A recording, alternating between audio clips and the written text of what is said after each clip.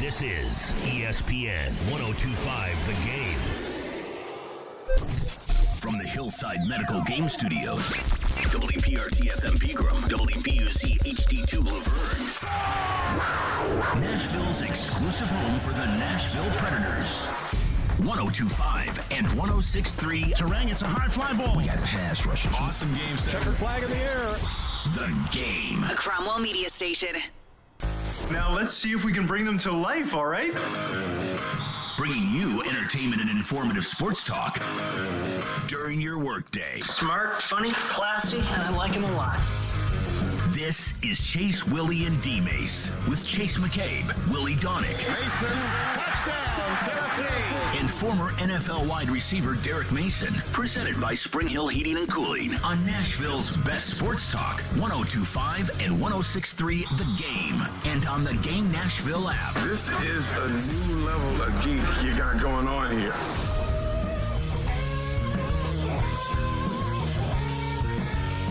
Chase, Willy, and D-Mase, 1025 and 1063 The Game, and the Game Nashville app. We are live from the Hillside Medical Game Studios, and you can watch us streaming live on Twitch, Twitter, YouTube, and Facebook live every day.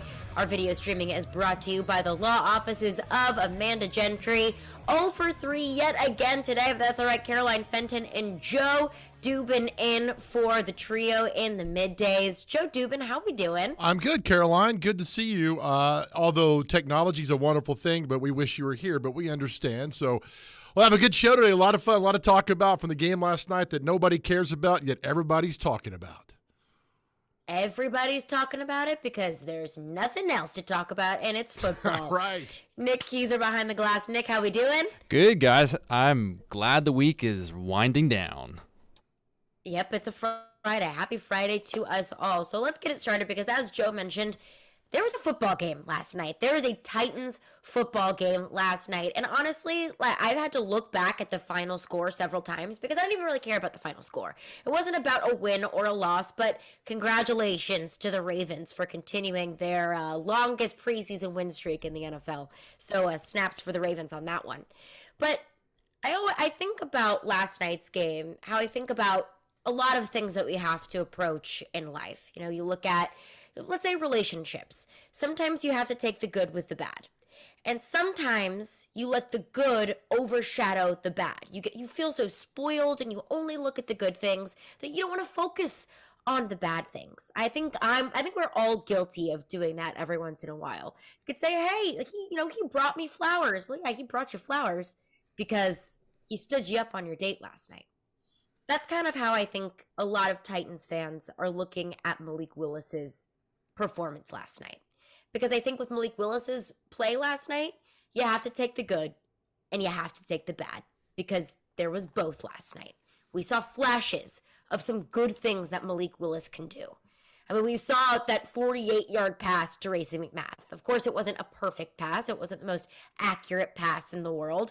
Racey McMath probably could have taken off with it a little bit longer, but it was a 48-yard pass nonetheless, and it was a great catch from Racey McMath. And I want to talk about Racey McMath later on in the show because he just continues to prove that he's a deep threat.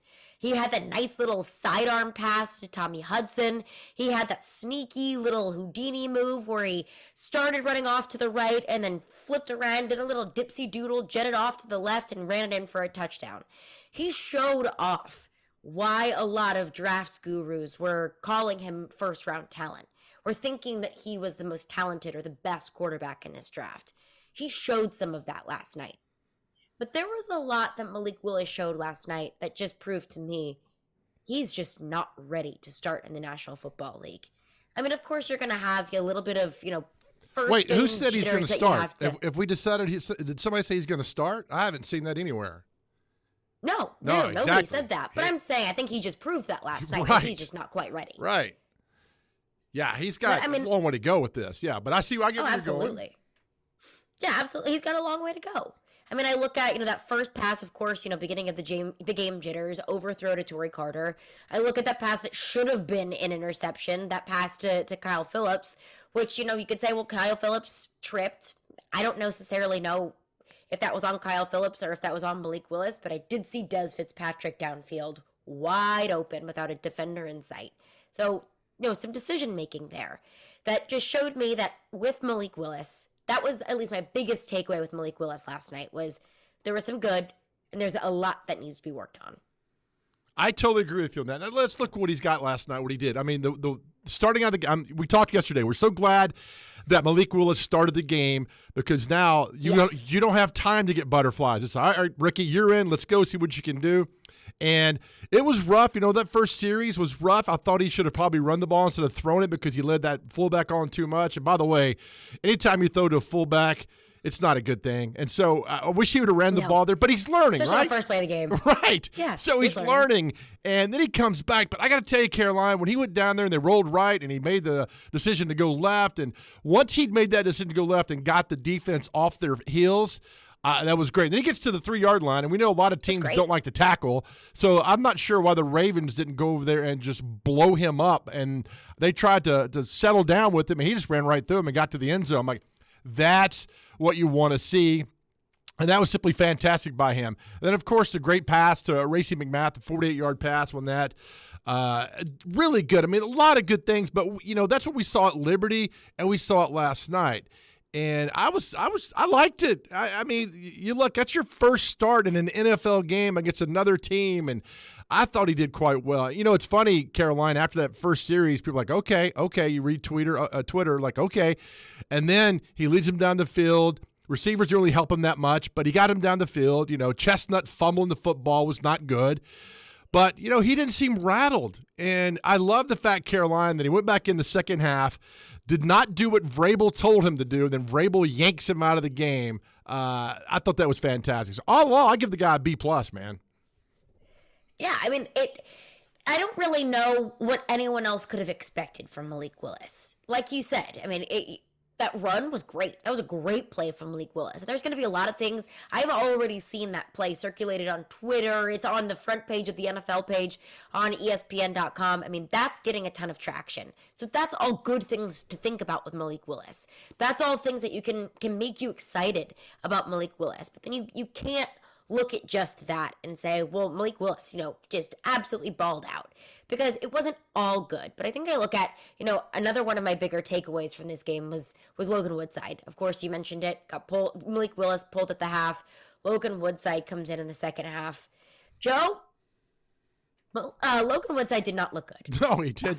No, the 2 interceptions. You're right. Not look good. And look at one of those interceptions, and he says, if I could take that back, that pass to Terry Godwin, I'd probably take it back.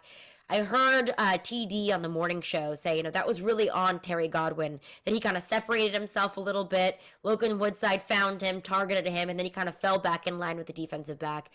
I don't know how much that was on Terry Godwin, and I don't know how much that was on Logan Woodside, but I have to say I think both of them were to blame. I mean, it was not a good showing for Logan Woodside last night. No, it wasn't. And you look, the offensive line he's playing with in that second, I'm not making excuses for him because you still don't need to throw interceptions. But, I mean, he was under a lot of duress. I mean, I really liked the last play of the game where the Ravens did not sit back and went right at him. And then, that's Woodside. That's pressure. He didn't like the pressure. He got rid of the ball way too quickly, and it bounced in front of the receiver, and no touchdown to the game there. But, yeah, there's a lot there. I mean, you got to wonder what his mindset was. I mean, was he told before the game, all right, you're going to be coming in the second half, or was he told yesterday, all right, we're going to start Malik, you're going to do this? There's a lot that goes in that with his mindset. But, yeah, and he made no excuses after the game. Logan Woodside with the 2 interceptions says, get back there and watch the film, and I got to do better, and that's what you want to hear out of that. But, again, I wonder what his thoughts were watching Malik run up and down the field, making those great passes. Same thing we saw at Liberty did last year. But for Woodside, man, he get another chance, 2 more chances, with the Bucs and the Cardinals coming here, so we see what he can do with that. And then I think the third biggest takeaway from me was we talked so much yesterday about the rookies. We talked about Chig and Traylon Burks and Hassan Haskins and all of these things that we wanted to see from these rookies. And Hassan Haskins had himself a fine day. But where was Traylon Burks? Where was Kyle Phillips? Where was Chig Okonkwo? I look at that and I wanted to see more of that. I wanted to see more of the rookies. I wanted to see what they could do. And of course, we talked yesterday about how much were we going to be able to see a lot of these pass catchers. How much were they going to be able to flash with the quarterback situation? We didn't know exactly what quarterback was going to be under center, how they were going to look, at least in Malik Willis's NFL debut. But I honestly, Joe, I was disappointed that we weren't able to see more flashes from some of these first-year pass catchers. I totally agree. And look, here's what I would have done. It's always great to play armchair quarterback, but first play of the game, I would have had Willis drop back and thrown a straight line deep ball to Traylon Burks. Why not? I mean, you're not trying to win the game. You are, but we get it. It's preseason, right? You want guys to get work. So why not draw a couple plays up just specifically for that and say, all right, Burks, first play of the game, it's a streak, it's a post, take off down the field. We're just going to let it fly. And to see what his separation is, see what his speed is, and what he can do in a game situation like that. But, yeah, I was disappointed too. Same thing with Kyle Phillips. I mean, one target that goes on. So I don't know. Did they draw up specific plays? I mean, they talk about they don't game plan for these things. I don't know whether they're lying or not, which goes on with these. I've been through so many preseason games and talked to so many coaches about all this, and they're all lying to you, and they say they don't plan for the game or whatever, put a game plan in. But last night, why couldn't there be one play for Burks, or maybe two plays? Just watch him go down the field and see what he could do. For that part, I just think that was kind of odd they didn't do that. And that's what I wanted to see. And I think that I approach a preseason game like, okay, who's really going to separate themselves from the pack and who is really going to show, who is going to be an NFL starter. And I think we talked about this yesterday. We know that Traylon Burks is going to be starting on this team.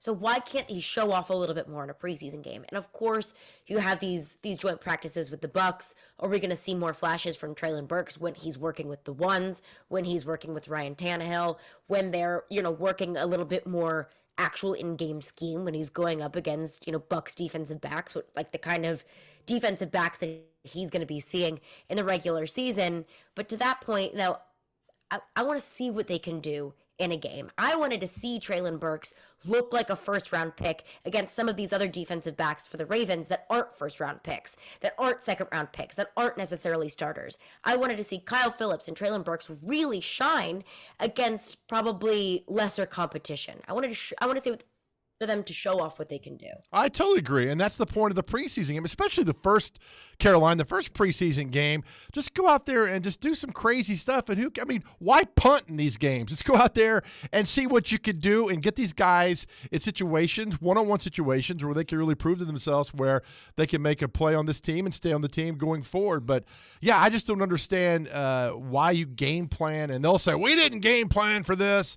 But, yeah, you kind of did with this and some of the plays. I just don't get it. But, yeah, we take away Malik Willis and how great he was yesterday. Didn't get to see a lot of Traylon Burks. That kind of was a disappointment for a lot of us. Woodside, what happened last night. And then, some mistakes last night, with you feel bad for Chestnut. Julius Chestnut fumbles the ball, trying to make the team. And you're like, oh, man, and then Twitter was afire right after he fumbled last night. And you just see that. And you feel bad for the guy because, in practice he's busting his butt. And he gets out there, he's thinking, all right, don't fumble.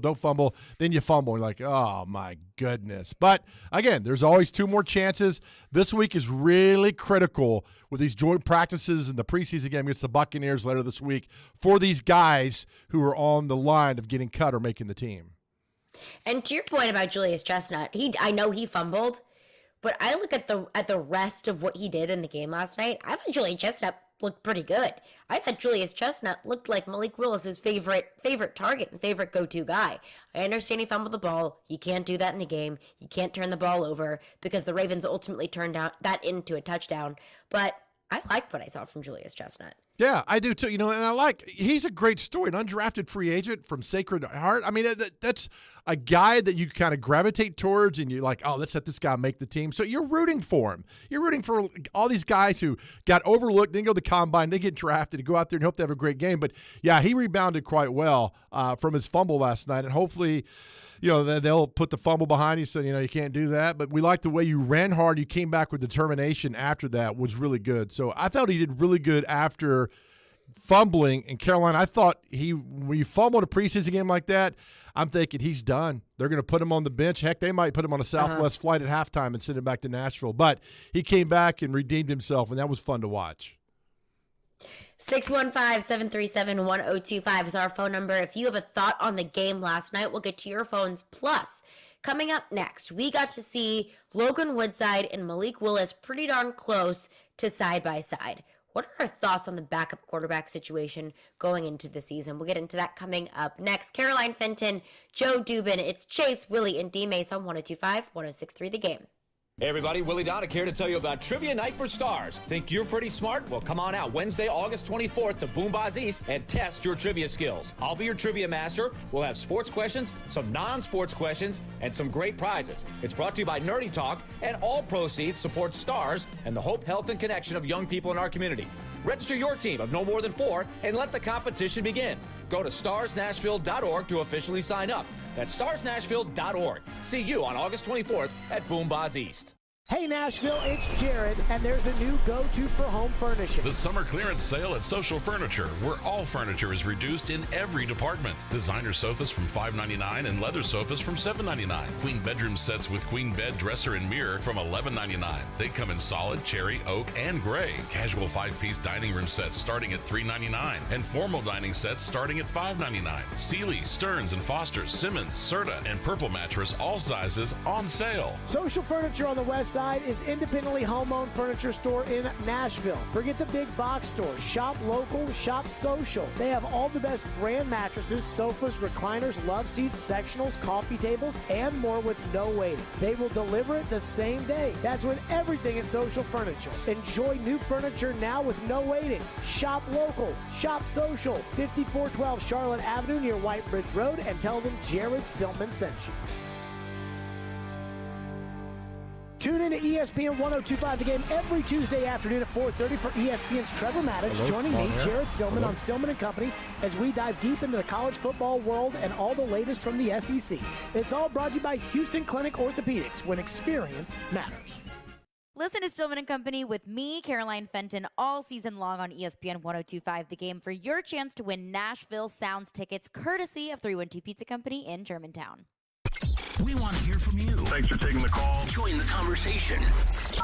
Call or text at 615-737-1025. Driven by WilsonCountyHyundai.com.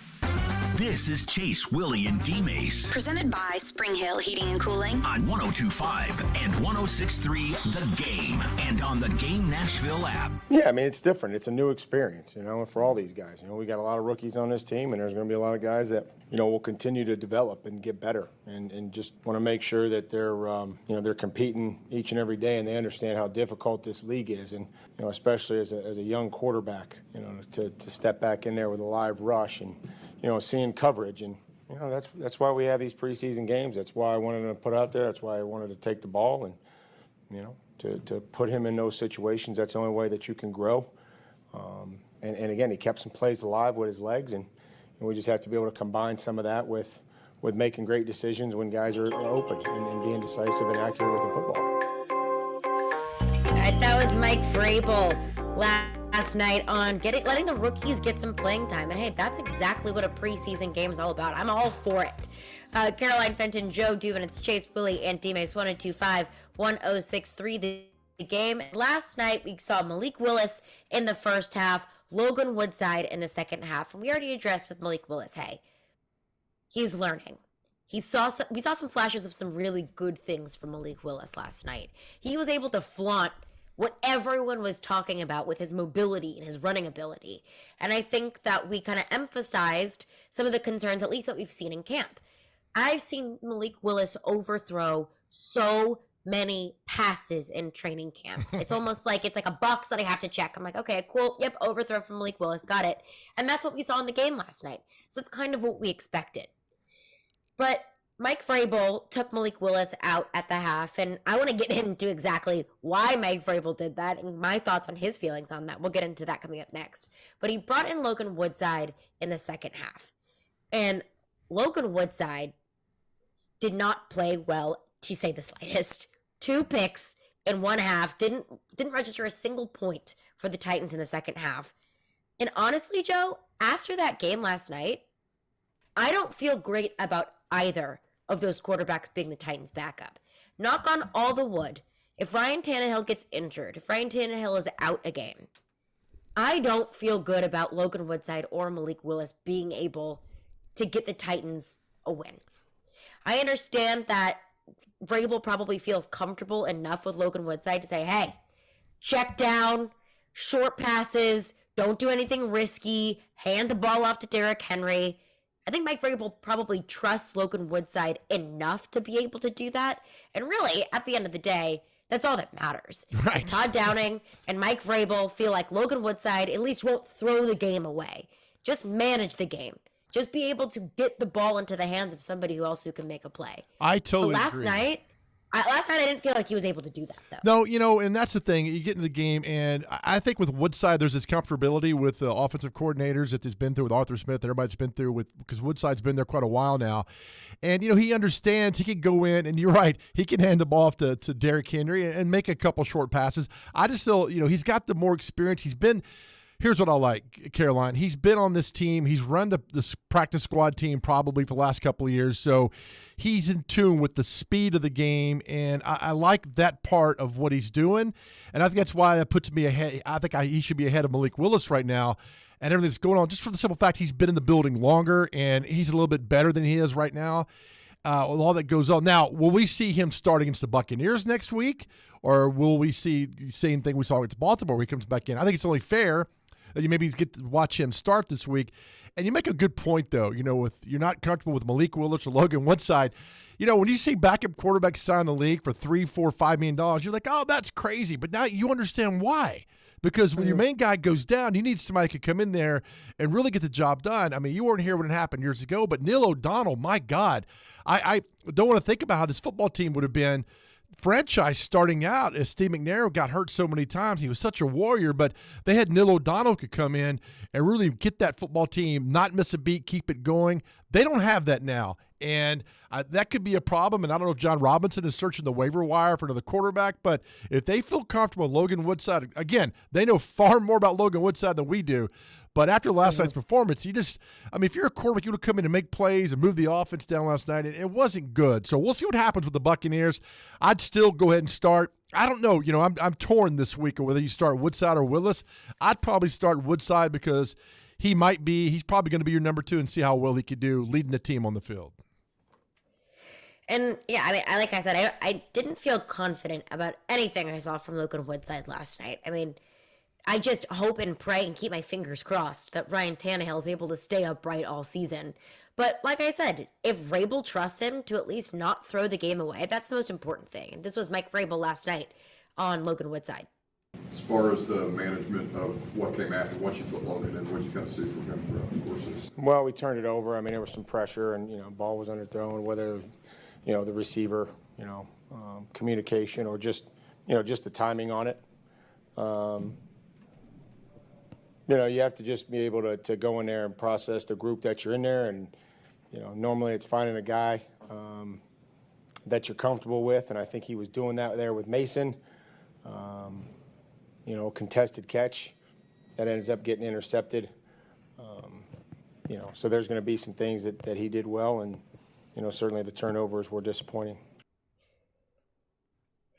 And when you ask the question, I don't know who's going to start next week, what Vrabel said there about he's going to throw to guys that he feels comfortable with, that kind of makes me think that maybe Logan Woodside will be starting against the Buccaneers. And again, I do think that both quarterbacks are going to see the field against the Bucs. I don't know if it's going to be Logan Woodside starts the first half and then it's kind of a flip-flop. Malik Willis comes in the second half.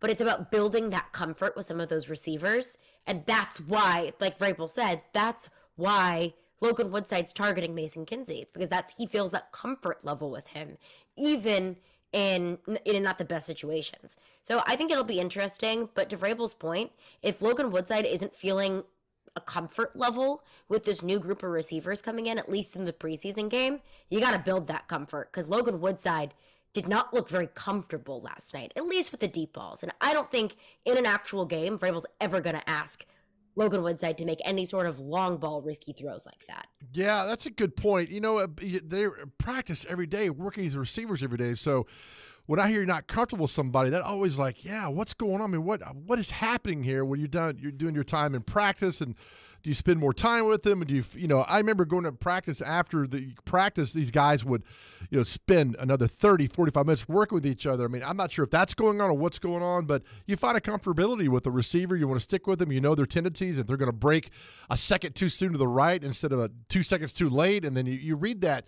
It just kind of worked through it all. And again, if we're talking Caroline in October about Logan Woodside and Malik Willis playing, oh, man, it's some dark days. It's a bad sign. Right? For the Tennessee Titans. I'm fine talking about it in August. I don't want to talk about it in October. Yeah, but that's a great thing about their joint practice coming up. I keep, hitting this point each and every week. I know people get tired of hearing this, but for these players, these joint practice next week, now you get – look, I know that Ryan Tannehill knows what – Kevin Byard's going to do, right? I mean, you just know. I mean, it's Kevin Byard. You practice every day. You practice against him, but then you got these Buccaneers guys coming here, and you don't know what they're going to do, and you don't know what their tendencies are, and then you rely on. Then you become really you and receiver got to be locked in, even more so than last night. So I'm really looking forward to these two practices with the Bucs and with the Cardinals to see how it goes, because that's when we see what these guys are made of. Let's go to your phones. Phone line is driven by WilsonCountyHyundai.com. Crazy Billy is up next on the game last night. Hey, guys. Thanks for taking my call. I think my ideas are pretty close to y'all's, except Logan Woodside, he looked terrible. I mean, just unbelievably terrible. I would never have taken our third stringer out. He looked like he was actually starting to get a little momentum and getting a feel for it. He's been with us for a few years. There was no excuse for that kind of play. And hearing that, getting comfortable with receivers, seriously? I mean, I played ball, and of course it wasn't pro, but you can get pretty close to your receivers, and I think that's kind of a weak excuse for a poor performance. I was very disappointed with our Titans. As far as for Chestnut, I think he did real well, and he came back and did great. Thanks for taking my call, and go Titans, and hopefully we'll get through this. In Jesus' name, amen. Bye. All right, thank you, Billy. A lot to unpack there, but to his point about Logan Woodside, I understand fans looking at what they saw from Logan Woodside last night and being very, very disappointed. To his point about Julius Chestnut, I would say, okay, yes, he fumbled the ball, but I would say overall net positive for Julius Chestnut. Mike Vrabel mentioned in his post-game press conference, he was like, yep, he fumbles sometimes in practice. That's going to happen. Unfortunately, yes, it is. And I'm not going to excuse that. Fumbling the football is not okay. Turning the football over is how you lose games. Right. But I would say overall net positive for Julius Chestnut. I agree. To his point, yes. And to his point about Malik Willis, I really did see him start to gain a little bit of momentum the longer he was in the game. The more that he was making plays, the more he was able to kind of pile on top of that. He had that touchdown run, then hit Racing McMath for that long ball. I think he was starting to gain a little bit of momentum. But why exactly did Mike Vrabel take Malik Willis out of the game? I want to get into that coming up next, because Mike Vrabel was a little bit testy after the game last night about why he took Malik Willis out of the game. I want to get into that coming up next, plus your phone calls. 615-737-1025 is our phone number. Caroline Fenton, Big Joe Dubin, it's Chase, Willy, and D-Mase on 102.5, 106.3 The Game. Hey, I'm Matthias Ekholm, and this is Smashville. Ekholm, his shot, he scores! Matthias Ekholm gets the Predators' third of the night. You're listening to the flagship of the Nashville Predators radio network, ESPN 102.5 The Game. Hey everybody, Willy Donick here to tell you about QC Kinetics. Now, you've heard me talking about these guys for a while. They're really helping people in our listening area. It's fairly new to town, and we were some of the first people to bring you this. They do some tremendous things right now with some exciting, new, natural ways to deal with joint pain with no side effects and no downtime. We know that the old remedies for pain are not the only remedies. That's one thing we've learned with QC Kinetics. So learn more about how regenerative medicine at QC Kinetics can change your life. Make this the last summer that you suffer from joint pain. So if you've got that hip pain or shoulders or knees, something that's keeping you from doing the things you love to do, Get the free consultation from QC Kinetics. They can really help you. Again, no side effects and no downtime. 615-249-4024. That's 615-249-4024 for QC Kinetics. 615-249-4024.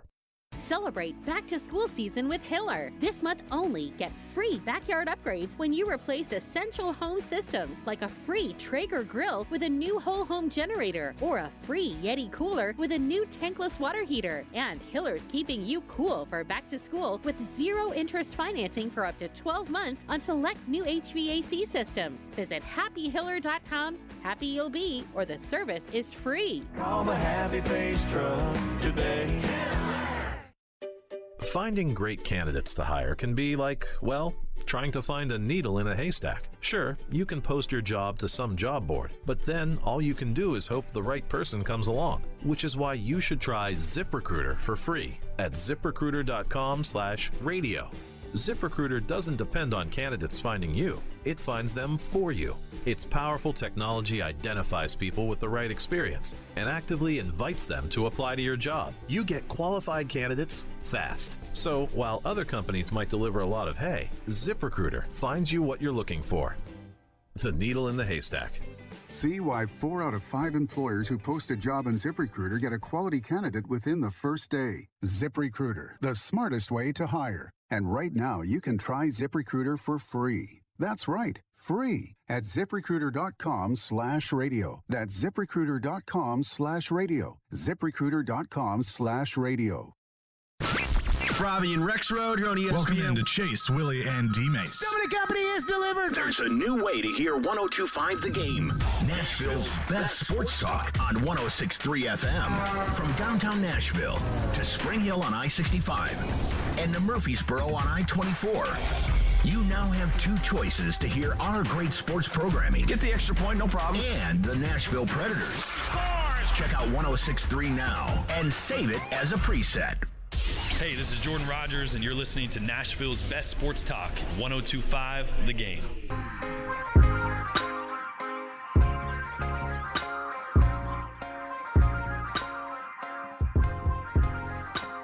Chase, Willy, and D-Mase, 102.5, 106.3 The Game.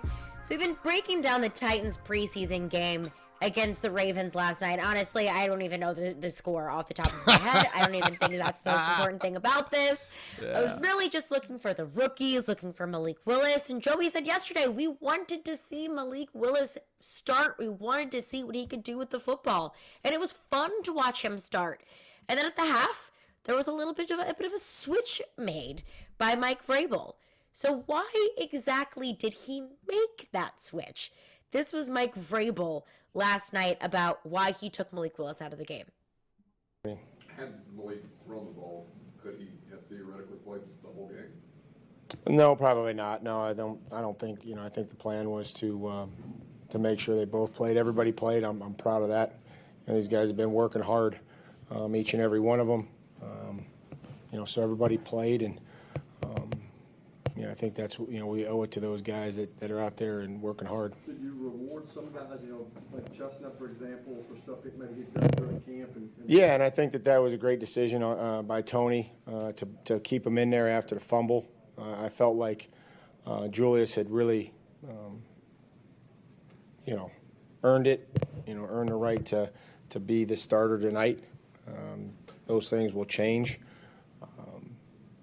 He fumbled early in training camp and came back and competed. And, I thought he ran hard. I thought he did some nice things. I thought Hassan did some nice things. And, whether it was on the screen or, catching the ball out of the backfield. So Vrabel said there, was that your plan all along to go in and play both quarterbacks? He was like, yeah, we wanted to throw both of them in. We wanted to see what both of them could do. Joe, do you believe that? Yeah, to a certain extent, because it's a preseason game. You want to see that. You want to throw both of them in there. I'm just, I'm just glad, Caroline, they listened to us yesterday about starting Malik Willis. I did not think in the back of my mind Malik Willis would start. Then I see Jimmy Wyatt put the tweet out that Malik Willis is going to start. I'm like, yes, we were correct yesterday in our assessment for this, and we loved it. But, Vrabel half the time, we just tune out what he's going to say because, again, you could take that soundbite right there and use it from a preseason game in 2019. I mean, it's the same thing. We saw on the field last night. We don't need to see Vrabel or hear more of his assessment of what, we saw last night. We know that he's not happy that they lost the game. We know he's happy that they could have done better and the mistakes and all that stuff like that. But to see it last night, you got to be – I know he won't admit it, Caroline, but you got to be excited. When Willis gets down there, he rolls right. There's nothing there. He switches fields. And like I said, once he got the defense unsettled on their heels, that was fun to watch. And then you watch him on the rollout and nail that 48-yard pass to McMath. That was good. I mean, that's what you try to do. Nothing goes according to plan, right? No play ever goes according to plan. It's what you do when things break down. And to watch Willis do that yesterday, I think John Robinson in that suite somewhere in that back room was smiling ear to ear watching that. Yeah, I really do appreciate the Titans for listening to us yesterday. Yeah, thank you. Because I'm sure we did that. But you mentioned Mike Vrabel not being happy. And yeah, I mean, unhappy about the loss, and I think we kind of heard that in his post-game press conference yesterday. I don't know how much I do believe Mike Vrabel. I mean, I'm sure they probably did want to put both of them in there at some point. But the reason why Mike Vrabel pulled Malik Willis, I think, is very interesting. And you say he's not happy because he very much so was not happy about this. This was Mike Vrabel last night on exactly why he pulled Malik Willis at the half. Had Malik thrown the ball, could he have theoretically played the whole game? No, probably not. No, I don't think. I think the plan was to make sure they both played. Everybody played. I'm proud of that. These guys have been working hard, each and every one of them. So everybody played, and I think that's we owe it to those guys that are out there and working hard. Okay, so there was a clip where Mike Vrabel says, I pulled him because I needed him to throw the ball. Right. Because I told him to throw the ball, and he wasn't throwing the ball. And he was pissed. He was so mad. And I think you can kind of hear it in his voice there, but if you go back and you actually watch Mike Vrabel's body language, he kind of turns his head to the side, crosses his arms. His face just looks so angry. Mike Vrabel was pissed at Malik Willis last night because he said, I took him out of the game because I wanted him to throw the ball, and he wasn't throwing the ball. And love it. I don't know if that was the game plan all along and Malik Willis went away from it. I don't know if that was a comfort level for Malik Willis that he said, hey, I need to get my legs underneath me, and throwing the ball doesn't make me feel comfortable. But Mike Vrabel, I mean, his body language, the way he said it, and the fact that he pulled Malik Willis at the half, he was that angry with him that he wasn't throwing the ball around. I love the fact that he yanked him out to, all too often, Caroline, we see the player dictate the narrative, right? And the coach will do try to ease the situation. But Vrabel, that's, it's one thing I admire about him. He's going to control the narrative. So I tell you to go in and throw the ball. You don't throw the ball. All right, you run. When I told you to throw the ball, then you're coming out. You did not do what I asked or required of you to do. Now, Willis might say, well, I didn't think he's open. I'm like, interception. That's fine. When the coach tells you to do something and you do not do that, you're going to pay the consequences. And that he was getting yanked out of the game. I love that Mike Vrabel did this in so many ways because, again, he's the head coach. You'll do what I say. And if you come over with an excuse, Vrabel's like, well, I don't care. I told you to throw the ball. Even if it's an interception, I still told you to throw the football down the field, and he didn't do that. And so that made me chuckle last night because in a second half that was really bad football. Well, not bad football, just kind of boring football. It was boring football. It was exciting to watch that. It was also kind of bad football, too. Right. It was great to watch him yank him out of the game like that and do that. Just kind of like, hey, by the way, I'm still the head coach. You're still a rookie. We're going to work on this. I enjoyed it. And I do wonder, what comes from that. Is that Malik Willis working more on throwing drills in practice? Because I also look at that as a certain trust level that Mike Vrabel has with Logan Woodside, that he doesn't have yet with Malik Willis. And I'm not going to expect Malik Willis to have built this, this trust with Mike Vrabel after knowing him for a few months versus Logan Woodside, who's been in the system for years. But, we talk about, could Malik Willis, give Logan Woodside a run for his money for this backup quarterback position? I think that it ultimately comes down to trust, because Mike Vrabel couldn't trust Malik Willis to do what he needed to do. Mike Vrabel wanted to see Malik Willis throw the ball. He wanted Malik Willis to get out of his comfort zone and not defer to running with his legs constantly. Malik Willis did throw the ball a fair amount, but I think we saw several times that he deferred to his feet. I'd call him his twinkle toes. He gets a little bit nervous. He rolls right out. Mike Vrabel knows that that's Malik Willis's comfort zone. He knows that that's his crutch. He wants to break that for him.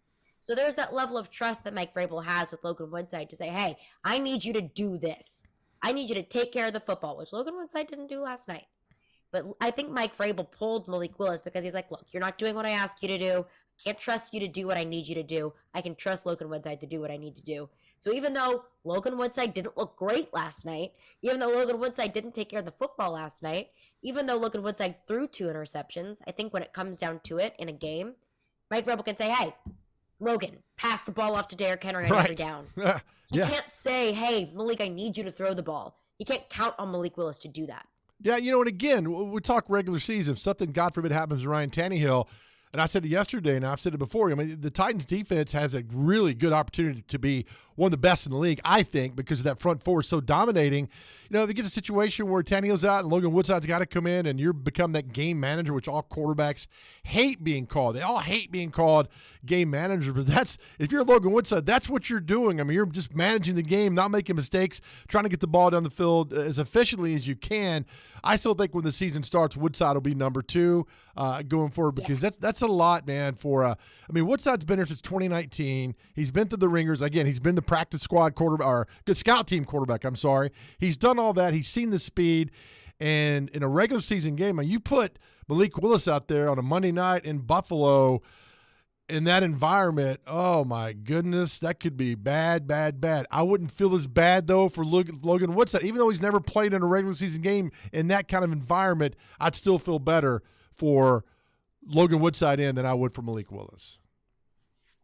I think also, too, one of my favorite things about last night, at least the post-game press conference, was Malik Willis's reaction to it. Because Vrabel was pissed.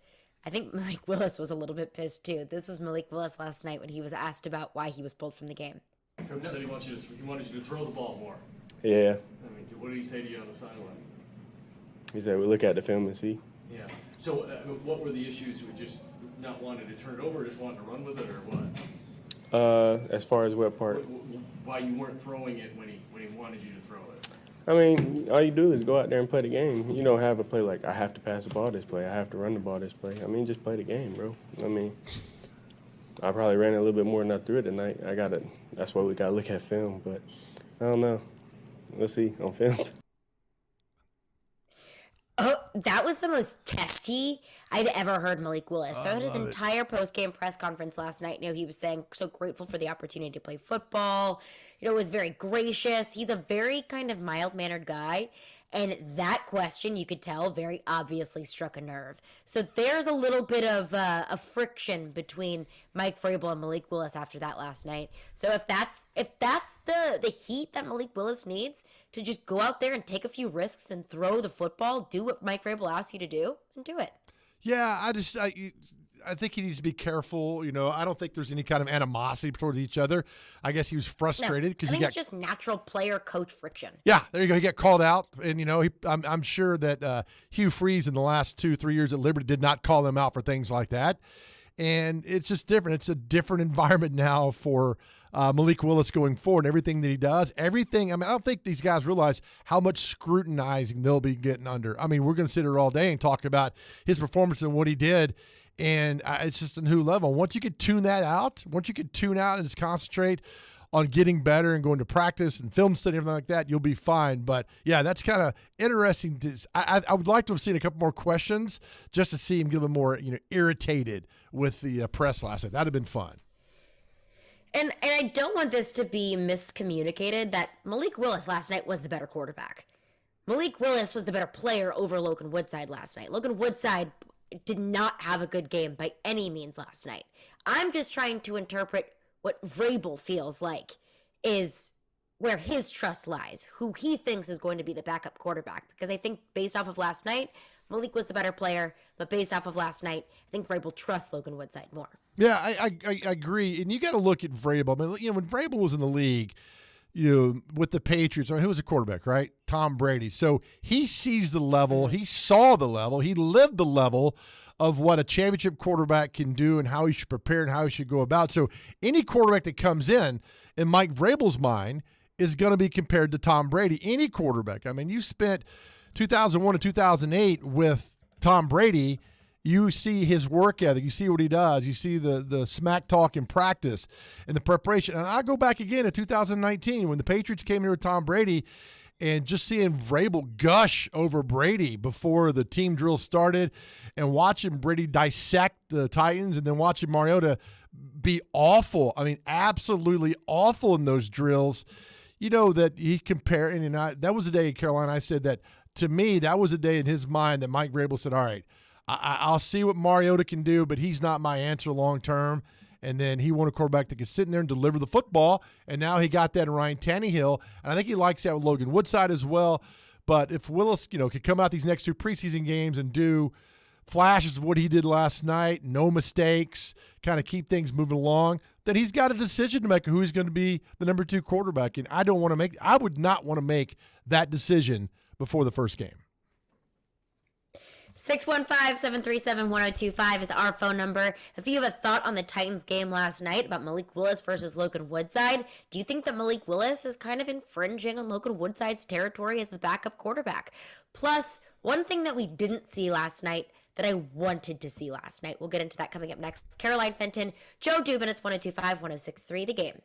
If you're on the road between downtown Nashville, they're still in good shape to make the playoffs. And I-840. Players make it clear they don't want to be somewhere anymore. There's a new way to hear all your favorite shows and sports programming on 102.5 The Game. And he has added players that do fit. What I was worried about is that they were still just going to keep the goal. It's 106.3 FM. Think about all the good Titans teams. This is very much so a run-first offense. Now you have 2 choices to hear Nashville's best sports talk. Check out 106.3 now and add it as a favorite. From the Fox 17 News Code Red Weather Center. I'm Fox 17 Code Red meteorologist Greg Bobus. Our forecast calling for 3 nice additions going into the weekend. Number 1, a return to sunshine. Number 2, lower humidity. And number 3, high temperatures below average in the middle 80s for both Friday and Saturday. This weather report brought to you by Hiller Plumbing, Heating, Cooling, and Electrical. Call the Happy Face Truck today. Hey, homeowners and home buyers, listen up. Loan Pronto has 30-year fixed rates with APRs in the 4s and 15-year loans with APRs that start with 3. Hey, it's Willy Donick. Don't be confused by the media's hype about interest rates. At Loan Pronto, their rates have plummeted recently, and they're currently refinancing homeowners who locked in a 5 or 6% rate. So if you've got a rate over 5%, or if your lender has you pre-approved or locked in at anything 5% or higher, you need to call Loan Pronto now. Not all lender rates are created equal. Loan Pronto's rates are down big time, and you need to take advantage, whether you're buying, refinancing, getting cash out, or even if you just closed a few weeks ago. Call Loan Pronto today, and you could save tens of thousands of dollars. Loan Pronto can help keep more money in your pocket. Loan Pronto, 615-499-5780. That's 615-499-5780 or loanpronto.com. Equal housing lender, NMLS 166-1781, subject to lender approval. Hey, it's Chase McCabe, and listen, it's summertime, which means fun in the sun is upon us, and I know I'll be reaching for a chilled Screwball as my drink of choice. Whether I'm out with my friends at the bar, by the pool, or taking in a concert, Screwball will be my +1 all summer long because it's made with real whiskey, peanuts, and peanut butter, and it's just flat out delicious. However you take it, as a shot, an espresso martini, or peanut butter old-fashioned, make it a Screwball. Enjoy responsibly. Copyright 2022 Screwball Spirits, LLC, San Diego, California. Whiskey with natural flavors, 35% alcohol by volume.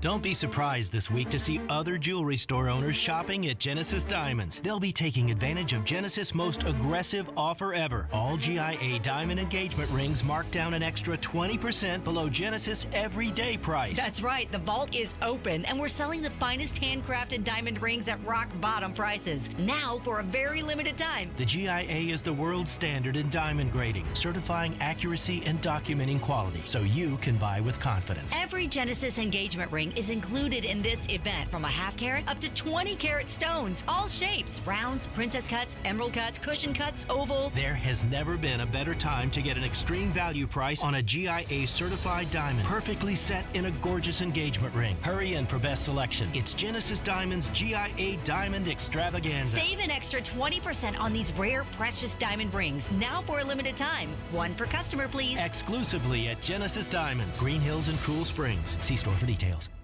Robbie Stanley. They get a lead in that game and just totally close the door. Joe Rexrode. If he plays next year, it's disastrous. Robbie and Rexrode. Mornings from 6 to 10 on Nashville's best sports talk. ESPN 102.5 and 106.3 The Game. And on the Game Nashville app. I'm ready to step this up a notch. You're listening to Chase, Willy, and D-Mase. Presented by Spring Hill Heating and Cooling. On 102.5 and 106.3 The Game. And on the Game Nashville app. Yeah, he only had one target, and you would like to see him come down with that football. It was a contested catch. Woodside said he was just giving him a chance to make a play. I thought Willy should have targeted him a few more times. There were some opportunities, but it's easy for me to say that not having, defensive linemen bearing down on me or a blitzing safety or something along those lines. So I get it. But Burks overall, he's been able to stack some good days. I'm not sure, what some of the social media stuff was trying to get at, because he has worked with Ryan Tannehill. He's not some backup or anything like that. He's in the rotation, in the mix, and they're working an assortment of receivers with Tannehill. And I like the way Burks has bounced back. He told me he lost 6 pounds after minicamp, going into training camp, and there haven't been any issues whatsoever as far as the conditioning is concerned. And he seems to be on top of the asthma. So he stacked some good days of practice. I don't see there being any issue, and I'm really totally against a lot of the stuff that they've said on social media. This is incorrect. That was TD this morning on Robbie and Rexrode on Traylon Burks saying, hey, yeah, I would have loved to have seen Malik Willis target Traylon Burks a little bit more. And yeah, me too. Me too, TD. Me too. But hey, the final countdown to the fall sports season is approaching. And before everyone hunkers down in their man cave, we're providing the ultimate date night opportunity. A pair of tickets to see Michael Bublé at Bridgestone Arena on Tuesday, August 16th. Plus, qualified to win a Davidoff cigar, blend bar cocktail, and gift card. Tune in today during the noon hour for your chance to win. It brought to you by Blend Bar with Davidoff cigars. So, Joe, I think that TD makes a very good point, and that I would have loved to have seen more Traylon Burks.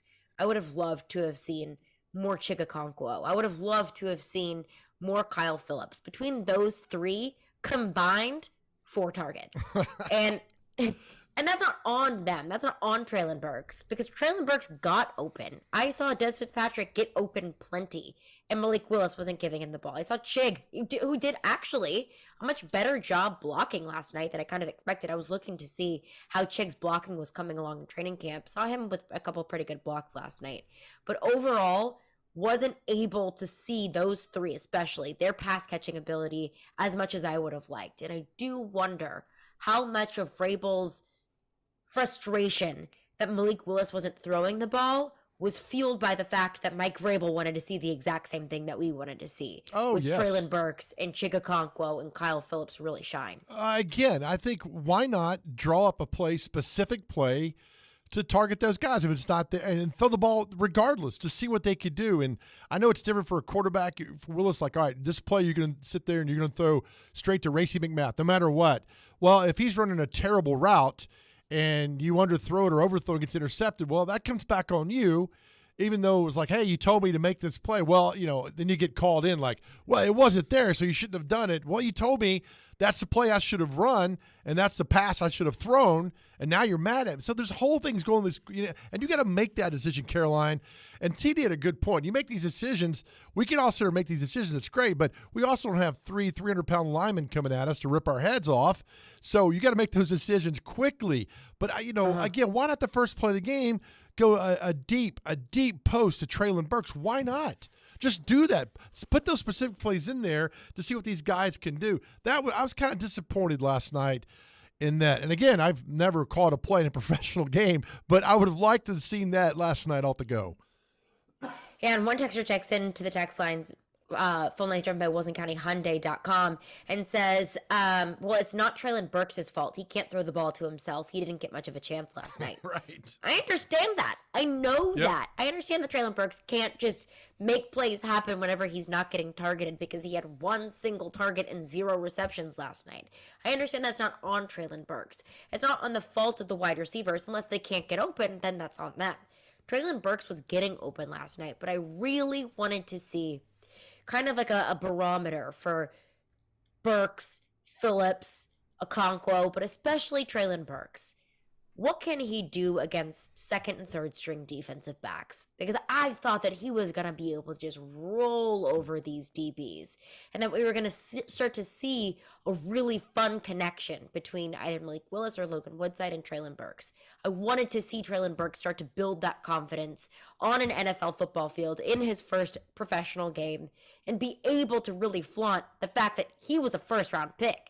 The fact that he was beating SEC caliber DBs in college, and he's going up against second and third round or second or third string Baltimore Ravens or rookie Baltimore Ravens. I wanted to see that so badly, but again, I think that feels a lot of Mike Vrabel's frustration. Well, and that's again. I mean, it's the preseason. Why not experiment different things? I have never understood the mindset of these guys and these coaches to just do the same old out there and watch these guys, just what they've seen at practice is, again, set these plays up, watch these guys, see what they can do, if they get the separation or if they can beat the defensive end one-on-one. Just something on there to let us see and let us go. But there were a lot of things, that we wanted to see last night. We didn't get to see last night with Kyle Phillips and Traylon Burks. But, a good thing, like, Racey McMath, I mean, he comes off a team, and you know this very well, Caroline, quite possibly the greatest college football team of all time, Racey McMath at LSU. And to see him last night with that nice catch and, been raving about him at practice, again, that's a guy receiver that it's a crowded receiver room. So there's a lot of fun things you take away from last night. And for me, it was why I only had one catch. I get that, but it was a great catch last night, Caroline. Great catch. It was a great catch. And it continues to build upon the confidence I've at least seen in Racey McMath. I mean, he has been making great plays in practice. I mean, he's been catching deep ball after deep ball, making play after play, getting open. And Racey McMath, honestly, was somebody who I covered closely in college, and he didn't really do much at LSU. He was in a wide receiver room with Jamar Chase and Justin Jefferson. Yeah. So he had a tough time kind of making a name for himself, at least at LSU. So when he came to the Tennessee Titans, I wondered, is he going to be one of those guys who's like a practice squad guy and he might get out there in some preseason games and really what can he do? But I think this past training camp has shown that, Racey McMath is one hell of a player. Oh, yeah, absolutely. I mean, you can't – I go back. Here's a story. This applies to athletes, okay? Years ago, this is way before your time, Indiana had a basketball player named Uwe Blab, right? Bobby Knight was the coach, and the guy – Uwe Blab was 7 feet tall, couldn't play basketball. And a reporter asked Bobby Knight and says, why in the world would you get this guy who can't play basketball part of your team? And Bobby Knight says, I can't teach him to be 7 feet tall, but I can teach him to play basketball. You can't, with Racey McMath, he's so fast. And if you can learn he's so quick. And if you can learn to make that speed as a receiver and make your cuts and your bursts and all that like that, you can teach him how to be a receiver, right? You're not going to teach him 4.3 or 4.28 speed. There's a lot. That's why this guy's still on the team, because they know there's something there with that. And we saw a little bit of it last night. And I was really excited for him, because he's fought hard to get where he is and overshadowed, like you talked about, with Justin Jefferson, Jamar Chase. And to see him last night do that was really cool. 615-737-1025 is our phone number if you have a thought on that. But coming up next, what do we think is the most likely next step for this Titans quarterback room, at least as the backup role is concerned? We'll get into that coming up next. Caroline Fenton, Joe Dubin, Chase, Willy, and D-Mase. It's 102.5-106.3 The Game. Your speaker at home is so smart that even Alexa knows where to find Nashville's best sports talk. 102.5 The Game is Nashville's best sports talk. Ask Alexa to enable 102.5 The Game. Once enabled, ask Alexa to play 102.5 The Game. Welcome to 102.5 The Game. We are Nashville's best sports talk, ESPN 102.5 The Game. ElectronicExpress.com. We make it happen. Parman Energy is your one-stop petroleum solution across all of Tennessee, offering turnkey petroleum solutions for professionals in major industries, serving trucking fleets, construction companies, industrial plants, and more. Whether a large corporation or owner-operator, Parman Energy has your diesel fuel, lubricant, DEF, and equipment needs. No matter how you're getting there, start with Parman. Visit ParmanEnergy.com for more info. Your Tennessee petroleum solution, providing totally outrageous customer service. Dealing with an outdated printer that just can't keep up with you? Visit Staples and upgrade to a new HP Envy Inspire with HP Plus, HP's best home printer. And it comes with 6 months of free ink. It prints everything you need, from homework and work documents to incredible photos and more with amazing quality. Right now, save $70 on the HP Envy Inspire 7955E, available at Staples. Offer valid through August 27th. See staples.com/HP Plus for details. From the Hillside Medical Game Studios, WPRT-FM Pegram, WPUC HD2 Laverne, broadcasting on Alexa. I appreciate that. And other smart speakers, 102.5 and 106.3. Terang, it's a high fly ball. We got pass rushers. Awesome game. Second flag in the air. The Game. A Cromwell media station. Now let's see if we can bring them to life, all right?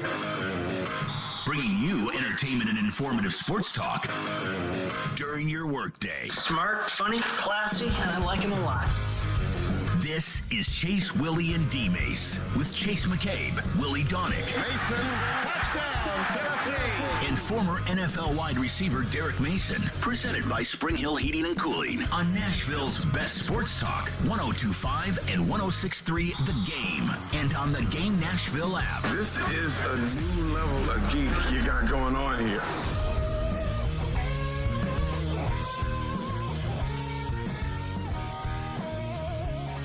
Chase, Willy, and D-Mase, 102.5, 106.3 The Game. We are live from the Hillside Medical Game Studios, and you can watch us streaming live on Twitch, Twitter, YouTube, and Facebook Live. Our video streaming is brought to you by the law offices of Amanda Gentry, Caroline Fenton, Big Joe Dubin, and for Chase, Willy, and D-Mase today. Well, we had a Titans preseason game last night. The Titans fall to the Ravens. I think the final score was 23-10. Honestly, don't really care about the final score. Vrabel is obviously a little bit upset after the game. Not necessarily, I mean, I have to think he's upset about losing, but also about just the loss in general. I think the offense overall looked a little bit sloppy. A lot of rookies out there, a lot of growing pains out there, and I think we saw that. And I think we saw a lot of growing pains with Malik Willis as well, because Malik Willis looked like a freaking rock star at times. I mean, we saw him kind of go to the right, turn around, change direction, go to the left, run up on the sidelines for a touchdown.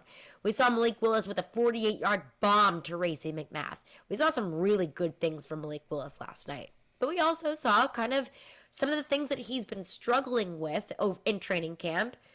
Timing on his throws, overthrowing, deferring to his feet for a lot of plays, not waiting in the pocket and just kind of using his feet to get out and scramble. We saw a lot of that as well. So with Malik Willis from last night, you take the good and you take the bad, because I think there was plenty of both with Malik Willis last night. But with Logan Woodside, I don't think there was both. With Logan Woodside, it was just a whole heck of a lot of bad. So Joe Dubin, where we currently stand, I have to believe that Logan Woodside is still the backup quarterback for this team. And Malik Willis is still quarterback 3. That while what he did last night, he looked good, he also looked like he's not ready. He's not ready yet, and that's okay. who's a third-round pick. You're not expecting him to be ready right now. But what we saw from Logan Woodside last night, at least for me, was pretty uninspiring. Doesn't make me feel very confident that if Ryan Tannehill misses a game, if Ryan Tannehill goes down with injury, doesn't make me confident that this team is going to be set up for success with Logan Woodside under center. But I think there's a certain trust level with Logan Woodside and Mike Vrabel. He's been there. He knows this offense. He knows this system. So, Joe, my question for you is, what do you think is more likely? Malik Willis wins the backup quarterback job after, seeing what he did last night, or the Titans go out and pick up another backup quarterback? Well, that's a good one. I'm going to reserve judgment to after the second practice with the Cardinals. I mean, they got the Buccaneers and the Cardinals coming up in that preseason game. If Woodside starts this week, he goes out and with the Buccaneers game a week from Saturday, and he's terrible. Carolina, he's just absolutely terrible, and he's terrible at practice, the joint practices then, and Malik has shown that he's gotten a lot better after that. Then you got a big decision to make going forward. So I'm going to reserve judgment because Woodside still got time to do this. I think he knows more experience-wise at practice than Malik Willis does, and so we'll see what happens right there. But, this was a conversation last year. I mean, would you go out and you get another backup quarterback with Ryan Tannehill, what goes on?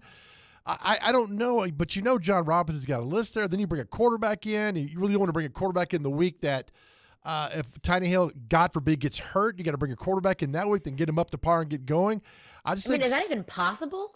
Can a quarterback come in the week of a game, learn this system? I don't think that's possible. Here, Joe, go in and hand off to Derrick Henry. Okay, which way is he going? All right, sweep left. All right, toss it to. I mean, you could do that. I get all that, and we make light of that. But I think a quarterback who's an experienced league could come in and do that. But you don't want to do that. But I think they feel comfortable with Logan Woodside and what they need to do. Granted, last night he was not with. He was with the guys, and that last drive.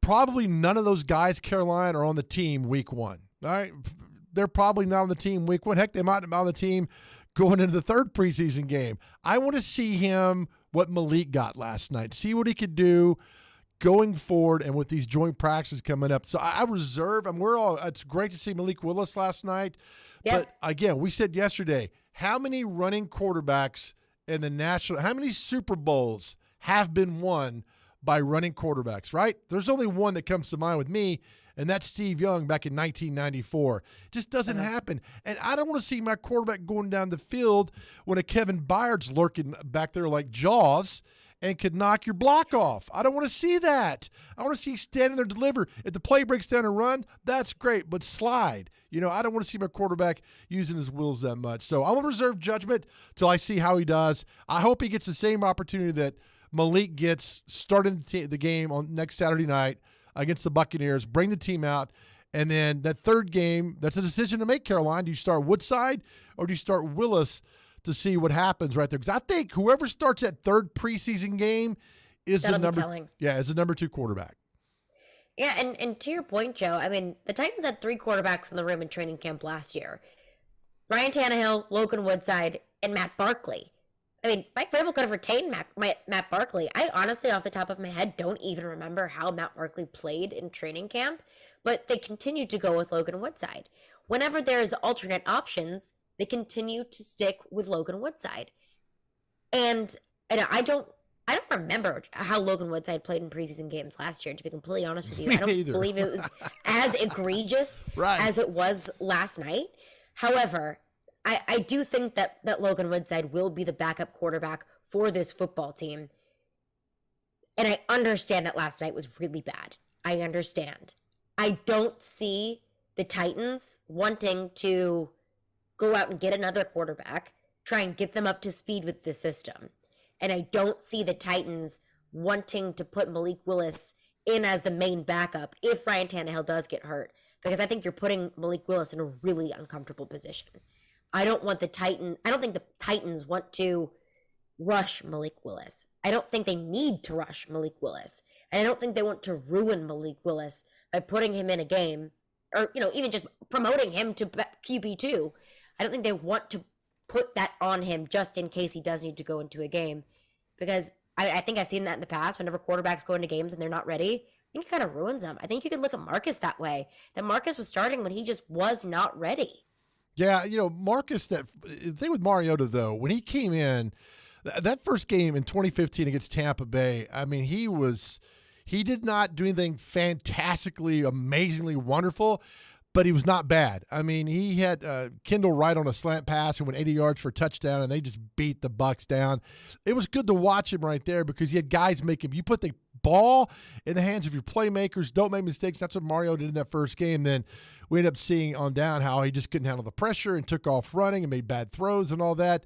That's why it was such a welcome sight when Tannehill came in after that Denver game in 2019 and just delivered the ball, just delivered the football to the guys that needed it and to make the plays. And it wasn't all on the quarterback to save the day and win the game once you got the ball out like that. Of course, having Derrick Henry helped quite a bit in those manners. But at the same time, I mean, you got to go out and make the plays, what you do. And I was Woodside last night. Look, he could complain all day about my receivers didn't run the right routes. The offensive line broke down. He said none of that. Just like, I wasn't good. I got to be better. You can use those excuses all day long. It was bad quarterback play. Yeah, it was. And no excuses.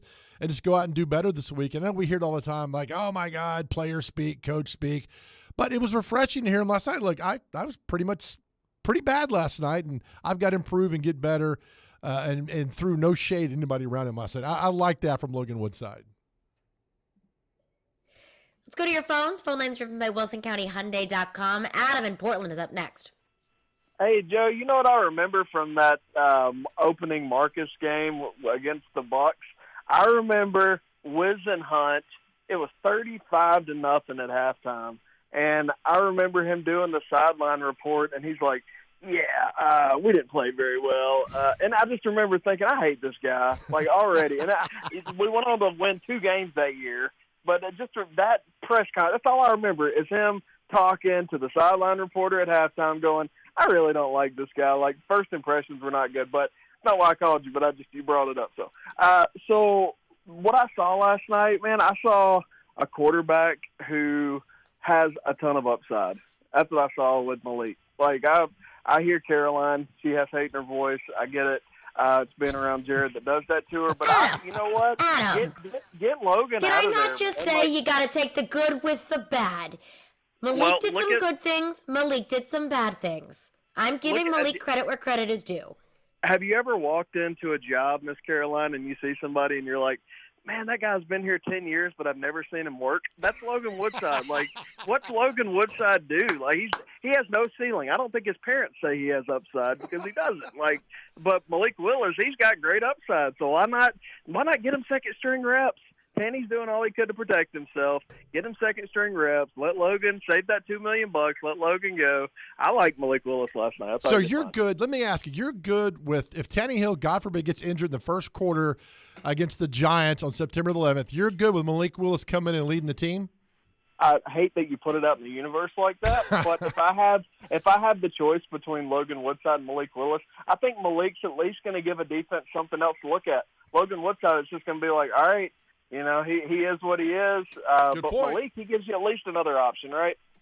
It's a good point, man. Good point. And, thank you for your call, Adam. And I think, too, we all also have to remember this was one game. This was Malik Willis's first NFL experience. I understand Malik was a better quarterback last night. To Adam's point, Malik showed more upside than Logan Woodside did last night. If we were comparing 2 rookies last night, I don't think it'd even be a question. But when it comes down to it, who does Mike Vrabel trust more with the football in their hands? It may not be justified based off of the performance last night, but I think he trusts Logan Woodside more. It's not up to me. It's not up to you. I would agree. Malik Willis looked like the better quarterback last night, but Mike Vrabel trusts Logan Woodside. 615-737-1025 is our phone number. We'll continue to get back in your phones on that. But coming up next, we've got some local superstars heading to a certain World Series very soon. So we'll have Randy Huff, head coach of the Nolensville Little League team, join us coming up next. 102.5-106.3, Caroline Fenton, Joe Dubin. It's Chase, Willy, and D-Mase. At some point, it's a combination of who did you play and what does your skill set look like. Get the best analysis of the big stories in the sports world with ESPN's Jason Fitz. If you reach for a quarterback in the draft because you need one, you're going to set your franchise back 5 years. Join Fitzy every Wednesday at 4:30. Presented by Blood Assurance. Jason Fitz. I am 5'9.5" on ESPN 102.5 and 106.3 The Game and the Game Nashville app. 33 hours of savings this Thursday, Friday, and Saturday at Electronic Express. These deals are so hot, they only last 33 hours. Get a Hisense 65-inch 4K TV for just $399 or a JBL Bluetooth speaker for just $99. Save up to 50% on 4K TVs, computers, housewares, appliances, and more. Don't miss out on a Samsung Galaxy Watch 4 for $229 or a Medea laundry pair for just $399 each. Now through Saturday, shop online or at all Electronic Express locations. Start the second half of the baseball season the right way and turn K's into cash, big hits into big wins with FanDuel Sportsbook. Joe Rexford here to let you know that new customers can step up to the plate with a no-sweat first bet up to $1,000. You sign up using promo code Joe102, place your first bet, and FanDuel will give you up to $1,000 back in free bets if you don't win. Why is FanDuel so great? Because you get paid fast, because it's safe and secure, because you have great promotions every day, and a big thing for me, it's easy to use. There's no better place to bet America's pastime than on America's #1 sportsbook. Just download the FanDuel Sportsbook app. Again, sign up using promo code Joe102 and get started with a no-sweat first bet up to $1,000. You must be 21 or older and present in Tennessee. First online real money wager only. Refund issued as non-withdrawable site credit that expires in 14 days. Restrictions apply. See terms at sportsbook.fanduel.com. And if you have a gambling problem, call the Tennessee Red Line, 800-889-9789. It's a fact. Guys hate going to the doctor. But when it comes to erectile dysfunction and low testosterone issues, men from all over Middle Tennessee have been thrilled seeing Dr. Alderson and their providers at the Tennessee Men's Clinic. Men all the way up to 95 years old have jump-started their sex drive and energy levels. Lots of men suffer with ED for years, but now they're able to enjoy sex again. Tom from Nashville said, "The Tennessee Men's Clinic has changed my life. I have been able to be intimate with my wife for the first time in 5 years. She thought this problem was because of her, but the pills never worked for me. I had given up until I went to the clinic and realized there were more options for erectile dysfunction. Now I'm happy and my wife is happy. A visit for only $99, and that includes all testing, including a PSA and testosterone test. Give the guys at the clinic a call at 615-208-9090. That's 615-208-9090. Or go to TennesseeMen'sClinic.com. Visit our website to learn more, including side effects, treatments, extra. Results vary. How do you make the most of your land? If you ask the Wrens, who run with us on a John Deere mower, they tell you, I mow first, then I do all the trimming. But the Hubbards, who work behind the wheel of a John Deere compact tractor, would say, if it's something you want, just go after it and try it. Then there's the Mosers, who may mention from the seat of their John Deere Gator UTV, you can't be all work and not play. There are millions of ways to make the most of your land. Learn how to make the most of yours at Deere.com. Nothing runs like a Deere. I love this show. Never miss a moment of the show. Okay, all right, okay. Subscribe to the Chase, Willy, and D-Mase podcast on iTunes, Spotify, and wherever you get your podcasts. This is Chase, Willy, and D-Mase. Presented by Spring Hill Heating and Cooling. On 102.5 and 106.3 The Game. And on the Game Nashville app. Hey, deep breath. Smell the roses, blow out the candles. Smell the roses, blow out the candles. Just get a deep breath, okay? We just need to relax. You're rushing a little bit. That's why we need to go from the stretch, because you're rushing. Your lower body's moving quick, faster than your arm, and it's causing you to throw that thing up high, okay? You got to slow down. Hey, we believe in you. Slow down. You're in control of this game. You're the one in control. It goes by your timeline, okay? Not anybody else. So slow down, relax, okay? Let's throw some strikes. Give us a chance. That was Randy Huff, head coach of the Nolensville Little League team, who is making their way to the Little League World Series. And head coach Randy Huff joins the show now. First and foremost, Coach, I mean, the way that you're able to kind of talk your players down, you know, they maybe haven't been in high-stakes situations like this. Where'd you get the inspiration, and, you know, how do they react to that kind of calming down that you do with them each game? Well, first, thanks for having me. And we just arrived in Williamsport last night, so we're here. We are actually here, and we've been enjoying touring the facilities today. But to your question, you know, they're 12-year-old kids. You got to understand that. So when you're talking to them, it does them absolutely no good to yell or scream or get angry. And everybody on the team knows that I'm always going to remain calm. And if I can get them to calm down, then that's when they're going to play at their best. And so that's really my only goal. You know, the smell the roses, blow out the candles thing got, it became this viral thing. But, you know, my intention was only at the time, to get Jack Rose just to relax, because he was excited and he was anxious and he was nervous. And, that's all I was thinking about. So what exactly is so special about your team? You know, you're heading to one of the biggest stages in your sport. What's so special about your team? Well, you know, this year's team is a lot different than last year's team. We made it to the World Series last year as well, but last year we had zero experience. We had no idea what to expect. We were just there. We were happy to make it there. Well, this year we have 2 players that returned from last year's team, so we have that experience. Those kids can tell the other kids what to expect. We know what to expect as coaches, and we're here, you know, not just to participate. This year, you know, we're here to make some noise and win this thing. Coach, congratulations. Joe Dubin here. Oh, it's so great for you guys to do this. Here's my question. All right, you guys are there. The first game's not till August the 17th of what I'm reading right here. How do you keep the boys in line for the next 6 days? I mean, I have trouble keeping my 16-year-old son in line in an afternoon. How are you going to do it for 5 days with these guys? Well, it's definitely not going to be easy, Joe. So today, we got here last night, and just today alone, we've had ESPN interviews. We had promo photo shoots and video for the intros and all that go along with the game. We had uniform fittings. We're about to go to a bat demo with Easton, where we get to demo the newest bats that come out next year.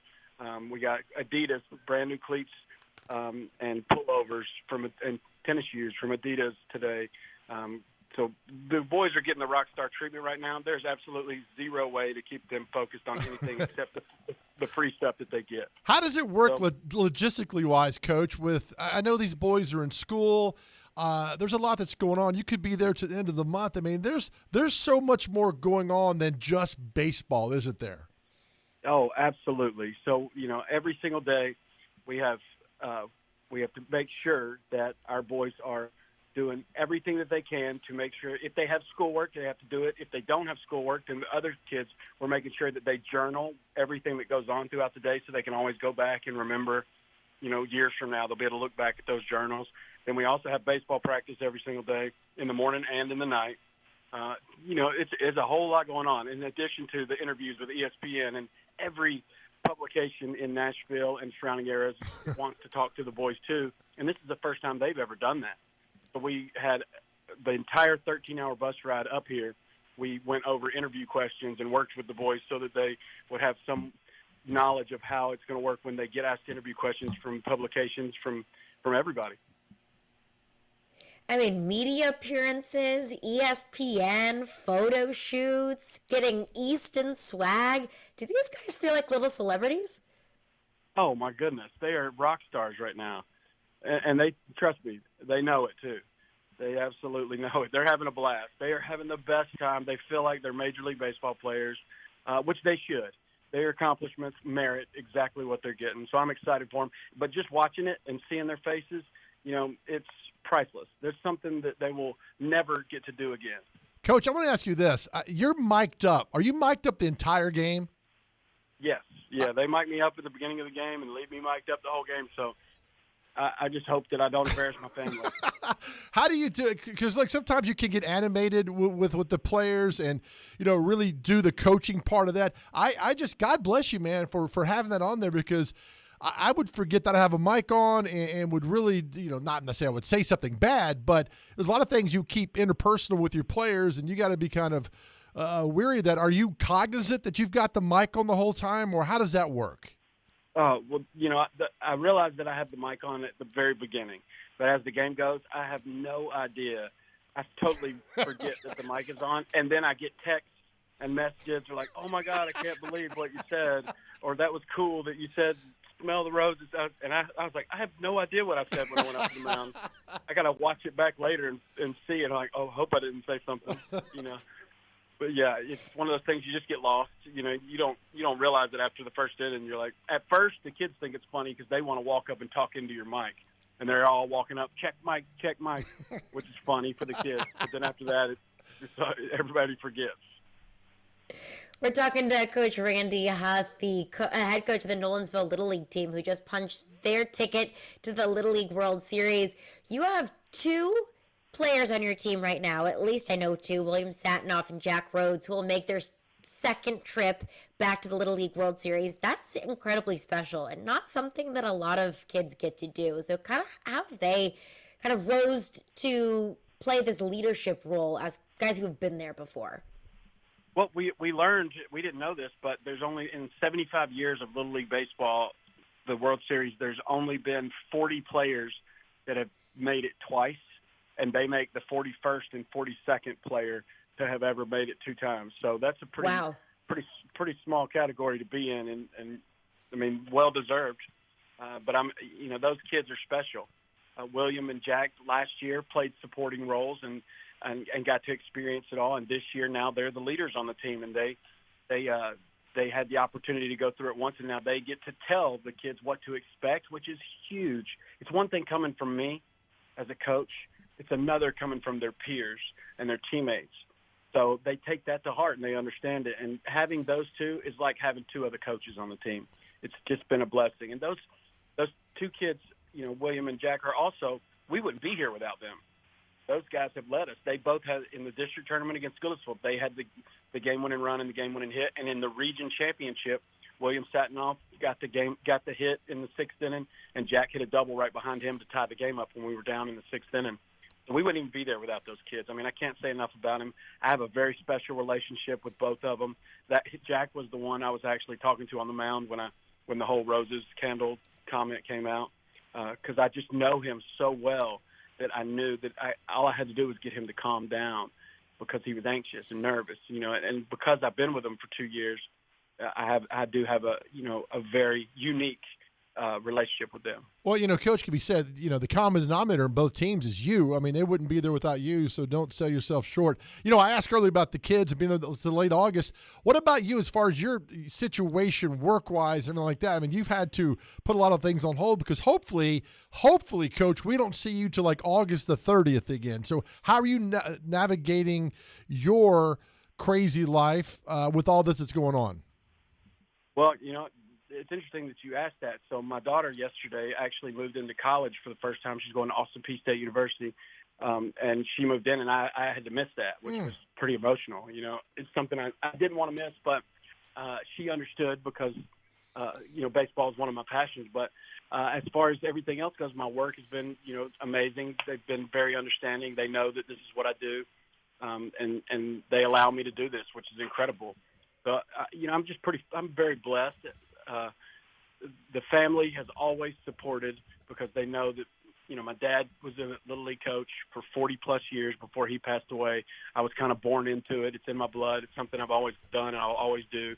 And they know that it's something that I just love, and they've always been supportive. So I'm just very lucky.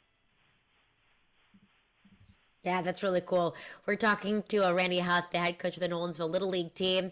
So what are you telling your players going into this game?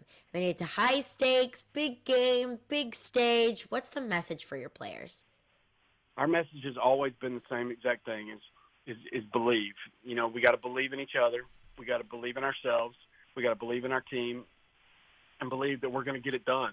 And I told the boys at the very beginning, hey, we didn't come this far to only come this far. Last year we came that far just to go that far. We were excited to be there. This year we did not come this far to only come this far. So we're here to make some noise. Coach, real quick, to kind of piggyback off Caroline's question, what do you need from people in Nashville? I mean, do you need supplies sent up there? Or what do you need? Just the thoughts of everybody, the positive vibes? What do you need from us back here? Well, the support has been incredible. We are truly blessed in how many people have reached out to us and supported us, from people that we don't know, that we've never met, to celebrities, So the biggest thing that we want is for people to find a lot of joy in watching us and supporting us, because I think in this day and age, joy is something that everybody needs. So what we really want from everybody is just to watch us and to put a smile on their face. All right, thanks, Coach. We appreciate you for joining us. And good luck out there. Good luck in the Little League World Series. We'll be cheering for you back here in Nashville. Thank you so much. I hope to talk to you guys again in a couple weeks, and I can say that we're champions. Yay! Yeah, absolutely. That's Randy Huff, the head coach of the Nolensville Little League team. They will be kicking off the Little League World Series on August 17th, so we'll be cheering them on for sure. But coming up next, we talk a lot about the Titans preseason game, all the drama going down there. But there's also an interesting soundbite that I heard from another preseason game in the league that I think draws a lot of parallels to a certain coach that we know all too well. We'll get into that coming up next. 615-737-1025 is our phone number. It's Chase, Willy, and D-Mase, 1025-1063 The Game. Titans training camp is underway. Talking Titans? What wide receivers make the team? Traylon Burks. The physicality. Robert Woods. Route concepts and how to get open. Who starts on the offensive line? It's a full-on right tackle battle. What other storylines will stand out? Malik Willis, some of the best he's looked in camp. Titans training camp coverage is fueled by Parman Energy. Now hiring fuel drivers. Apply now at ParmanEnergy.com and by USA Hemp Store on 102.5 and 106.3 The Game and the Game Nashville app. Hey everybody, Willy Donick here, and I want to tell you once again about my friends at Loan Pronto. With high home values right now, lots of people are refinancing and getting cash out. $50,000, $80,000, even $100,000 and more. You can use that cash to pay off high-interest credit cards, car loans, second mortgages. The money is in your house, and Loan Pronto can get it out for you and get it out fast. They have a great all-new digital system. It's streamlined. It takes a lot of the paperwork out of it. Lots of people are refinancing and even doing home improvements with us. So there's a lot of ways that you can use that money to your advantage. So call Loan Pronto now. They've got 30-year fixed APRs in the 4s, 15-year APRs that start with a 3.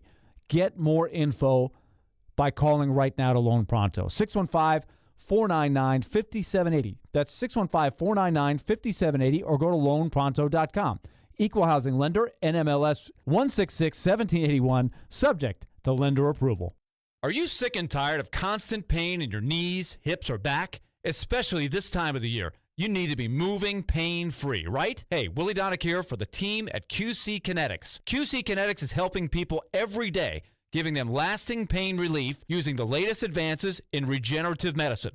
The science is simple. They concentrate your own body's healing agents and apply them to your aching joints, restoring and repairing the damaged tissue. No drugs, no steroids, no surgery. The old remedies for pain are not the only remedies. You need to learn more about how regenerative medicine at QC Kinetics can change your life. Make this the last summer you suffer from chronic pain. They've got clinics here and all over America. This is the exciting new, natural way to deal with joint pain. No side effects, no downtime. So call the local medical professionals at QC Kinetics. 615-249-4024. That's 615-249-4024. 615-249-4024 for QC Kinetics. I'm Cindy Mae Johnson from Mountaintop Media in the beautiful Appalachian Mountains of eastern Kentucky, where flash floods have taken lives and destroyed homes. The news can never accurately convey how much help is needed. If you're willing or able to help, even a little, please donate to the East Kentucky Dream Center on Venmo or at ekdc.info. Thank you for your prayers and support. Angie's List is now Angie, your home for everything home. With Angie, you could cross your next project off your to-do list before this ad is over. Just tell us what you need, and we'll handle the rest. Sending a top pro to get it done. Or browse reviews, compare quotes from pros, and connect instantly, all for free. For everything from routine maintenance to a dream remodel. Because however you want your project done, we'll get it done.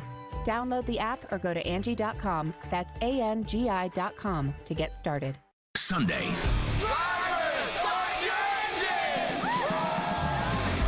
The stars of NASCAR head to Richmond for the Federated Auto Parts 400. Coverage begins at 1 on 102.5 and 106.3 The Game and the Game Nashville app. This is Greg McElroy, and you're listening to Nashville's best sports talk, ESPN 102.5 The Game. Back streets back, all right. Chase, Willy, and D-Mase, 102.5-1063 The Game. Hey, we were all kids once, and showing up on that first day of school in new clothes, new shoes, ready to go, it was all a big deal. I remember it, and it still is a big deal. But there are thousands of children in Middle Tennessee who are going to be embarrassed on that first day because they don't have a decent pair of shoes to wear, and we want to change that. So Souls for Music City is our cause. Please consider joining us with a simple $20 donation. That's all that it takes to put a new pair of athletic shoes on the feet of a homeless child in Tennessee. All you got to do is text DONATE to 615-737-1025 right now and help make a difference in the life of a single child. That's DONATE, DONATE, to 615-737-1025, and thank you for your kindness. So, Joe, I know so many times we talk about, speaking Rabelese or John Robinsonese, or, we get so frustrated that both of those guys and so many coaches across the league can say a whole lot of words without really saying anything whatsoever. But at least they table it with something that kind of sounds like you're hearing something nice. But Bill Belichick kind of invented the say a lot of things without saying nothing at all, or maybe even say not a lot of anything and say really nothing at all.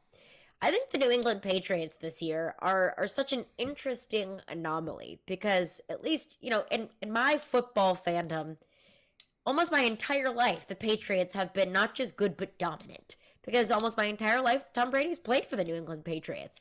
And the New England Patriots, I view them, at least in my life, as such a dynasty. But I see that this year as changing a lot because the Patriots took on the Giants in their first preseason game last night. I'm going to be completely honest with everyone. I did not watch that game. Right. I do not want to watch that game. Daniel Jones started that game. Apparently, Tyrod Taylor outplayed Daniel Jones. So if Daniel Jones is named the starter, then I think us Tennessee Titans fans and media people have something to look forward to week one at least. Knock on wood. But I was looking into the Giants and Patriots game to see if there was anything interesting to take out of that game. Not really. But I did listen to this clip from Bill Belichick yesterday. So Bill Belichick has a very interesting coaching staff right now. So both Joe Judge and Matt Patricia called offensive plays for the Patriots last night in their preseason game against the Giants. Neither of which are offensive coaches, both Joe Judge and Matt Patricia, both defensive coaches. So I think it'd be fair to question, hey, first of all, why not just one defensive guy calling offensive plays, but two defensive guys calling offensive plays? And really kind of what's your plan there? Who is in charge of this offense? So Bill Belichick was asked that exact question. This is what he had to say last night postgame. Bill, what were some of the benefits of having Joe and Matt call plays tonight? I thought it would be a good opportunity for us to do that. Do you know if one will call plays when the regular season arrives? Yeah, well, don't worry about that. We'll work it out. So have you decided? We're going through a process, just like everything else on this team. Just really quickly, just to follow up if I could, you mentioned earlier with the offensive play caller, you're going through a process. What do you need to see to make a final decision? We're going through a process. It's simple as that. Okay. It's just a little bit of an unusual situation for us that have watched you guys before, and so. What do you want me to do? I guess we're just looking for a little clarity as to why we're seeing what we're seeing. Yeah. Going through a process. Okay. All right. And it makes me laugh because I feel for those media members that are asking very fair questions and are continuing to prod at Bill Belichick. Look, we're just asking who is going to be calling offensive plays. We are rightfully so very confused about what's going on offensively on this team. Can you please provide just a little bit of context as to what's going on back there? And my favorite is Belichick saying, yeah, don't worry about it. Just don't worry about it. I love it. We're just going through a process. We're going through a process. All right, don't worry about it. All right, so I just sent you a tweet. I sent you and Nick and the station a tweet. It's a picture of this is why Bill Belichick is the GOAT. You can like him or hate him. I don't care. I mean, his record is what it is. You call him a cheater, all that stuff. He's won Super Bowls. But I just tweeted you a picture, right? This is Bill Belichick from a few years ago. He's sitting in the lobby of the Miami Dolphins training facility down in Miami, right? And he's using with his laptop, using their Wi-Fi, and just hanging out in their lobby. Could you imagine, Caroline, if Bill Belichick or our Frank Reich is sitting in the Titans lobby?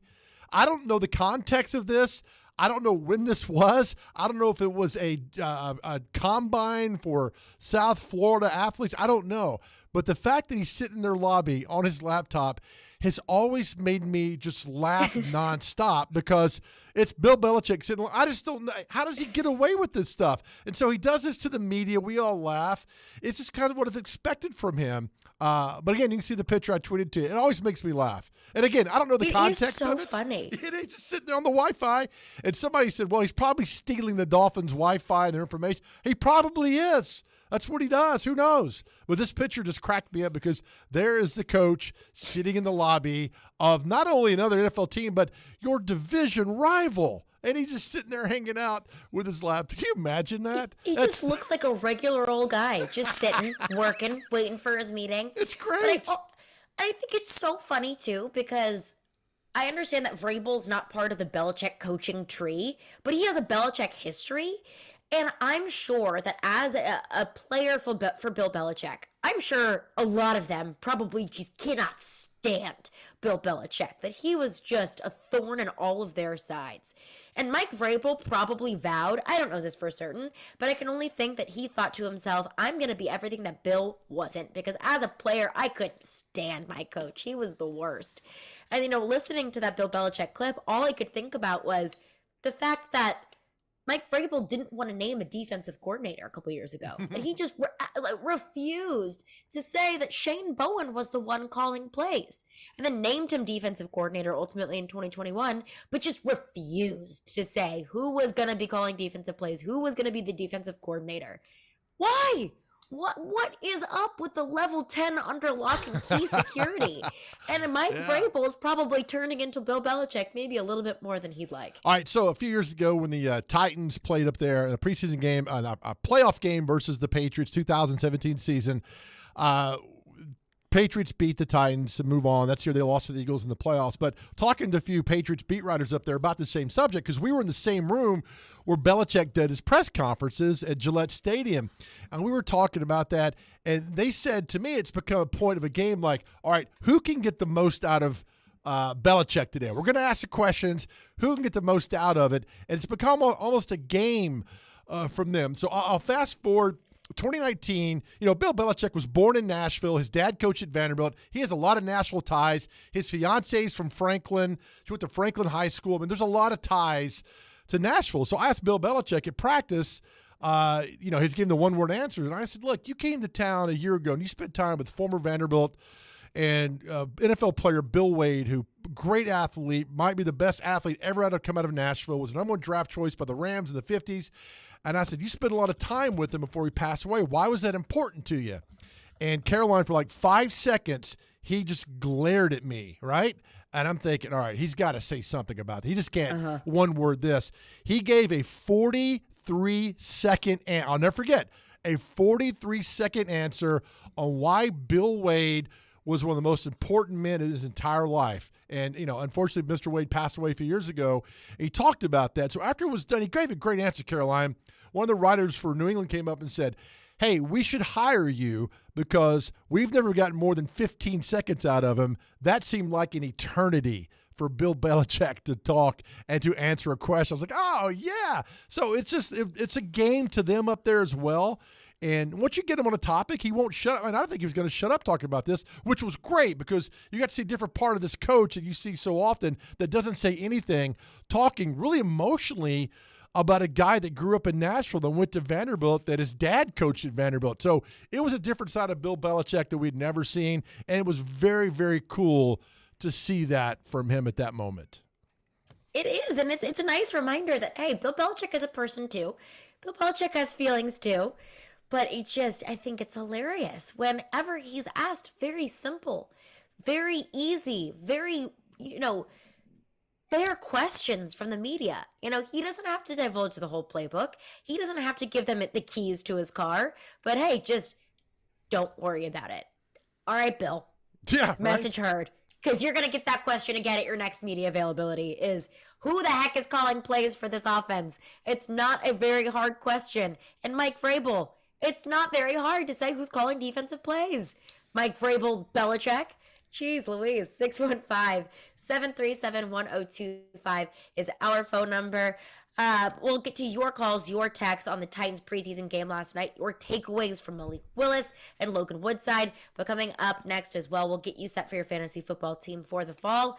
615-737-1025. It's Chase, Willy, and D-Mase 1025, 1063 the game.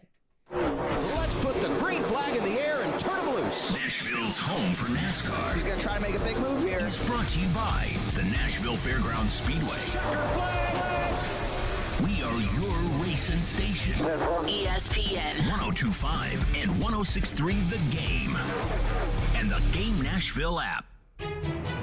From the Fox 17 News Code Red Weather Center. I'm Fox 17 Code Red meteorologist Greg Bobus. Our forecast calling for 3 nice additions going into the weekend. Number 1, a return to sunshine. Number 2, lower humidity.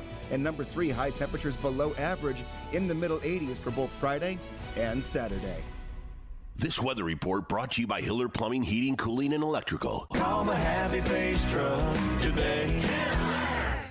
Bob's Steak and Chop House is a renowned award-winning steakhouse in major cities across the U.S. Nashville is lucky to have a location here in downtown at the Omni Nashville Hotel. Fine dining is brought to a new level at Bob's with awards like the Wine Spectator Award 4 years in a row, TripAdvisor Certificate of Excellence 5 years in a row, and Open Tables Diner's Choice Award 6 years in a row. Fine dining at its best. Bob's Steak and Chop House, open Wednesday through Saturday, 5 to 10 p.m. in the Omni Nashville Hotel. Complimentary valet parking is always available. Jared Stillman. This is a team that the entire city is losing their minds over. Caroline Fenton. It's one of the youngest teams in the league. They don't have a single player over the age of 30. Stillman and Company. Afternoons from 2 to 6. Presented by TriStar Moving. On Nashville's best sports talk. ESPN 1025 and 1063 The Game. And on the Game Nashville app. I'm ready to step this up a notch. You're listening to Chase, Willy, and D-Mase. Presented by Spring Hill Heating and Cooling. On 1025 and 1063 The Game. And on the Game Nashville app.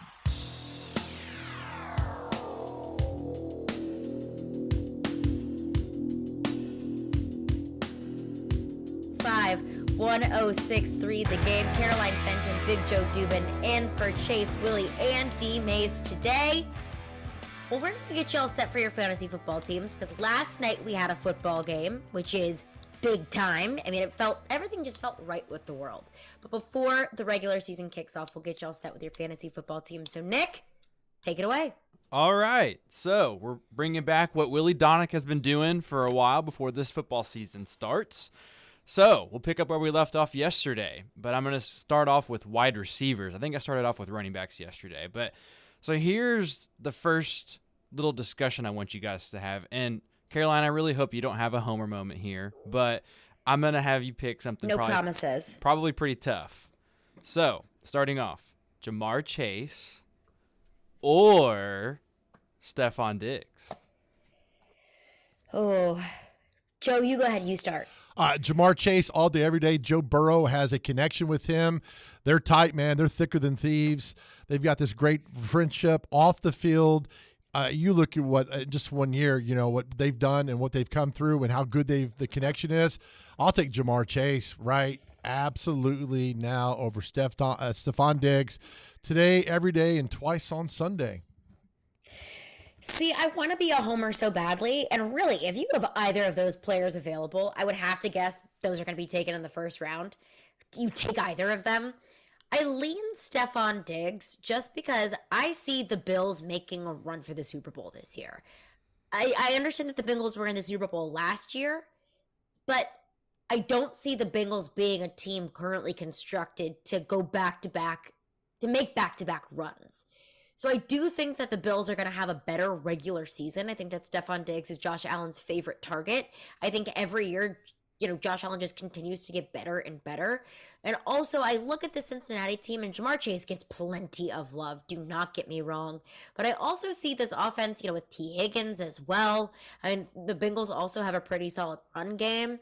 So, I mean, Joe Burrow, you might see Joe Burrow spread the ball around a little bit. And the offensive line, albeit improved in the offseason, they're going to be able to protect Joe Burrow enough so he can get the ball downfield to Jamar Chase. Either of them, is a great pickup. I think they're both going to be absolute ballers in fantasy football this year. But I lean Stephon Diggs just because I think this is the Bills' year to really make a run and put up some big points. And I wasn't trying to get you to lean one way specifically, but hey, he was an LSU guy. So, but moving along here, guys. Oh, I'm a homer. I'll own it. Oh, yeah. Well, that's quite okay. But, so, running backs. I think this is a good little storyline here. Breece Hall with the Jets or DeAndre Swift with the Lions. Oh, that's Jets are awful, but so are the Lions. Two just bad teams. I maybe Swift just because he's a veteran guy, or more of a veteran guy than Breece Hall. Right, but they're both bad teams. They're so bad. Oh man. Maybe I lean Breece Hall just because Zach Wilson is a more inexperienced quarterback, and he may lean on the run game a little bit more. I don't know though. Well, I'll say Breece Hall.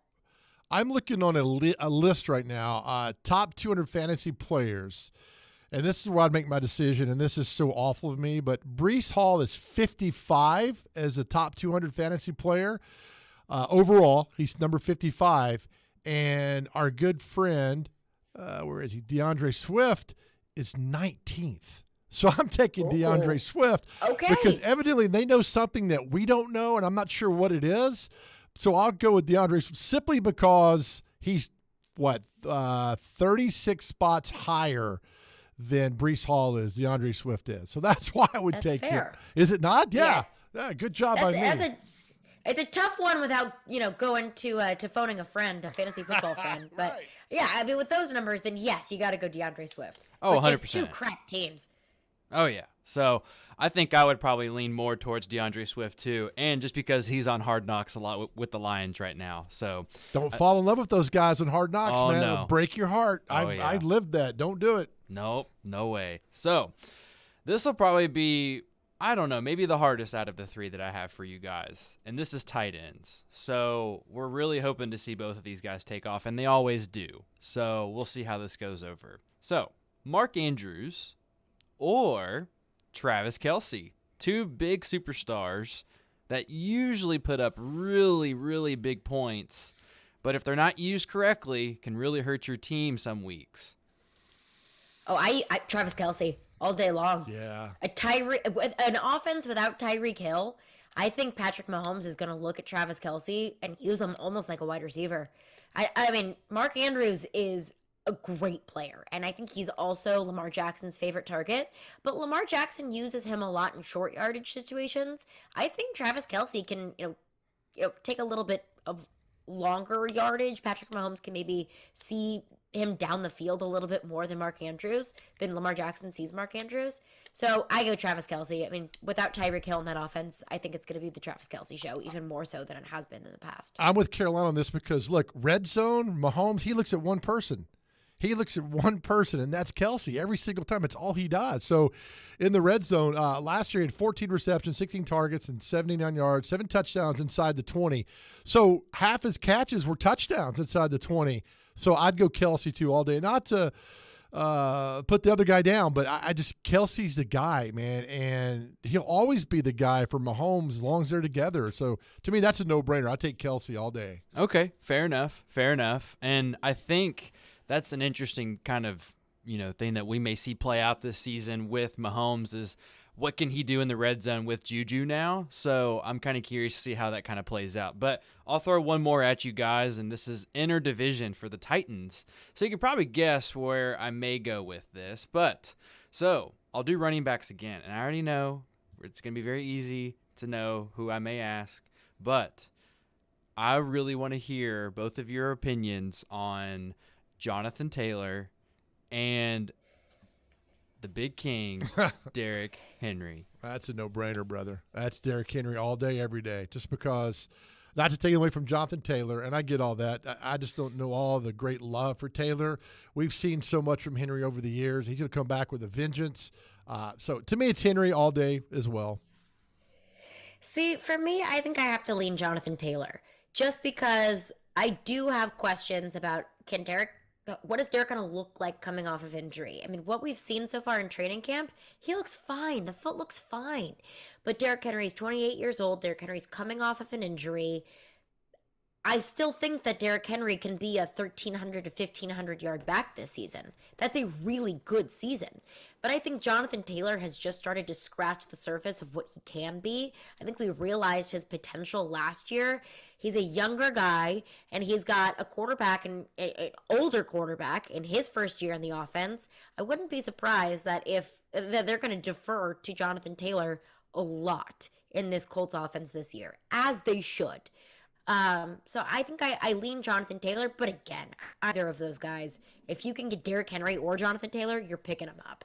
Oh, yeah, absolutely. So can't go wrong with any of that, but glad to keep this little trend up for Willie D as he's over there in Ireland. So yeah, when Willie returns from his Irish trip, he's going to be very pleased that we've kept his trend up. But we are giving away tickets to go see Michael Bublé, so be the first caller with the correct answer to Big Joe's trivia question now. All right, here we go. Let's continue on the Titans with these trivia thing here today. All right, listen closely, my friends. When tickets see Michael Bublé, we know Mike Vrabel played for the Patriots 2001, 2008, but in 2009, Mike Vrabel was traded to the Kansas City Chiefs. Him and a former Titans quarterback were traded from the Patriots to the Chiefs. Tell me who the former Titans quarterback was that was traded with Vrabel to Kansas City, and my man Nick behind the glass will take your answer off air. Again, who was a player traded with Mike Vrabel to the Kansas City Chiefs in 2009? That's a former Titans quarterback. We got the answer. Call now, 615-737-1025 to win tickets to see Michael Bublé. My man Nick has the answer. That's all next. The MTSU Blue Raiders live here. Touchdown, Middle Tennessee! 3-ball, yes, sir! And when you're in the borough, tune us in on 97.5. In the end zone, caught, touchdown! We are Nashville's best sports talk. ESPN 102.5 The Game. ElectronicExpress.com. We make it happen. Winning this award is truly like winning the Super Bowl of car dealer awards for Mercedes-Benz. Edwin Vickery, General Manager of Mercedes-Benz of Music City. Culture eats strategy for lunch. You have to hit on all cylinders to win this award. You can strategize all you want. You got to still have the right tools, and our tools are our people. Live the dream with three-time Mercedes-Benz Best of the Best award winner, Mercedes-Benz of Music City. Go to mbofmc.com. This is Stan Harrison, CEO of Apple Collision Centers. We understand that no one likes to deal with auto body repair and the inconvenience it becomes in your day-to-day life. I want to personally invite you to stop by and let our experienced staff see how we can help you make your vehicle look good as new. Apple Collision Center has 3 convenient locations, Old Hickory, Hendersonville, and Gallatin, ready to serve you. Come by and see us or visit us online at applecollisioncenters.com. This is your PBR Minute. Hi, I'm Chase McCabe. Get your tickets to Nashville Stampede Days, August 19th through the 21st at Bridgestone Arena. Just go to Ticketmaster.com. The Nashville Stampede have one more road trip before coming home to Nashville. This week they'll be in Anaheim, California, and head coach Justin McBride is excited to get someone back in the lineup. Manuelito De Souza Jr. is a guy that we drafted fairly high and is a guy that we haven't had access to so far this season. So I'm really anxious to see how he steps into the lineup. I feel like with him in there, we've got a chance to ride all 5 of our bulls in our first game. Taiki Pacheco, who was our #1 draft pick, has just been riding lights out, doing really good. And I think between him and Manuelito, it's really going to be the spark that lights the rest of the team up. Again, they'll have 2 games this weekend in Anaheim before returning to Nashville August 19th through the 21st at Bridgestone Arena. Get your tickets at Ticketmaster.com. I'm Chase McCabe. If you missed the latest from Stillman & Company, delivered by TriStar Moving, for the average fan, I think there was more talk about A.J. Brown, Julio Jones than there is Treylon Burks, Robert Woods, Nick Westbrook-Akina, Kyle Phillips, and Racey McMahon, because that's what it is right now. And maybe one other guy makes the team, but I'm not even sure that other guy's all that important. Those are Tannehill's receivers. So, I can make the argument that those guys really aren't all that good and that it's not going to – but I do think the holding accountable, like, use every option available if you have to. And that is where Tannehill is that I feel like he has to use every option that is available to him, and telling every single one of those guys where to be and when to be there is the most important thing. And so, again, he reamed out, supposedly. I wasn't there, so I didn't see it, but Joe talked about this the other day. He reamed out Kyle Phillips at practice last week, which is good. Who had a couple nice catches today. And had a couple nice catches and got a couple pluses. And he said that he is pushing the guys harder this year. Tannehill is, which is good. And Tannehill's performance so far at training camp, in my opinion, has been good. So with that, I feel personally like that they may be onto something. If Tannehill was stinking it up, I would say that changing his personality means nothing. He's not stinking it up. And again, the only thing that matters are the games. I know. But all I can go off of is what I'm looking at right now. What I'm looking at right now, it's different. It's good different. It's better than bad different. It's better than the same different. This is good different. Tune in Stillman and Company with Jared Stillman. Weekday afternoons from 2 to 6. On ESPN. 102.5 The Game and the Game Nashville app. From the Hillside Medical Game Studios, WPRT-FM Pegram, WPUC HD2 Laverne. Robbie and Rex Road, Chase, Willy, and D-Mase. Stillman and Company. Nashville's best sports talk. 102.5 and 106.3. Terang, it's a high fly ball. We got pass rushes. Awesome Game 7. Checkered flag in the air. The Game. A Cromwell Media Station. Now let's see if we can bring them to life, all right? Bringing you entertainment and informative sports talk during your workday. Smart, funny, classy, and I like him a lot.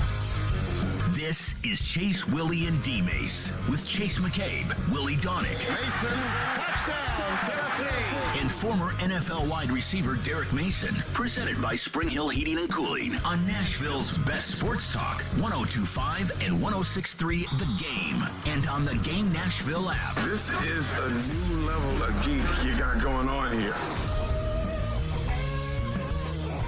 Chase, Willy, and D-Mase. We're live from the Hillside Medical Game Studios, and you can watch us streaming live on Twitch, Twitter, YouTube, and Facebook Live.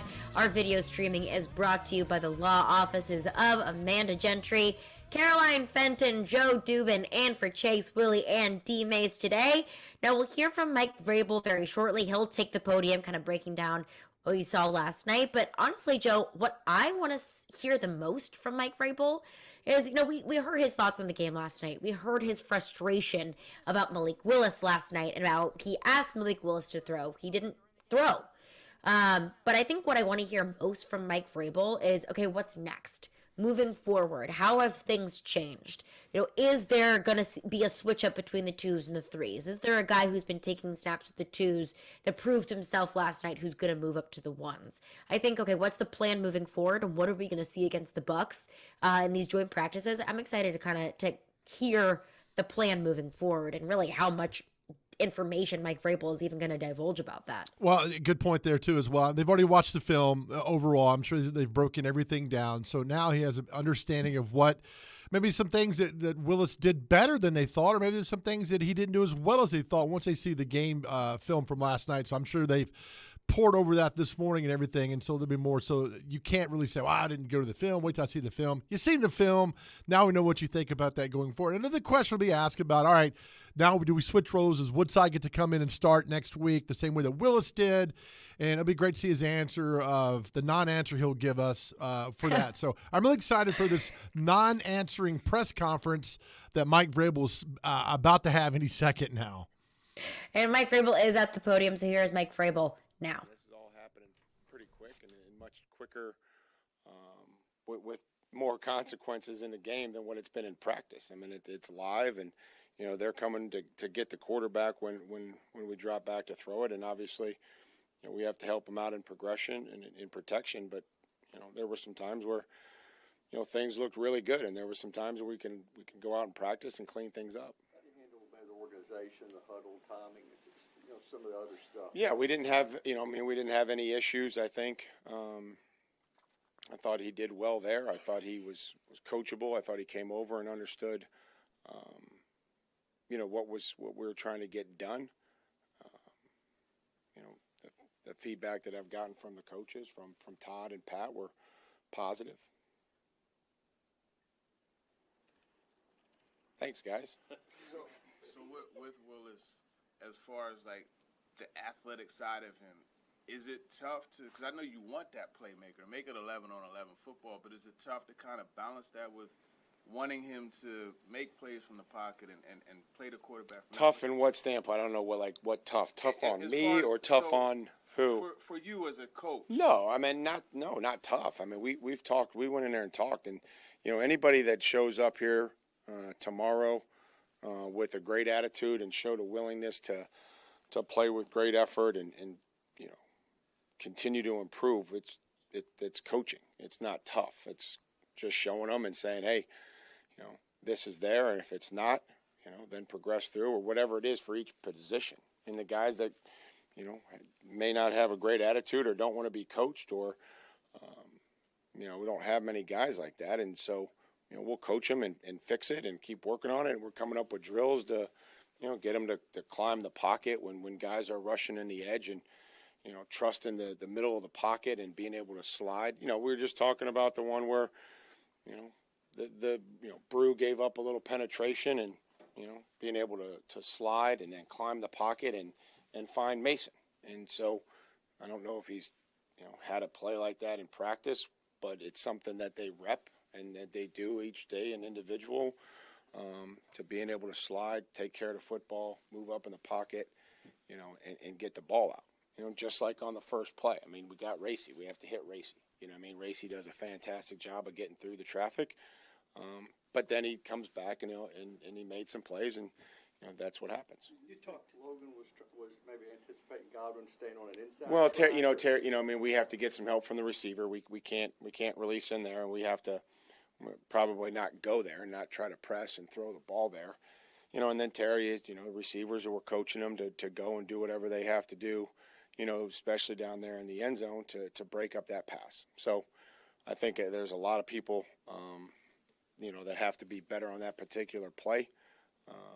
It starts with the decision. If you go over there and you don't like it, then just try to check the ball down.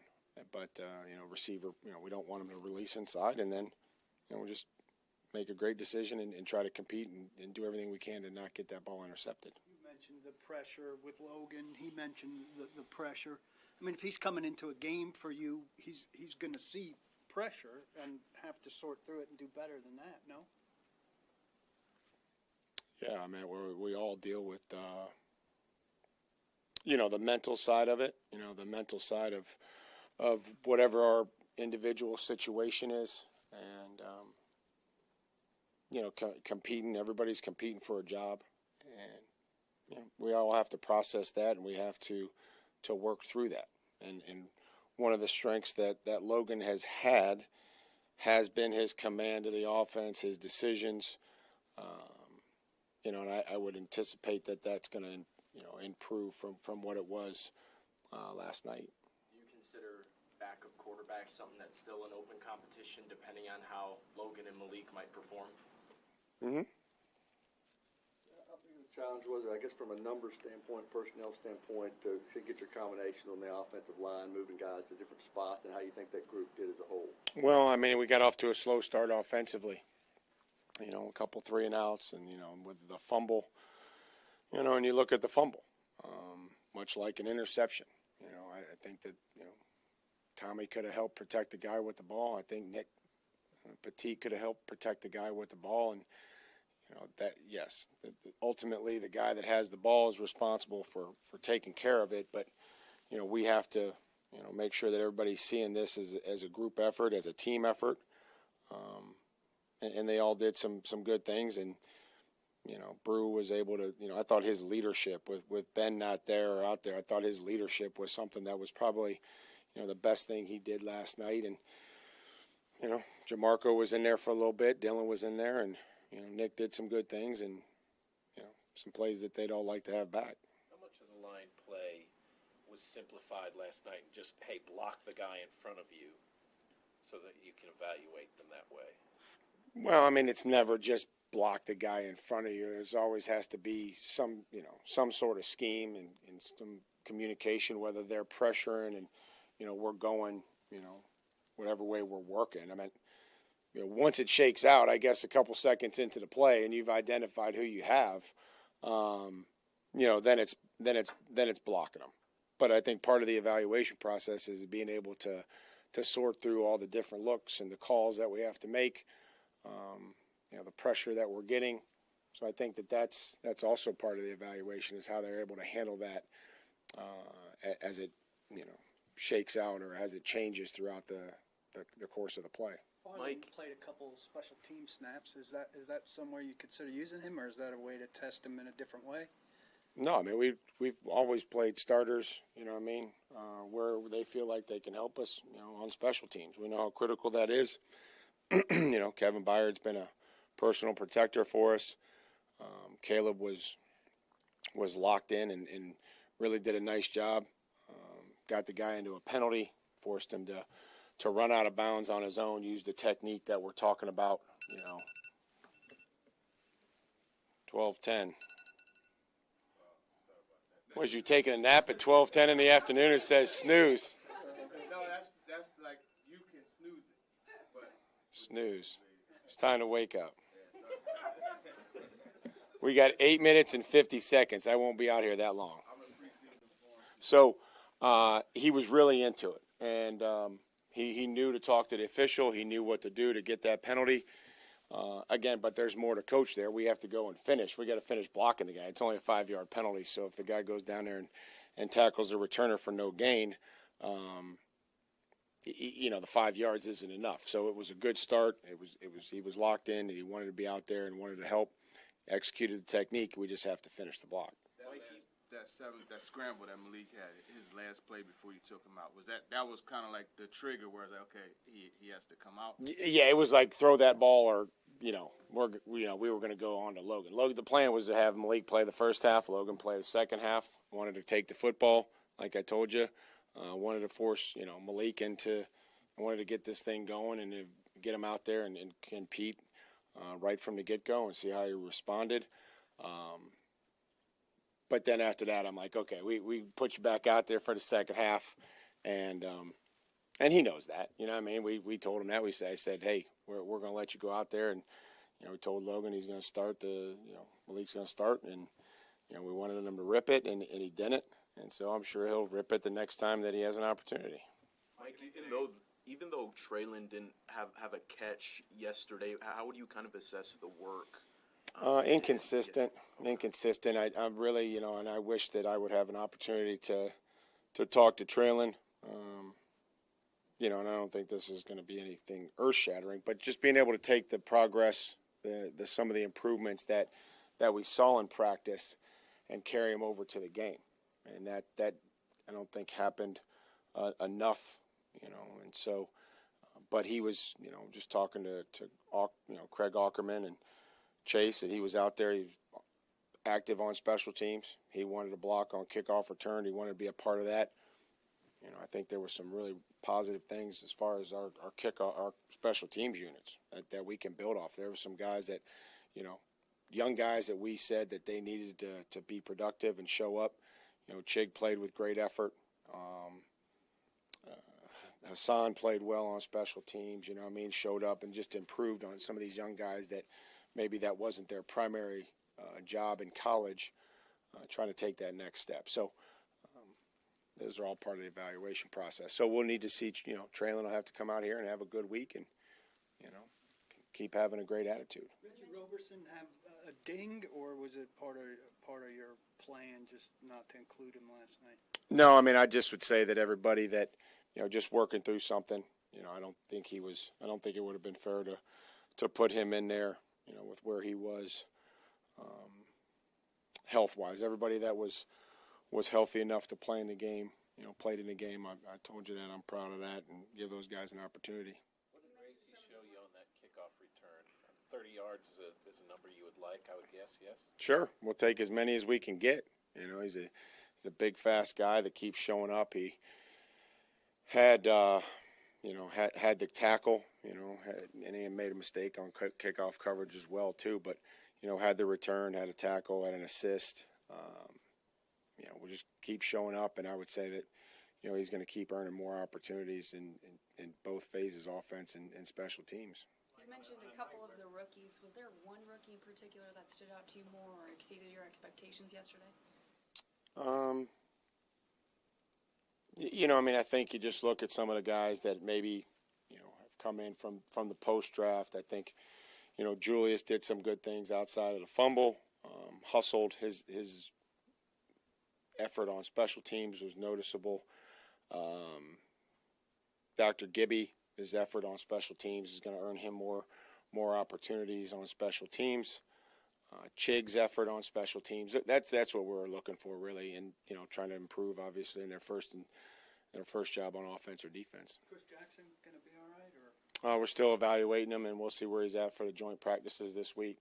On a night where most of the top guys on defense didn't play, was there something you wanted to see out of Fulton, to get him out there? Well, just the preparation to go play and continue to string together. I think his best work has been most recent in training camp as far as the practices, and wanted to try to continue that. I don't know if that was necessarily the case. It wasn't terrible, but I think that we're hold him to a high standard, and but he was into it on the sidelines, helping the younger guys after he was out. So, just wanted to try to keep getting those guys some work.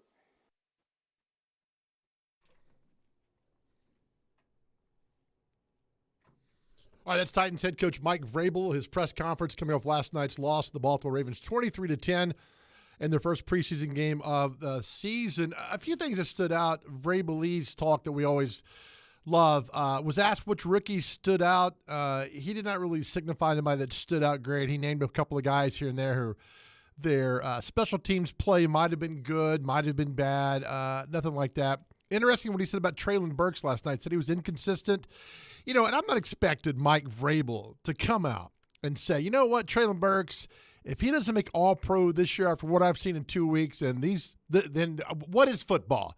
So the fact that he keeps Burks humble and says he's inconsistent in what's going on, got to work harder, we got to carry, he praised him a little bit. What goes over from practice, we got to see that in the game more. As I said earlier in the show with Caroline, first play of the game with Willis, we should have just dropped back, thrown the ball as far as you can to Traylon Burks, see his separation, see his burst off the ball, see what he can do, and maybe make a play. That's what I wanted to see. But also, I thought a good question from David Beauclair, who's going to join us at the top of the hour, about making the game plan so simple. Does a guy just block the guy in front of you? And, for those that played football, you remember, there's a lot of moving around going on. You basically block the guy in front of you with the defense moving around. I thought that was a great question from Beauclair. Of course, Vrabel disagreed and said, no, it's not that. You block, what the play's designed to do, blah, blah, blah. But a nice question, and then more yapping about the O-line. But overall, a typical Mike Vrabel press conference as they move forward now and get ready for the Tampa Bay Buccaneers. We have Caroline? Yes, there's a few questions that I had that I think Vrabel answered without actually answering them, and those are just my translation of the Vrabelese speak that I've learned to speak so well. And I think another thing that he continued to harp on with a lot of the rookies, what makes them stand out over other ones, what makes them so valuable. He mentioned that over and over again, and I want to get into exactly what that was coming up next. 615-737-1025 is our phone number if you have a thought on that. Caroline Fenton, Big Joe Dubin, it's Chase, Willy, and D-Mase on 1025, 1063, The Game. Join Chase McCabe for Chasing Checkers every Sunday morning at 8 for all the news in the world of motorsports. Joey Logano gets the very first victory in the next-gen car while hearing from the big names. Two-time champion Kyle Busch. Being able to bring NASCAR, the Cup Series, back to Nashville is cool. It's Chasing Checkers, presented by Ample Collision Centers and the Nashville Fairgrounds Speedway on ESPN 102.5 and 106.3 The Game and the Game Nashville app. Race fans, Nashville's legendary racetrack, the Fairgrounds Speedway, features their back-to-school family night coming up August 13th. Awesome racing action with the Pro Late Model 100, the Outlaws, limited late models, street stocks, pure stocks, front runners, legends, and bandoleros. Get your tickets today at NashvilleFairgroundsSpeedway.racing and experience local racing's best at Nashville's legendary track. Get your tickets today. That's NashvilleFairgroundsSpeedway.racing. Are you sick and tired of constant pain in your knees, hips, or back? Especially this time of the year, you need to be moving pain-free, right? Hey, Willy here for the team at QC Kinetics. QC Kinetics is helping people every day, giving them lasting pain relief using the latest advances in regenerative medicine.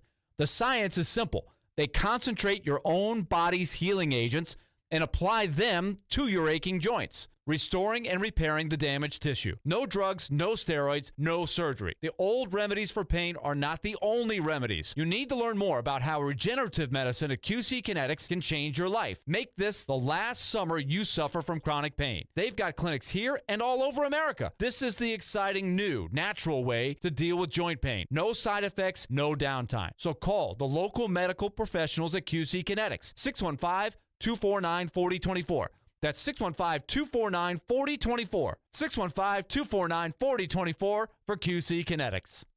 Hey, Willy here. Are you feeling the sting of higher interest rates and higher costs? Those credit cards and other loans are costing more and more every month, and inflation is making everything else more expensive. Your home can save you right now. Your home value is up, and there's a ton of cash in it that you can access with Loan Pronto. Loan Pronto specializes in zero-cost cash-out home refis. You can get tens of thousands in as little as 2 weeks. Pay off those 23% rate credit cards and other loans. Consolidate everything into one super low payment. People who do this usually cut $800 or more from their monthly budget. If your home mortgage rate goes up a point or so, it's offset by your credit card rate going to zero. So call Loan Pronto now and unlock that equity and wipe out the bad debt. Do it now. You can even skip your next 2 house payments. Call 615-499-5780 or go to loanpronto.com. That's 615-499-5780. Equal housing lender, NMLS 166-1781, subject to lender approval. Cromwell Media, who owns this radio station, is observing a significant milestone this month. Our founder, Bud Walters, is celebrating his 50th year as president. Joining Bud with anniversaries of their own are Max Hurst and Scott Meyer with 102.5, 106.3 The Game, and Ryan Burke in our sales department is also celebrating 1 year with us. From 1 year to 50 years, Cromwell Media is a great place to work, and you're invited to join us. Send an email to together@cromwellmedia.com and tell us about yourself. That's together@cromwellmedia.com. It's on. It's happening. Remember, you can watch us on YouTube, Facebook, Twitch, and Twitter. Get out of the way. I'm watching the game. Presented by the law offices of Amanda Gentry. This is Chase, Willy, and D-Mase. Presented by Spring Hill Heating and Cooling on 102.5 and 106.3 The Game and on the Game Nashville app. You mentioned a couple of the rookies. Was there one rookie in particular that stood out to you more or exceeded your expectations yesterday? I think you just look at some of the guys that maybe, have come in from the post-draft. I think, Julius did some good things outside of the fumble, hustled. His effort on special teams was noticeable.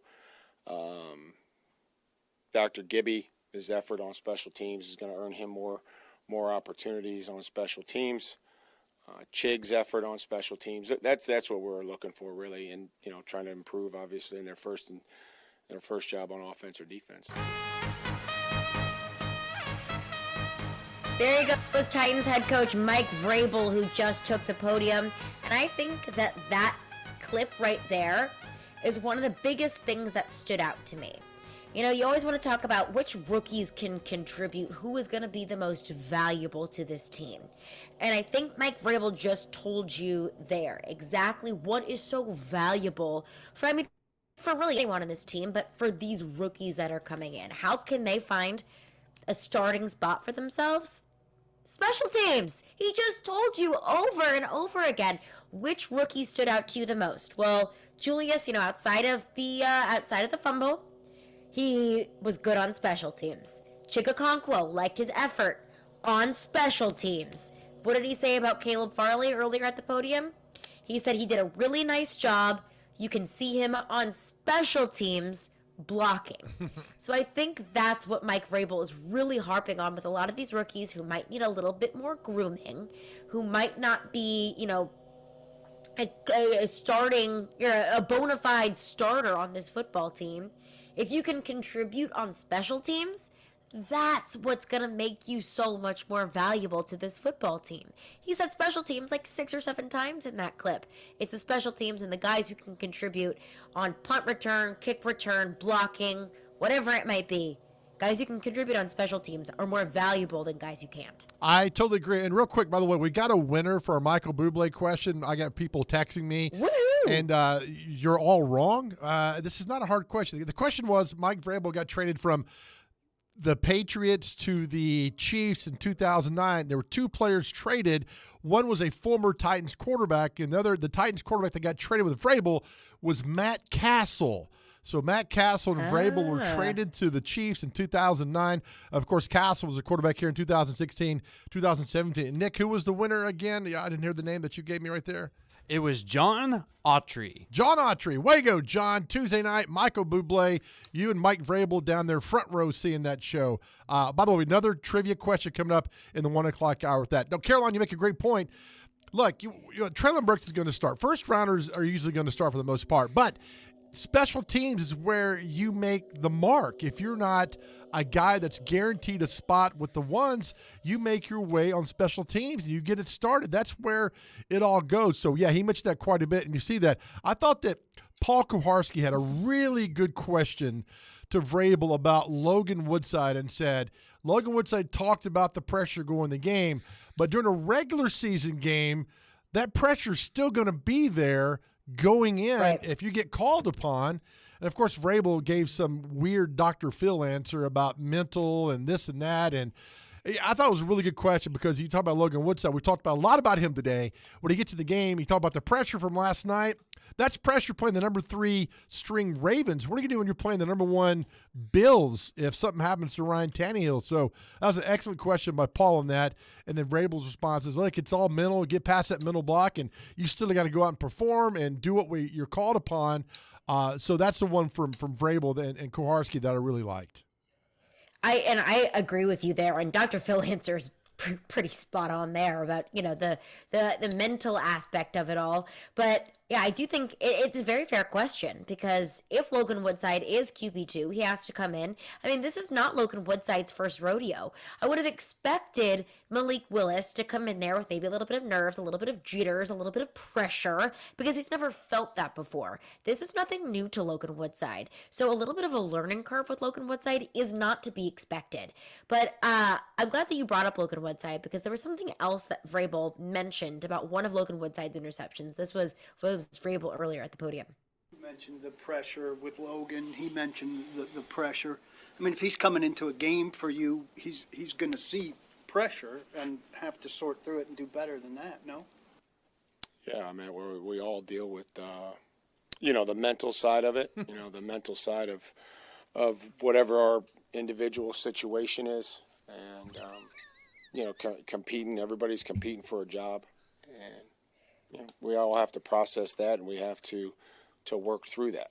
And one of the strengths that Logan has had has been his command of the offense, his decisions. And I would anticipate that that's going to improve from what it was last night. Yeah, there was Vrabel's classic Dr. Phil answer there. But I thought it was interesting that Vrabel used 2 words to describe some of Logan Woodside's strengths, and that was command of the offense and decisions. I don't think either of those came to fruition last night. And one of the questions kind of that I had going into this was one of Logan Woodside's interceptions, that ball to Terry Godwin. I saw on Twitter, and even myself, I questioned, is that on Terry Godwin? Because he kind of separated himself from coverage and then kind of fell back in. So I thought, was that on Woodside? Was it a poor decision by Woodside, or was that on Terry Godwin? So if we're going to talk about Logan Woodside's decision-making, I think Mike Vrabel just told you at the beginning of his press conference that was on Logan Woodside, because he couched it with, you need your help from the receiver. You got to be better on that play. Everyone's got to be better on that play. But he said, don't throw the ball there. It starts with the decision. Yep. And that's exactly what it was. And I'm not going to put that on Terry Godwin. Yeah, sure, maybe the route could have been run a little bit more clean. But ultimately, Logan Woodside made that decision to throw that ball into traffic. It starts with the decision. And Vrabel told you right there that interception was not on Terry Godwin. That was on Logan Woodside. You're exactly right there. And also the question was followed up by, is this still an open, competition for the backup? And he only said one word, yes. And then so we continue. Mm-hmm. Yeah, that's it. Yeah. So it continues in the next week and into the week after, and make a decision. And, they just love all this over there. Titans talk. We're sitting there at Titans training facility because it's like the backup quarterback, and they're thinking, man, we won't see these guys. And if you do, you know what the season's going to be like. And they're loving that over there because, it's none of the talk about the number ones that are going on. It's just about some individual guys who are trying to make their mark on a football team. And, they know for the most part who all the starters are going to. They know. There might be one guy, maybe two, that positions they don't know about, but they know. Now you just solidify the backups. It's the same thing, Caroline. Every camp, every year, it's the same MO that these guys go through. But open competition quarterback is still there. There's still a lot of work to be done with the rookies and Treylon, inconsistent yesterday. Just the same thing. But, at least he talked. At least he got more out of him today than you would get from a Bill Belichick press conference. Don't worry about it. But 615-737-1025 is our phone number. We'll take your Titans thoughts. Plus, two more things that stood out to me from Mike Vrabel's press conference that I want to get into with Joe. So we will do that coming up next. Caroline Fenton, Big Joe Dubin. It's Chase, Willy, and D-Mase on 102.5 and 106.3 The Game. Hey, Preds fans. Running across to make the save is Sarah. You can now hear Nashville's best sports talk. The backhander, he scores!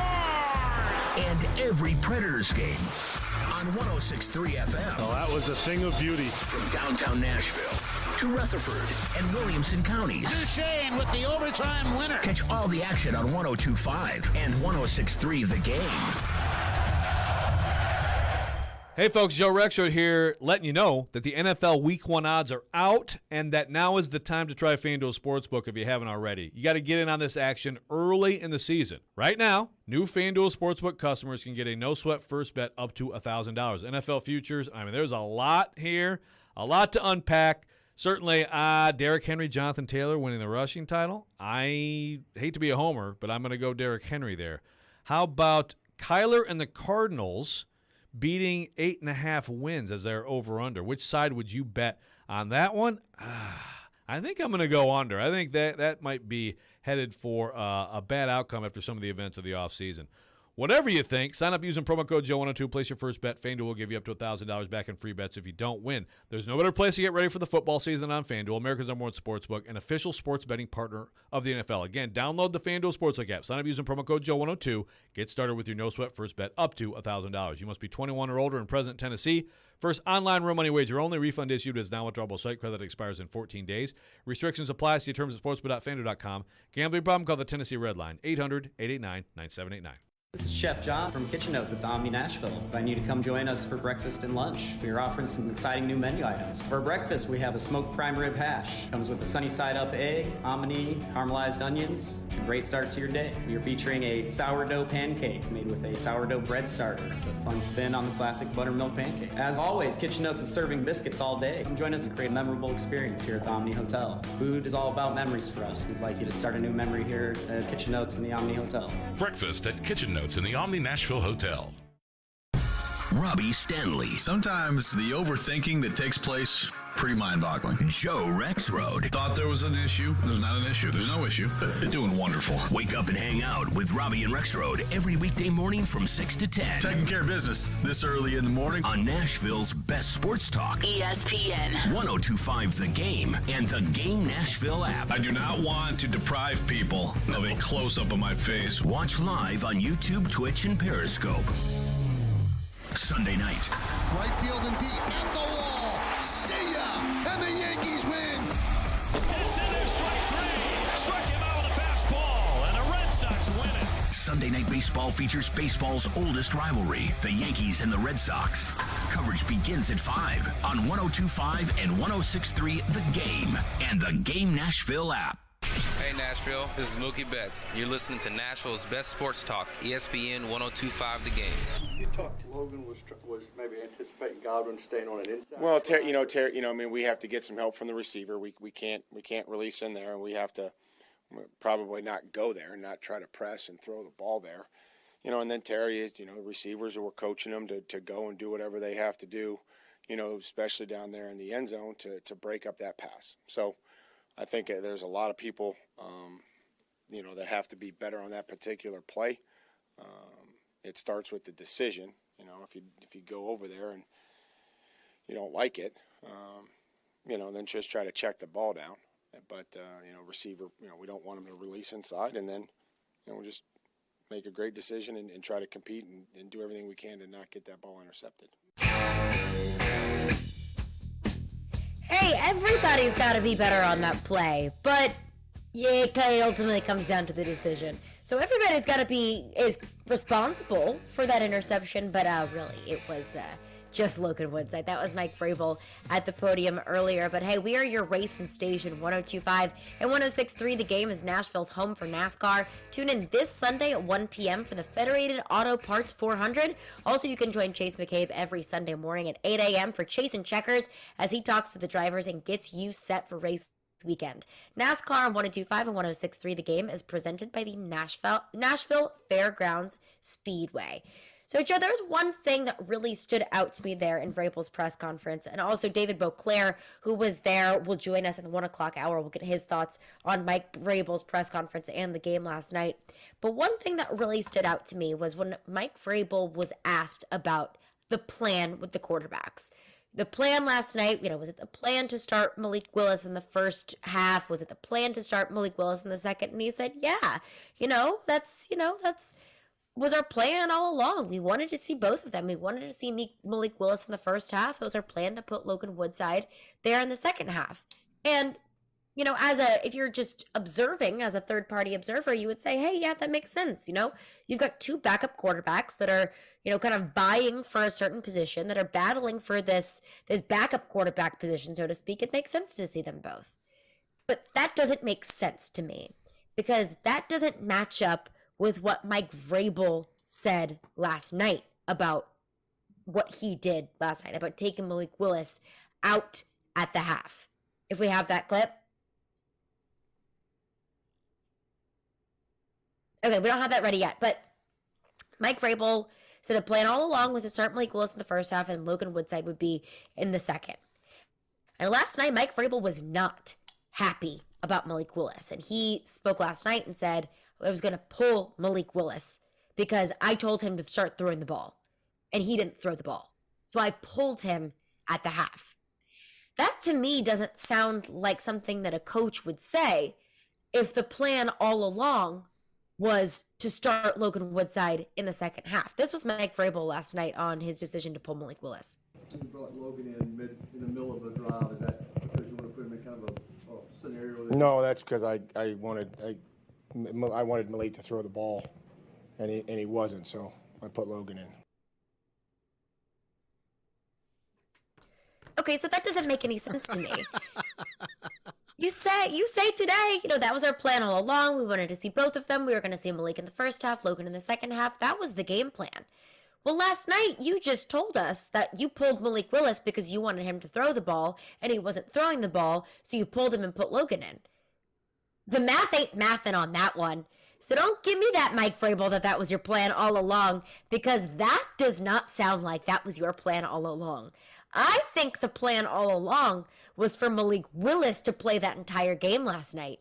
And Malik Willis wasn't doing what Mike Vrabel told him to. So Mike Vrabel put in Logan Woodside. Don't give me this was the plan all along crap, because I am buying it. Oh, that's interesting. No, I don't think there's any way they wanted Malik Willis to play the entire game. I think sometimes, when talking to these coaches from years previous, they want to see a quarterback come back out and how do they go through the halftime and the first series on the field, lead the team back on the field. Maybe that was it last night to see that. But, no, I just think last night the plan was to split these guys up, and I think it'll rotate this week as the Buccaneers come in. But, again, he's not going to come out there, Carolina, this well. He's not going to come out and say, my God, Malik Willis. I mean, that was Randall Cunningham out there. That was what he was doing out there. The plays he was making, that was amazing. Had Steve Young moves on when he's in the open field. I mean, we're not going to hear any of that. I mean, he still is going to put these rookies back where they belong, and that's in the rookie room, and nobody really stands out. And so I just think we'll get the same old from a Mike Vrabel that goes forward. But, I mean, look, part of him had to be excited to see when a play breaks down, to see Willis readjust the field, get the defense back on their heels, and score a touchdown. I mean, if you're not excited with the ad lib of your quarterback doing that, then something's wrong. And, the pass to McMath down the field was a bullet. Great job of leading that. And they get upset. It was a great pass. Yeah, and they get upset at the things you do wrong. That's fine. That's coaching. As I tell my son when he played, I mean, if the coach never talks to you, then he doesn't like you. Then there's something going on there. You got to move on. And the fact that Vrabel's sitting there and said, look, you didn't do what I asked. I'm yanking you out of the game. Love it. As we said earlier, all too often a player can dictate the narrative in a game and how things are going on. This time Vrabel's like, I asked you to do something specific. You didn't do it. Come sit with me on the sideline. That's what a head coach does. Yeah, and I'm all for it. If he's not delivering the game plan how you want it, then fine, pull him. But what I'm not okay with, and maybe I shouldn't have said that the plan was to play Malik the whole game. Maybe that wasn't the plan, but I think the plan was to play Malik longer than just the first half.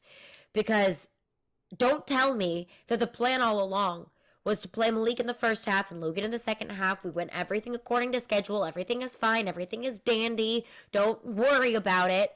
And then last night, you said that you pulled Malik in the second. Well, pulling a player doesn't mean that that was your plan all along. So that just doesn't add up to me. But the second thing that really stood out to me from Vrabel's press conference, again, David Beauclair will join us in the 1 o'clock hour to break down what he saw from Vrabel's press conference. But I've really been looking at this left guard and this right tackle battle throughout training camp. We saw Aaron Brewer last night taking snaps at center. We saw Nicholas Petit-Frere start at left tackle, Radens at right tackle, then Radens was pulled. Nicholas Petit-Frere was taken over to the right side. So I've kind of wondered, just a peek behind the curtain of what they're thinking, what they're seeing from these different guys that are kind of plugging and playing in different areas in the offensive line. This is what Vrabel had to say about Aaron Brewer, Nicholas Petit-Frere, and the other guys in the O-line last night. Well, I mean, it's never just block the guy in front of you. There's always has to be some sort of scheme and some communication, whether they're pressuring and, we're going, whatever way we're working. I mean, once it shakes out, I guess a couple seconds into the play and you've identified who you have, then it's blocking them. But I think part of the evaluation process is being able to sort through all the different looks and the calls that we have to make. The pressure that we're getting. So I think that's also part of the evaluation is how they're able to handle that as it, shakes out or as it changes throughout the course of the play. And that is a big part of it. How are you able to shift and adjust in the middle of a play or in the middle of the game? I think it's an important thing. But he talks about the evaluation. And Vrabel's not going to tell you what they saw. He's not going to tell you the evaluation criteria that they use. But he did say a few things that stood out to me. And this is my interpretation of Vrabelese. But he harped on Aaron Brewer's leadership. He loves Aaron Brewer. He talks about Aaron Brewer all the time. He loves Aaron Brewer, so he harped on his leadership. I think that right there shows me that Aaron Brewer is most likely going to be starting at this left guard position. Because when he talked about Jamarco Jones, he said Jamarco Jones was in there. So he's talking about Aaron Brewer. He's a great leader, great guy, so on and so forth. A few days ago, he said he's tougher than a $2 steak. Jamarco was in there. And he said Nick did good things. Dylan was in there. So, I mean, call me crazy, But this is what I have to do with Ray Bullies, is pick out every single little word that he says and psychoanalyze it. But saying that Brewer's a great leader, Nicholas did good things, that to me shows me that Aaron Brewer is the front runner for this left guard position, and Nicholas Petit-Frere they like a lot, and that Dylan and Jamarco were just there. That they're just pieces. They're just guys. Yeah, I think, they want to see, and again, we'll get more, and I keep harping this, and I'm sorry about these these practices with the Buccaneers and the Cardinals come to the joint practices. I mean, you'll see a lot of, now you're going against the other guy. How could Brewer do good? How did Radens, how's he going to do going forward with this? Mm-hmm. And I think they would love nothing more for Dylan Radens to say, all right, I'm going to be your right tackle. You're going to have to move me out of here. Put Brewer in there, and then you're good to go. You got your 5, and you move on. But Petit-Frere is throwing kind of a wrench in there. He's a big player, a big guy, can move people out of the way. So I like the fact they got choices here, the fact that they don't have to play. You weren't here in 2013 or actually 2014 and 15. They had offensive line guys that I swear to God worked at Kroger and Donaldson. I mean, they had guys like, I just saw you at Kroger, and now they're playing for the time. They were so bad, Caroline. You were just bagging my groceries. With these linemen, because it was like plug and play. Now you don't have that anymore. You've got actually death. You got guys fighting for competition. So as a football coach, you love this, what's going on right now. And they got options, but they would love nothing more than Raiders to say, look, this is my job. And Brewer to say, this is my job. You got your 5, boom, go forward. And that's how you approach this season. And to your point, yeah, you can take anything you want from preseason games, but I do think that these joint practices are going to be so telling because you're not going up against 6th-round defensive back from Crack State University in a preseason game. Right. You're going up against the first team for the Tampa Bay Buccaneers, so those will be very telling. 615-737-1025 is our phone number. We'll get into your Titans thoughts coming up next. We'll do that coming up next. Caroline Fenton, Joe Dubin, 1025-1063, The Game. The college football season never stops. ESPN college football analyst Trevor Manich joins Stillman and Company every Tuesday at 4:30. They've got to do what Nick Saban in Alabama has done so successfully over the last 10 years. Presented by Houston Clinic on Nashville's best sports talk. ESPN 1025 The Game and the Game Nashville app. From the Fox 17 News Code Red Weather Center. I'm Fox 17 Code Red meteorologist Greg Bobus. Our forecast calling for 3 nice additions going into the weekend. Number 1, a return to sunshine. Number 2, lower humidity. And number 3, high temperatures below average in the middle 80s for both Friday and Saturday. This weather report brought to you by Hiller Plumbing, Heating, Cooling, and Electrical. Call the Happy Face Truck today.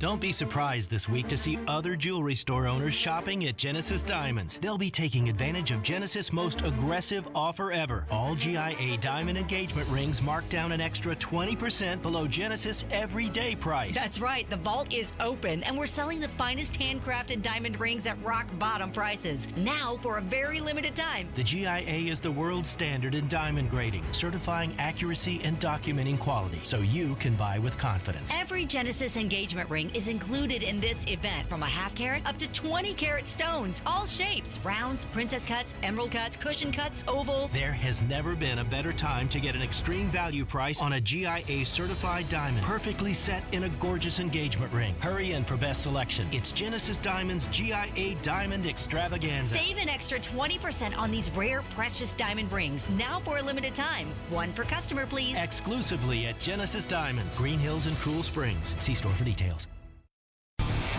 This is your Racing Report with Chase McCabe. This report presented by the Nashville Fairgrounds Speedway. Visit NashvilleFairgroundsSpeedway.racing for tickets and more information.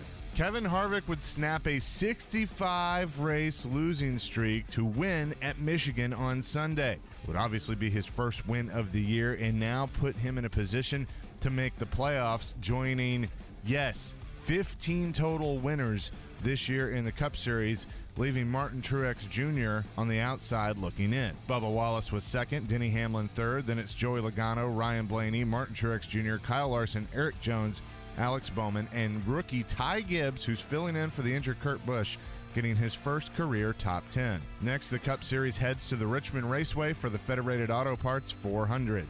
Also in Nashville yesterday, Scott Dixon won IndyCar's Big Machine Music City Grand Prix.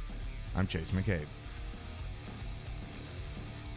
Robbie Stanley. To avoid non-contact injuries and not repeat last year. Joe Rexrode. Just wait until next year's national TV schedule comes out.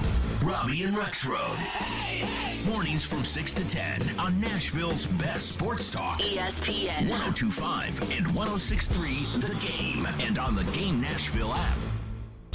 I'm ready to step this up a notch. You're listening to Chase, Willy, and D-Mase. Presented by Spring Hill Heating and Cooling. On 102.5 and 106.3 The Game. And on the Game Nashville app.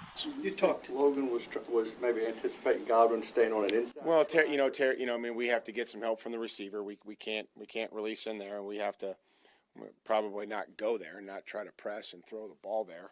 And then Terry, receivers, we're coaching them to go and do whatever they have to do, especially down there in the end zone to break up that pass. So I think there's a lot of people, that have to be better on that particular play.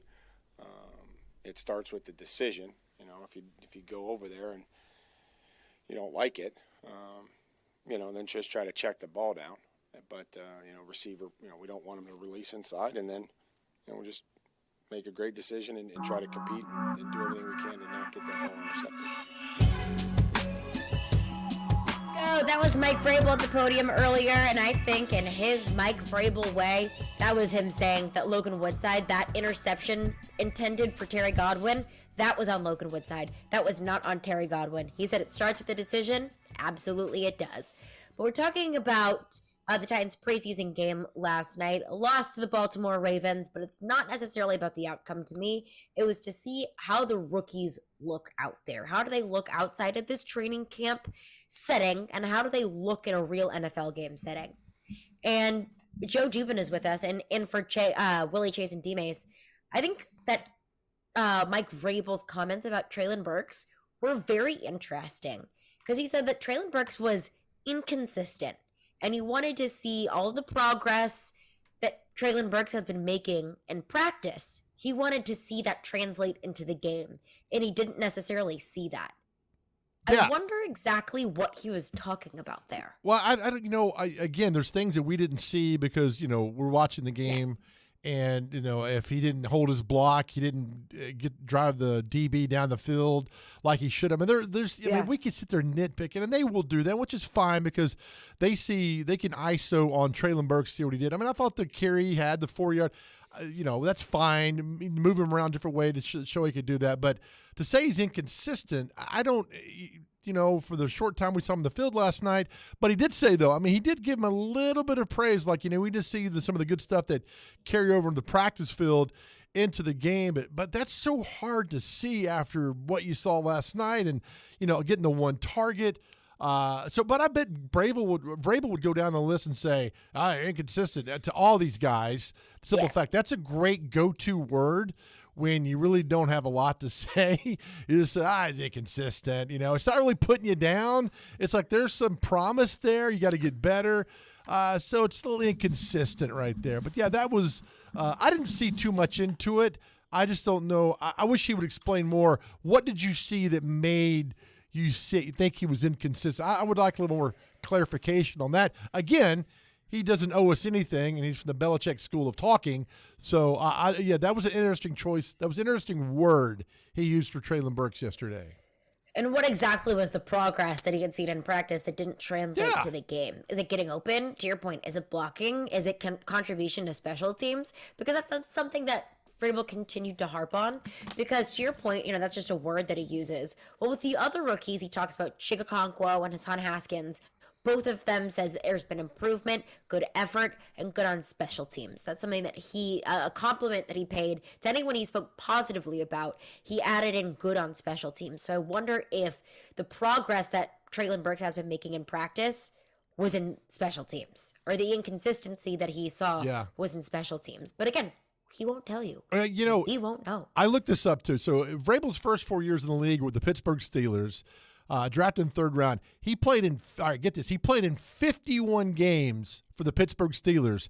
Carolyn, how many games do you think he started in those 51 he played? Now remember, we're harping on special teams here, which he was talking about. How many do you think he played?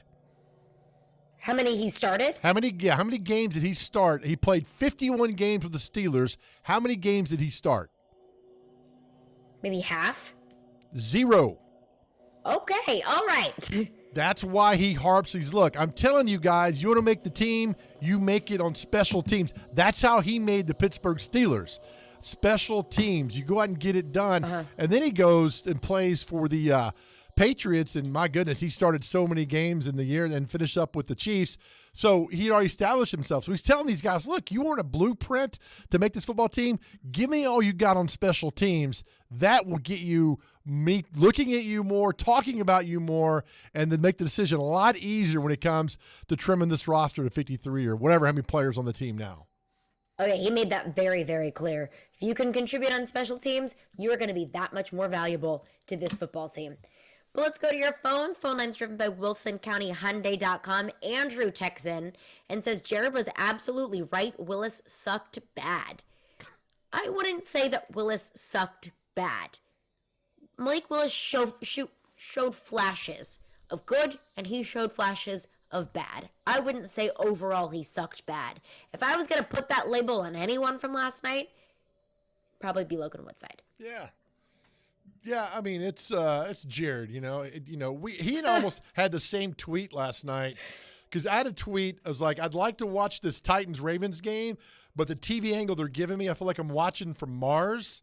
And then Jared had one and said that he got better angles on the Friday night MyTV 30 high school game watching, which is so true. But the TV angles last night, I would have liked to have seen more, but, it's tough watching a game from the International Space Station to go down. But, no, I don't think he sucked last night. I mean, I get Jared's deal. I mean, he's trying to get him up, people talking. I get all that. And I don't know actually what he wanted to see out of Malik Willis last night. I thought what we saw was fine for a rookie quarterback, making his first start in the National Football League in a big game versus the Baltimore Ravens. Even though it's preseason, still a big game to him.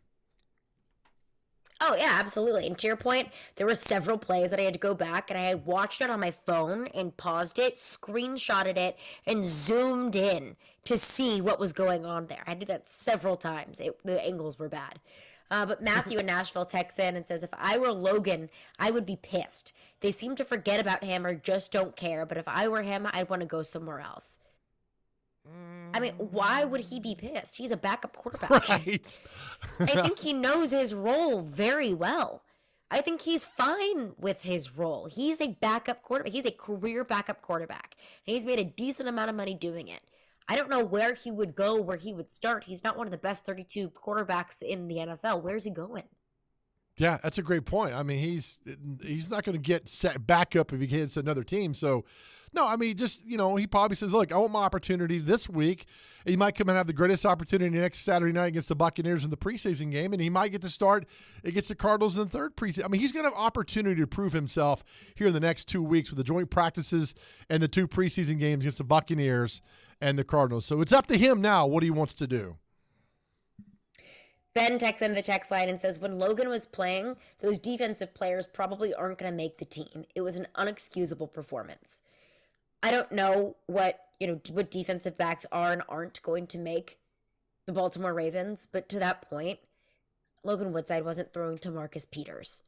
Logan Woodside was throwing to defensive preseason players. Yeah, you're right. That's the concern. Is if he's throwing picks in a regular game against, a Marcus Peters, for example, that's to be more understood. I don't think he'd ever be set up in a position to throw picks like that in a regular season game if he were to come in relief of Ryan Tannehill. But that's kind of the depressing thing.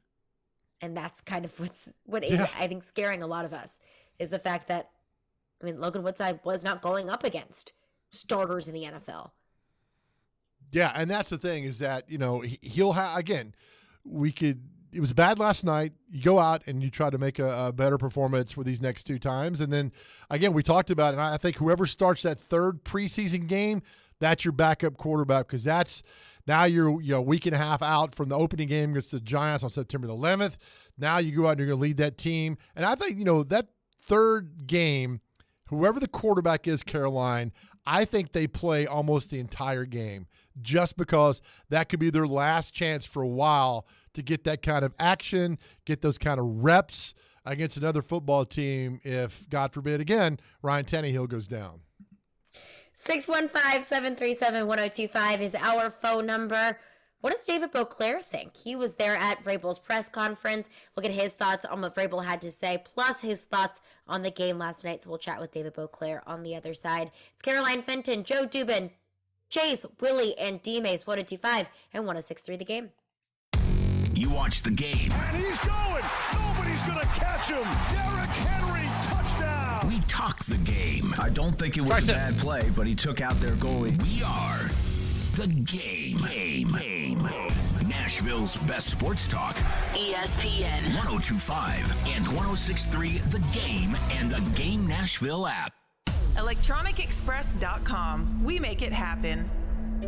Finding great candidates to hire can be like, well, trying to find a needle in a haystack. Sure, you can post your job to some job board, but then all you can do is hope the right person comes along, which is why you should try ZipRecruiter for free at ZipRecruiter.com/radio.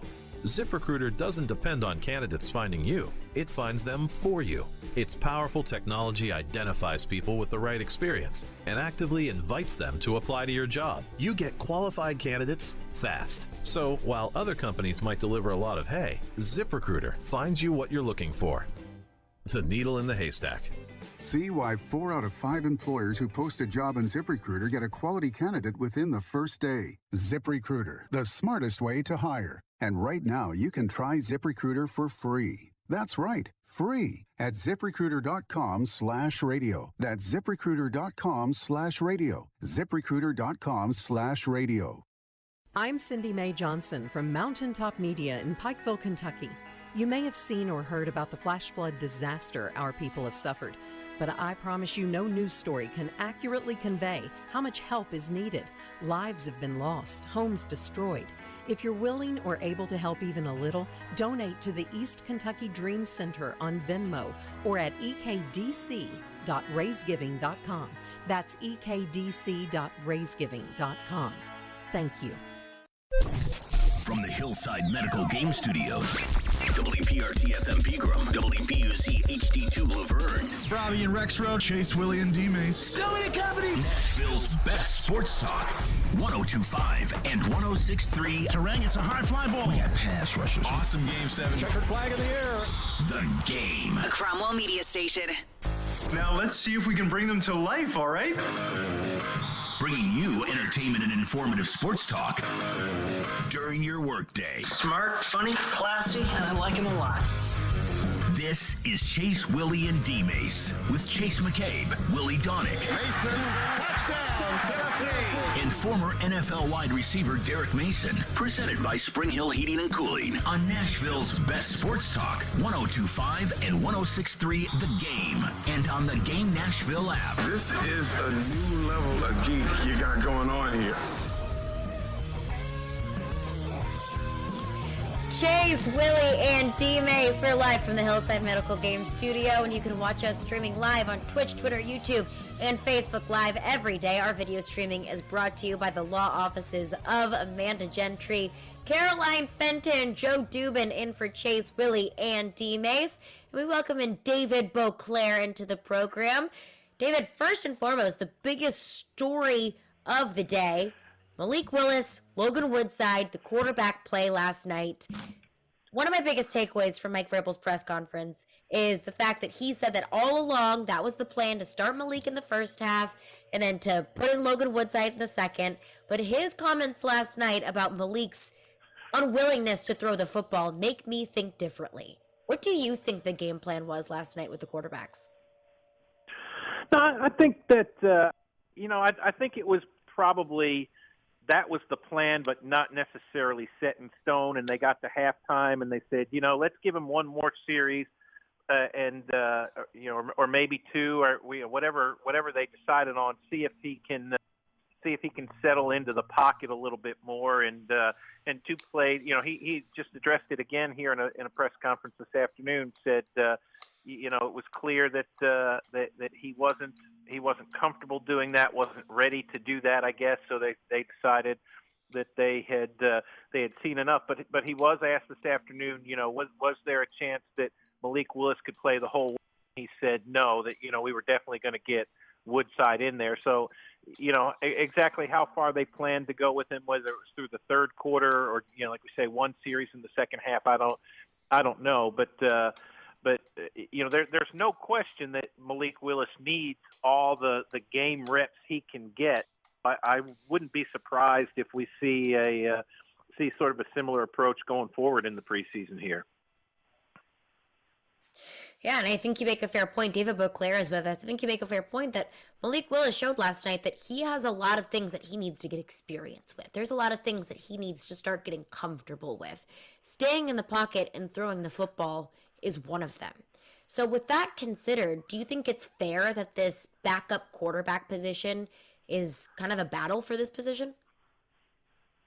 I don't think it's a battle so much as it's a contest between Malik Willis and what a backup quarterback is.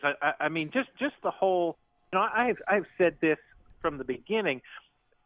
Part of Ryan Tannehill's assertions and comments early on after the draft, I think, come from the fact that he knows that the Titans are going to make a decision at some point that Malik Willis is their quarterback, and at that point, let's assume it's next offseason. At that point, Malik Willis is not going to be a better than Ryan Tannehill, but that's what you do with this position. So I think last night was just another example of that. It's was Malik Willis ready to be a starter even in a preseason game? No, he wasn't. And Mike Vrabel talked about it this afternoon. There are drills they work on every day during individual periods where he drops back, he feels pressure, he steps up, practices protecting the ball, steps up, and then looks down the field again and makes a throw. And there were a couple situations like that last night where he didn't step up in the pocket and make the relock in on the coverage and then make the throw. He took off, and so these are the kinds of things that he's working through, and people want to we all want to pit this as a competition. Is he going to be the number two, and when is he going to be the number one? And that's that's not what it is with quarterbacks. That's not what it is with Malik Willis in this case. It's simply it'll simply be a case of when are they comfortable with him enough to think he can be a number two guy, even if he's not as good a number two as Logan Woodside. That's when he's going to be the number two, and the same thing when it comes to being the starter. As soon as they think he knows enough and can do enough that he's a starter, that's when they say, Ryan Tannehill, good luck and Godspeed. Malik Willis is our guy going forward. So that's what this whole preseason now it seems like is going to be about is how much game experience can Malik Willis get, and how much will it benefit him in terms of speeding the learning curve. We're talking to the great David Beauclair, the esteemed journalist, one of the best, one of my favorite in the world. David, so good to talk to you. Carol and I were talking earlier. I think they flipped the script this week and let Logan Woodside get all the reps that Malik Willis did going against the Buccaneers. Your opinion, though, David, on the third preseason game, do you think whoever starts that game is the backup quarterback heading into the season? And I think whoever that quarterback is, they should play him the entire game, because that's the last time he's going to see that type of competition until the regular season, and God forbid anything happens to Ryan Tannehill. But do you think that third preseason game, whoever starts, will be the backup heading into the regular season? I don't think they've probably made that decision yet.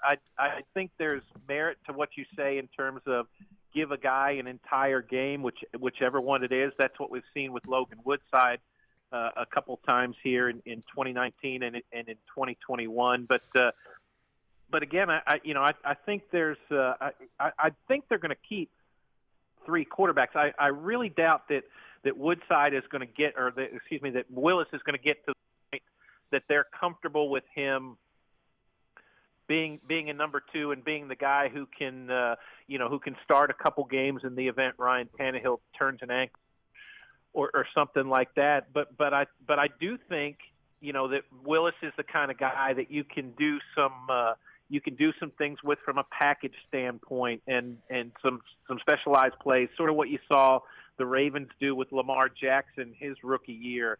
So I think there's probably some of that stuff that we're not going to see in the preseason that they'll start rolling out in the regular season. So it wouldn't surprise me if this week we see a similar sort of quarterback rotation where maybe Willis even plays 3 full quarters, and then to your point, in the third season game, you just give it to Logan Woodside and say, here you go, get your in now, get yourself ready for the regular season, and we'll let you know if we need you.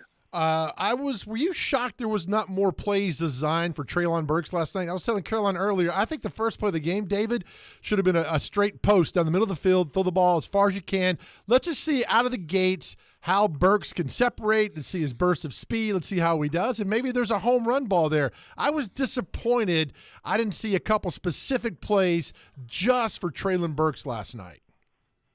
Yeah, targeted one time in the pass game. I mean, he did take the handoff in the jet sweep, gained 4 yards with it. Mike Vrabel talked about it here this afternoon. Said there were some opportunities for him there that he described Burke's performance last night as sort of inconsistent and not quite what they had hoped for, based on what they had seen on the practice field, sort of through training camp and leading up to this game. So it's I guess maybe the best you hope for at this point is that it's sort of a microcosm of what we've seen with Burke so far. It was a terrible start to the off season, and things were much better when training camp arrived. Not a great start to the preseason.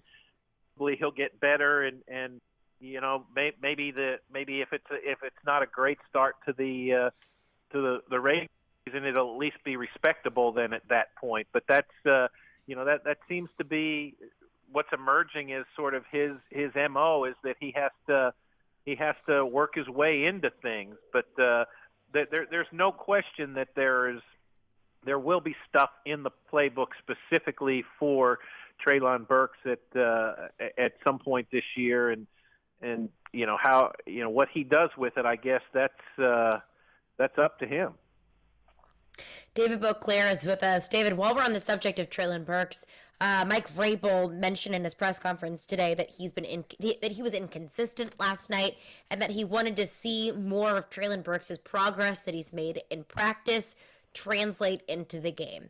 What exactly do you think was inconsistent about Treylon Burks last night? And should Titans fans be concerned about what seems to be kind of an issue with consistency with Treylon Burks? Yeah, I think it's details in out. So much of passing game these days is, if we tell you to be at the 32-yard line 2 steps right of the left hash, you have to be at the 32-yard line 2 steps right of the left hash. It's right. 3 steps right and whatnot. And I think there's probably some of those details that certainly Burks had his opportunities. He was on the field for 30 plays with the offense. The only wide receiver who was on the field more than that was Mason Kinsey. So certainly they gave Burks every opportunity to sort of show them what they wanted to see, and he didn't do enough of it. And you wonder too, how many times there, when Malik Willis was running or maybe not seeing the field clearly, was he open in some of those situations? I don't know. I guess if you want to take an optimistic view, the good news is that the conditioning certainly wasn't an issue if he was playing more snaps than most every other wide receiver last night. That is important. Yeah. So it was only a bunch of offensive linemen other than Kinsey and then Logan Woodside who managed to have put together as a quarterback got more snaps than he did last night. So that not that anybody on the offense, because it wasn't a great night for the offense overall. I don't think it was a physically challenging night in terms of staying on the field for a long time. But this is again, Treylon Burks is in a terrible situation based on the expectations for him. It would have been one thing for if A.J. Brown hadn't been traded and they brought him in, and you say, okay, now he's going to be another A.J. Brown. It would have given him time to sort of evolve into that and whatever his growth curve is going to be. But everybody's expecting him to be A.J. Brown right now, and that's That is highly unlikely to happen, and it's gonna make everything, that much more dramatic in terms of a night like this, where you say, God, 1 carry for 4 yards, 1 target, no catches in the passing game. They need so much more than that from him, and they do. And I guess the good thing is it's the preseason, and there's still time for him to be better than that. We're talking to David Beauclair, just left the Titans press conference with Mike Vrabel. David, I need to see. I like your question about the O-line, and I need to see a little bit more respect from Vrabel when he's answering your question. So maybe we could work on that at some point, because you are what I think the best journalist around. Now, let me ask you this, though. The offensive line, how much do you think they just want Dylan Radunz to say, this is my job, I'm going to take it, you're not going to take it away from me? Would that make life a lot easier for Vrabel and these guys going forward if Radunz just declared himself and proved himself to be the guy at right tackle? Yeah, it would make life a lot easier for them, but clearly that hasn't happened. Training camp I think he had every opportunity to do that, Joe. As training camp has gone on, the coaches have rotated he and Nicholas Petit-Frere much more often than they did early on. The first few days of camp, it looked like they walked in, these are our starting 5, let's go. And I interpret it as Radunz hasn't done enough from a performance standpoint, maybe a personality standpoint, but I think that's probably secondary and maybe overhyped a little bit. I mean, he's a nice guy, right? He's just not going to say anything that could be construed with him, or be construed as him saying something negative about a teammate or whatever. But I don't think he's done enough. I do think the good news, if you're Dylan Radunz, is that he only played 7 snaps last night, so it's not like they were saying, you've got to show us something, but and we're going to leave you out there until you do, So they feel like they know what they have in him at this point, and they're convinced that it's enough, and that if maybe Nicholas Petit-Frere can maybe give them a little something more. So this is something that's going to continue to be an issue. I think the left guard thing is settled. Aaron Brewer, I don't think there's any question, will be the left guard week 1, assuming he's healthy. But this right tackle situation is going to continue, I think, very much through the next couple weeks of joint workouts, and see how these guys do against defensive linemen from the Buccaneers and the Cardinals, and those practices are going to be as critical, maybe if not more so than the season games, because of the caliber of players they're going to be going against. And the joint practices are going to be very telling. And I think this offensive line unit, especially the right tackle and the left guard open positions, are really interesting. So coming up next, I want to get David Beauclair's thoughts even more on that. So he'll stick around with us on the other side. Caroline Fenton, Joe Dubin, in for Chase, Willy, and D-Mase. It's 102.5, 106.3, The Game. The Sports Talk doesn't end on Friday. Join Michelle Knezovic every Saturday morning at 9. I've got my extra large coffee. As she talks about the big stories of the week. Predators news, the Tennessee Titans. And looks ahead to the weekend. Oh, I'm so excited. On Nashville's best sports talk, 102.5 and 106.3 The Game and the Game Nashville app. All right, I got to tell you about Screwball Peanut Butter Whiskey, because it is my go-to. I actually had one last night, and it went down very smooth. I had it chilled. That is how I prefer it as a shot.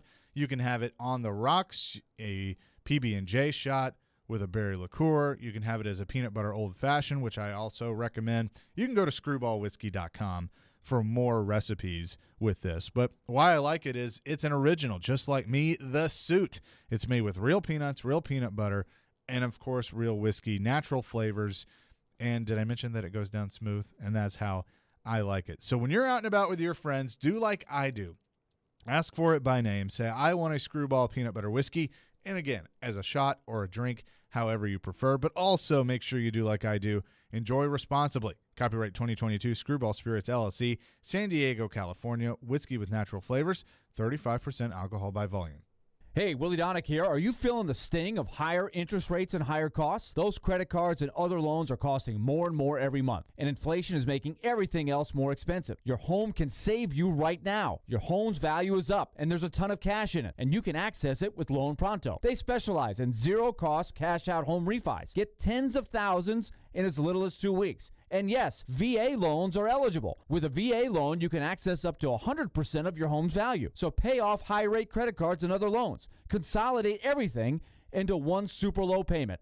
People who do this usually cut about $800 or more from their monthly budget. So if your home mortgage rate goes up a point or so, it's offset by your credit card rate going to zero. So call Loan Pronto and unlock that equity and wipe out the bad debt. 615-499-5780. That's 615-499-5780 or go to loanpronto.com. Equal housing lender, NMLS 166-1781, subject to lender approval.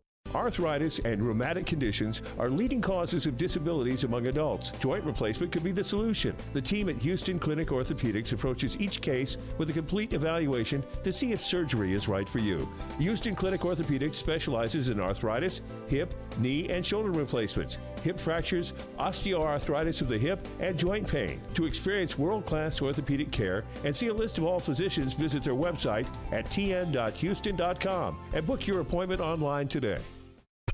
We want to hear from you. Thanks for taking the call. Join the conversation. Call or text at 615-737-1025. Driven by WilsonCountyHyundai.com. This is Chase, Willy, and D-Mase. Presented by Spring Hill Heating and Cooling. On 102.5 and 106.3 The Game. And on the Game Nashville app. Chase, Willy, and D-Mase, 102.5, 106.3, The Game. Caroline Fenton, Joe Dubin, in for Chase, Willy, and D-Mase.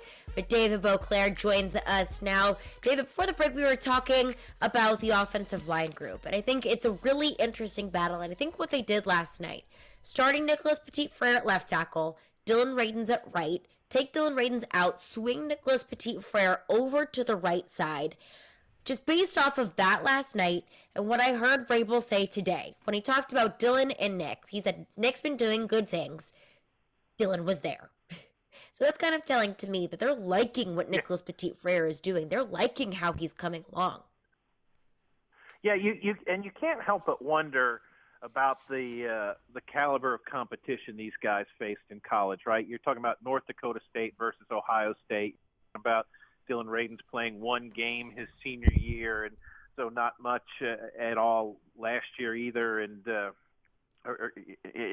you know, Nicholas Petit-Frere against the caliber of teams he did every week. You know how much of a difference that makes. But one thing to consider in this too that I don't know gets a lot of discussion when this comes up is both these guys were primarily left tackles in college, and the switch from the left side to the right side is a little different than a little more, I guess, extreme than a lot of people would probably realize, and it's not as simple as all I think would want it to be. And so the interesting aspect of this is if whichever one of these guys does not win the right tackle job this year, the consolation prize could be that you're the left tackle a year from now. You know, if part of the reason is because you're just much more comfortable on the left side, and let's face it, you know, we saw Dylan Radins against San Francisco in that primetime game last year, and he was, you know, he wasn't blowing people, but he was respectable and he backed and whatnot. You know, Taylor Lewan is 31 years old, not getting any younger.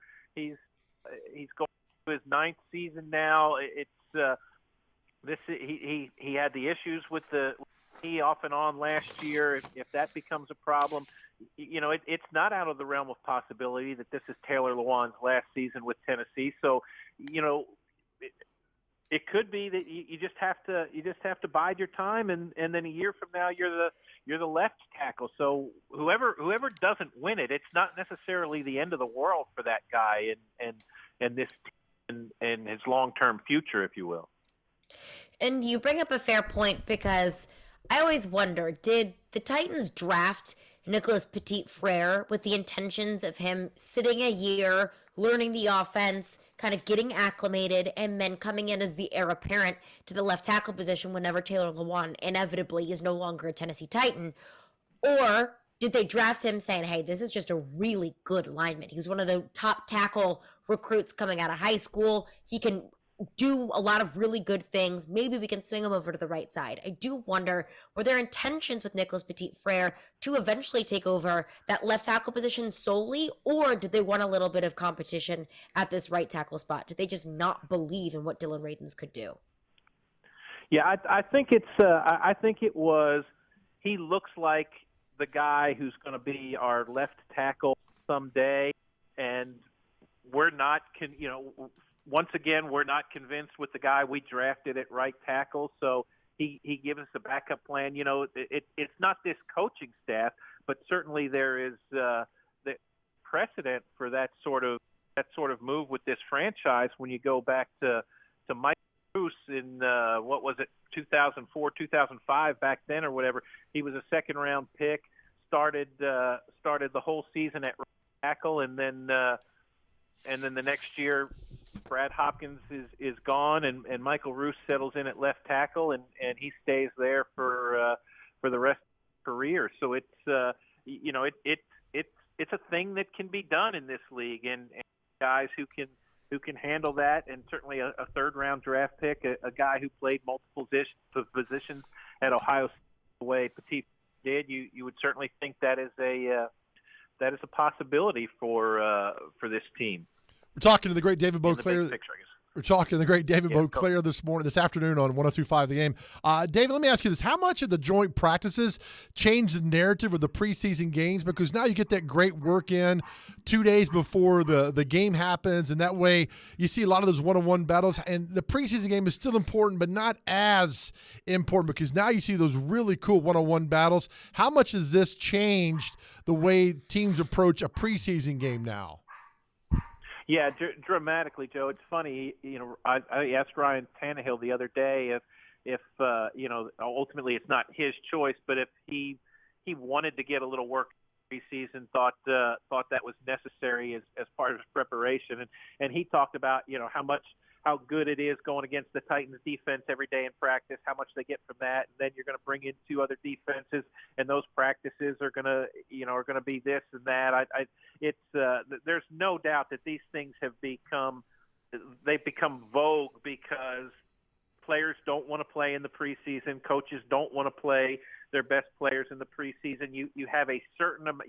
Yes, players can get hurt in practice, but you do have a certain amount of control over things, and there is the understanding that you're going to thud guys, but you're not going to be tackling them and taking them to the ground. The chances of somebody rolling up on another guy's ankle or knee are greatly reduced at that point. So they're competitive periods. Guys' competitive juices naturally start flowing, and there's a lot of work. So it feels like that for the Ryan Tannehills and the Kevin Byards and the Jeffrey Simmons and so on of this group, that these next 2 weeks, that Wednesday and Thursday are the biggest days of the preseason and training camp for these guys, because this is when they're really going to get their work in, and when they're really going to hone in on what they need to get done to be ready for the regular season. I totally agree with you on that, and it's great as well, because I often reference back to 2019, watching Brady come in here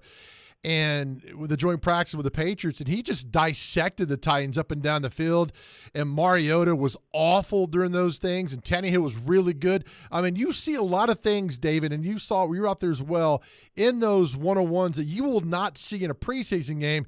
That's why I think going forward, we're going to see more and more of these joint practices with teams, because that's great work that you're not going to get on a preseason game, which you just alluded to, that nobody really wants to play in, and to see these guys go out there and do that. And I took a lot away from that 2019 practice with Tom Brady, watching what he up and down the field and the coaching that goes on individually right there. It's fascinating to watch, if you're a football fan, how that all comes together.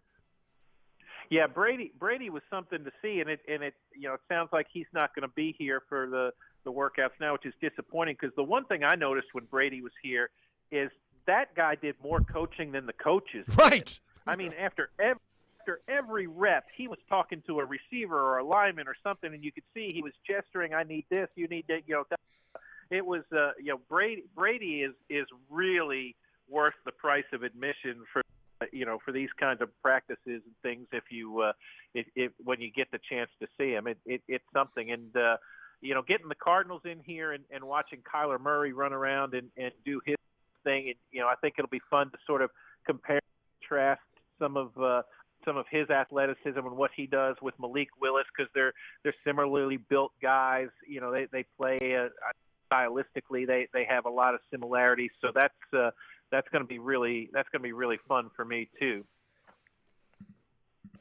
David Beauclair is with us, and I think you bring up a very good point about the joint practices, because I said this yesterday. I view the preseason games of who are guys that maybe haven't carved out a starting role for themselves. How can they do that? How can they make a name for themselves in the preseason? And then it's really put to test in those joint practices, because you're not going up against second and third team defensive backs or defensive linemen or offensive linemen, whatever that might be. You're going up against certified starters. So I'm really interested to see in these joint practices against the Tampa Bay Buccaneers, what guys that shined in the preseason game, let's say maybe a Julius Chestnut or an Aaron Brewer, how many first team reps are they going to take, and how are they going to look against Tampa Bay's first team as well? Yeah, that's I think the big thing, if you're going to single out somebody and say who is this first week, this coming week, who is this really big? Who is this really important for? I think it's probably Caleb Farley, right? I mean, Farley guy. Yeah.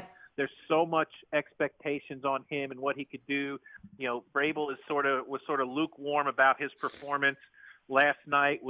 Had similar things to say today.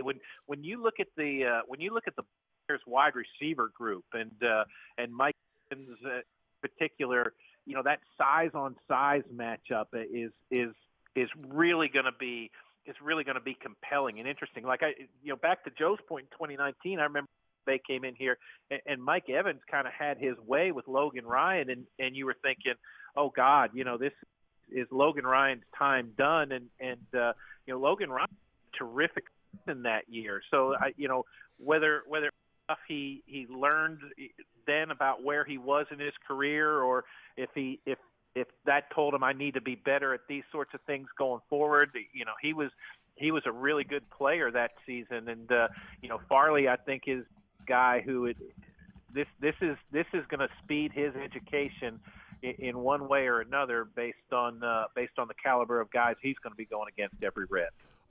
With that, David, one more question. I like this because you were there, the 2000s and all the training camps. I just remember the talk around. Remember Joel Filani, the receiver? Was it Texas Tech? Did a great camp. That's correct. Yeah. Came in, had the great camp and all the buzz, and just didn't make the team. And it's like, got these buzz, these great guys, and then just once the season starts, they're just gone and get out of there. And so many guys have come through in those times in training camp.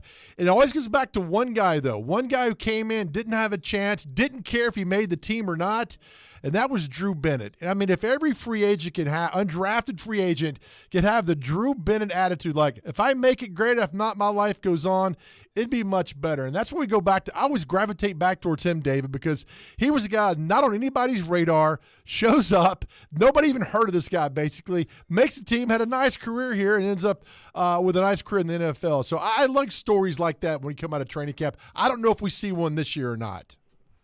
Yeah, Brad Castle's another one who, ended up becoming a starting linebacker for this team for a couple years. And, I think if you're going to base it off last night, for example, a guy like David Nene out of Houston, had the 2 sacks, the forced fumble, did that sort of thing. The other one who's getting who's coaches have quietly been talking about throughout the offseason, certainly since the start of camp, and then the volume sort of turned up last week is Jack Gibbons, the inside linebacker.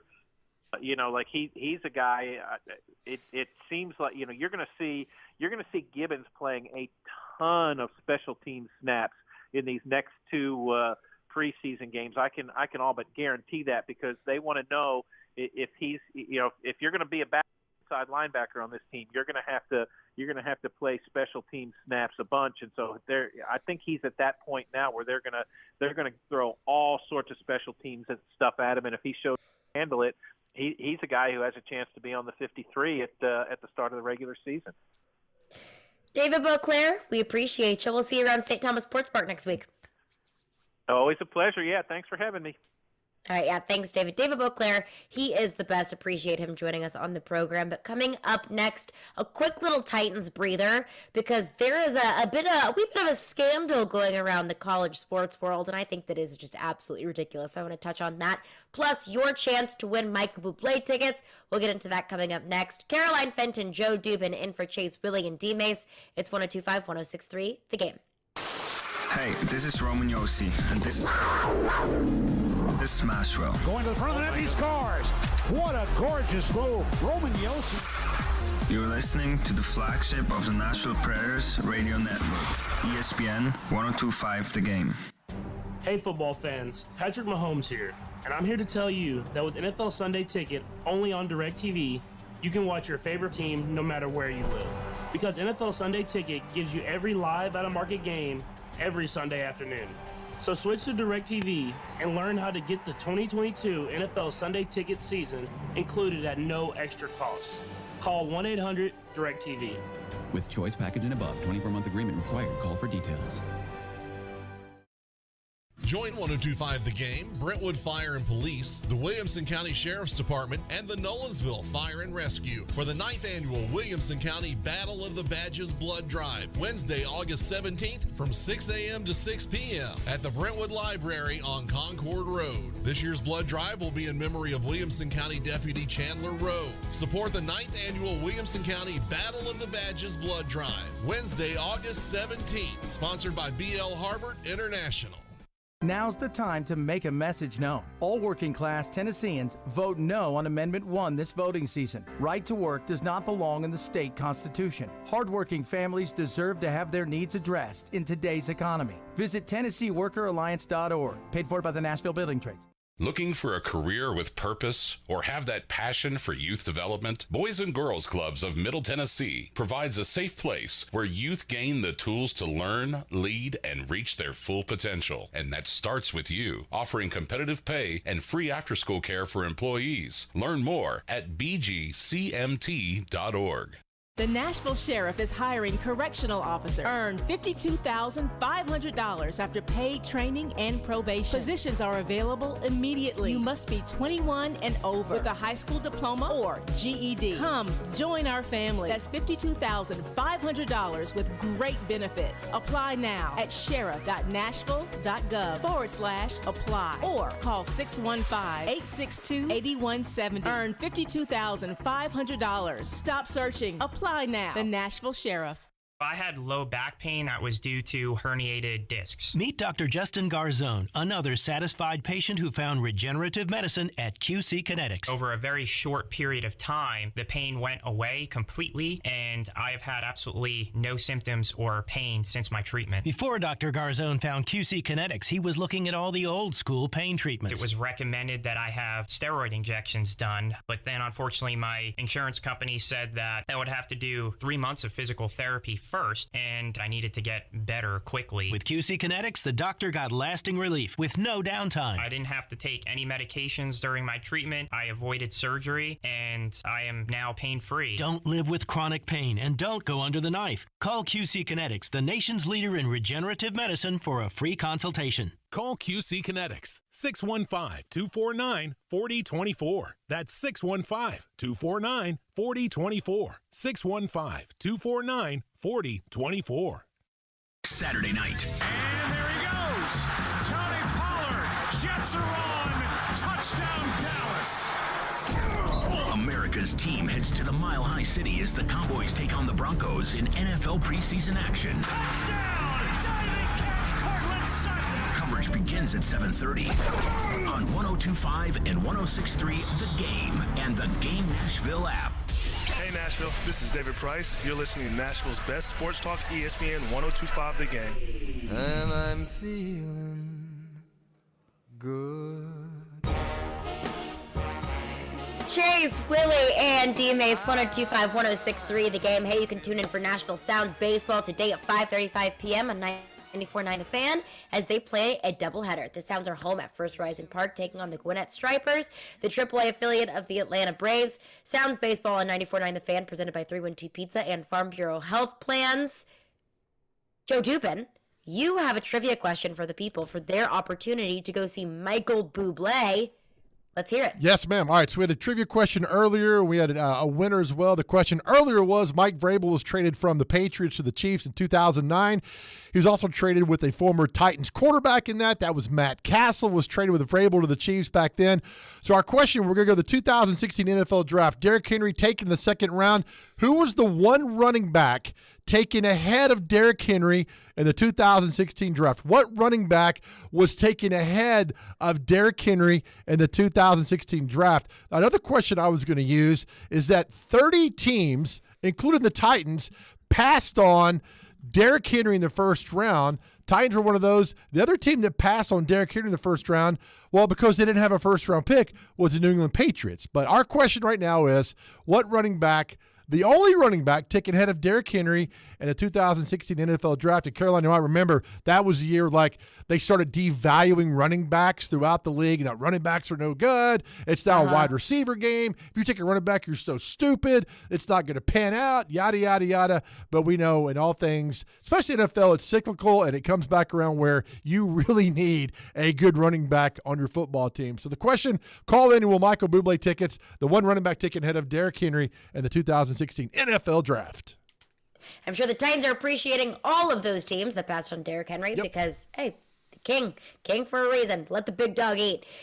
So be the first caller with the correct answer, and you will get your tickets to go see Michael Bublé. But another thing that I want to touch on, to take a quick Titans breather. I was going through Twitter yesterday, and I found this video. And I'll play it for you all first, just so you can hear it, and I'll give my thoughts after. But this is John Calipari that I saw a video of him on Twitter yesterday. This was in an interview, a private interview at his house, and this was a clip from the interview. The job of all of us, but this is a basketball school. And so we need to keep moving in that direction and keep doing what we're doing. You got to be, where you can see it all. You got to be intentional. You got to say we're doing this, and the reason is this is a basketball school. It's always been there. Alabama is a football school. So is Georgia. I mean, they are. Right. This is our football team. I hope they win games and 10 games and go to bowls. At the end of the day, that makes my job easier, and it makes the job of all of us easier. But this is a basketball school. And so we need to keep moving in that direction and keep doing what we're doing. Yeah, so that was John Calipari, and that was kind of his campaigning for getting a basketball practice facility. So let me preface this by saying Kentucky is a basketball school. That's where they've found the most success. That's where they win the most games. Kentucky is known as a college basketball blue blood. Kentucky is a basketball school. But another layer to this is that Mark Stoops, head football coach at Kentucky, quote tweeted this clip that was released yesterday on Twitter and said, "Basketball school, I thought that we competed in the SEC, #4 straight postseason wins." So this created this entire social media wildfire about how Kentucky is a basketball over a football school, and this feuding between John Calipari and Mark Stoops, and basketball players versus football players. And let me just say this. I think that's so embarrassing on Kentucky's part. I think that looks so bad for the athletic program, for each individual program itself, and also Kentucky athletics as a program as a whole, that there's an inside feud against each other. I think that looks bad. I think it's immature on Cal. I think it's immature on Mark Stoops to even entertain it on social media. I think it looks bad for recruits who are looking to go to Kentucky. Like, look, hey, I didn't sign up to get, basketball versus football here. I thought everybody eats here. And then I saw Brian Harsin. I saw Bruce Pearl. I saw Josh Heupel and other Tennessee football and basketball players kind of playing off of this to try and hype up their own programs.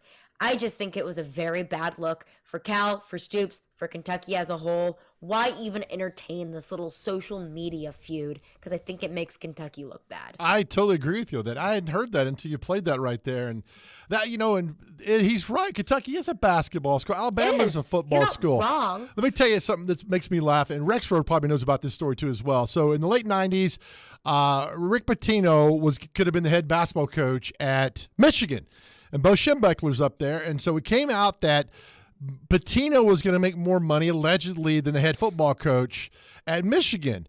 And Bo Schembechler came out and said, as long as I'm alive, tragically passed away 15 years ago or so, he was the athletic director, and he said, as long as I am at Michigan, the basketball coach will never make more than the head football coach because we are a football school. I got no problem saying you're Kentucky, you're a football school or a basketball school. That doesn't bother me. So that's all good right there. But when you get a little infighting that goes on, and that's ironic because do you see the picture that Bruce Pearl posted today? And I didn't understand it, but now I do. Him and the head football coach were posing together, basically said, all for one, one for all. And I was like, what's that about? Something going on? That was a dig at Kentucky. Yeah, so I love it, and if it does, you're right. And, as Abe Lincoln rightfully said, a house divided cannot stand. And then that's just not good. I mean, you want everybody to be on the same page. With the athletic director calling both these guys into the office, say, look, let's don't do this right now. Because Kentucky football, as you well know, Caroline, is on this is trending upward in a way they've never done, ever. I mean, they were good, a great team in '84, but that's a long, long time ago. But the success they've sustained over the last, since Stoops has been there since 2013, is really good. You don't need this. Yeah, and I always say recruiting is hard enough. Don't make your job more difficult than it needs to be. And don't give any other program that you're competing against any fuel to their fire to your dismay. Right. And I just think, if Cal wants to call it a basketball school, fine. He's the head basketball coach, and it is a basketball school. But don't entertain it on social media, and don't make it a bigger deal than it needs to be. Don't be immature.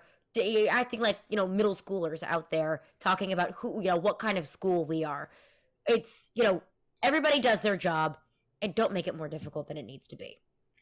615-737-1025 is our phone number. We'll get into your Titans thoughts. Plus, what were some of our biggest takeaways from the Titans preseason game last night? What can we look forward to in the future for the Tampa Bay combined practices? We'll get into that coming up next. Caroline Fenton, Joe Dubin, and 102.5-1063, The Game.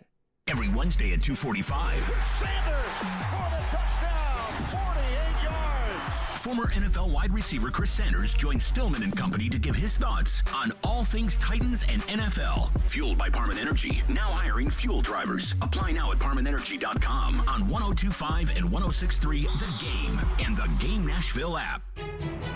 From the Fox 17 News Code Red Weather Center. I'm Fox 17 Code Red meteorologist Greg Bobus. Our forecast calling for three nice additions going into the weekend. Number 1, a return to sunshine. Number 2, lower humidity. And number 3, high temperatures below average in the middle 80s for both Friday and Saturday. This weather report brought to you by Hiller Plumbing, Heating, Cooling, and Electrical. Call the Happy Face Truck today.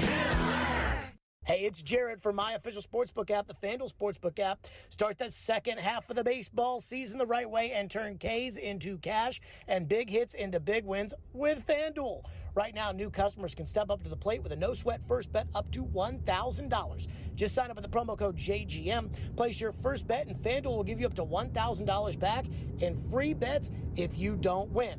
Right now, I got to love the Mets to choke down the second half of the season. The Braves are going to get them. That's my gut. That's how I feel. Not Bummer here.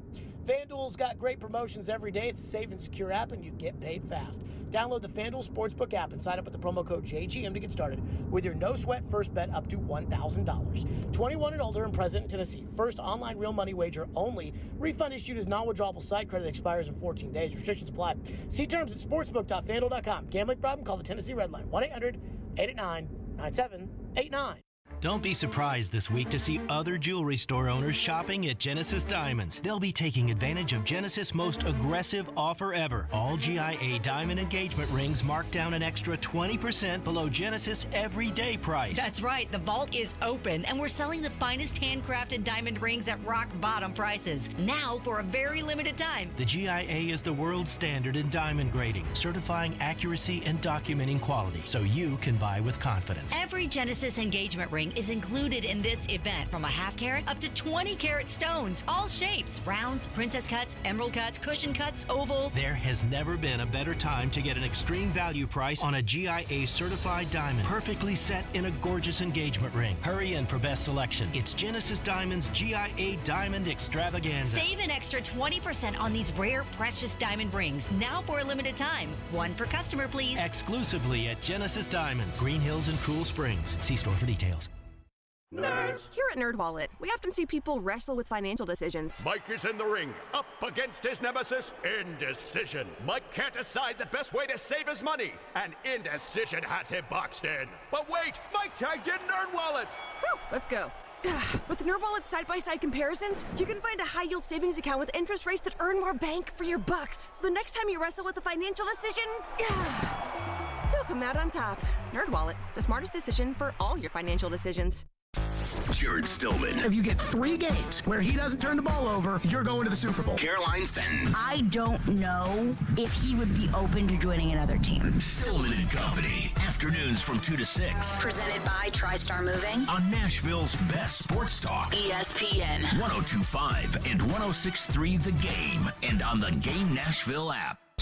I'm ready to step this up a notch. You're listening to Chase, Willy, and D-Mase. Presented by Spring Hill Heating and Cooling. On 102.5 and 106.3 The Game. And on the Game Nashville app. Chase, Willy, and D-Mase. 102.5, 106.3 The Game. Caroline Fenton, Joe Dubin in for Chase, Willy, and D-Mase. First and foremost, want to congratulate Robert, who was our winner of the Michael Bublé tickets. So congratulations to him. You're going to see the King of Christmas himself, Michael Bublé. But Joe, unless you have a thought, the people have some Titans questions and thoughts. Let it go. Let's hear from them. To the phones. Ty texts in and says, for anyone to judge Logan Woodside when he had a defensive lineman in his face every snap is crazy. Give him a pass for last night. Why should I give Logan Woodside a pass? What's going to happen in a regular season game when somebody gets in his face? You're right. You're right. And it's going to be defense. And I don't know, who was a starter for the Ravens that was in last night that's going to be a starter in the regular season. I didn't do a full breakdown of the Ravens defensive line. But the defensive linemen that you're going to go up against in a regular season game are only going to be better and more difficult and more in Logan Woodside's face if he is in a regular season game. So I'm not giving anyone a pass for what they did last night, especially when Logan Woodside made mistakes so egregious like he did last night. Yeah, that's what we talked about earlier. I mean, the question that Vrabel's asked today is under pressure. What happens when he comes in the week 5 and Tannehill gets knocked out, God forbid, and you're going to face pressure then? Are you going to not be able to handle it? I mean, it's not a good excuse right there for Logan. Yeah, and that goes back to exactly what Paul Kaharski was asking Mike Vrabel. Like, hey, if it was pressure last night, that's not going anywhere. And if he's feeling pressure last night, well, where is all that experience that Logan Woodside already has under his belt? Because whenever I make the argument that Logan Woodside should be the backup or will be the backup coming into the regular season, it's because he has experience. It's because he knows this offense. Well, if you're not going to use that experience in your corner, then what's it even there for? But Phil texts in and says, Woodside is very lucky to still be on an NFL roster as a backup. He shouldn't even be on a practice squad.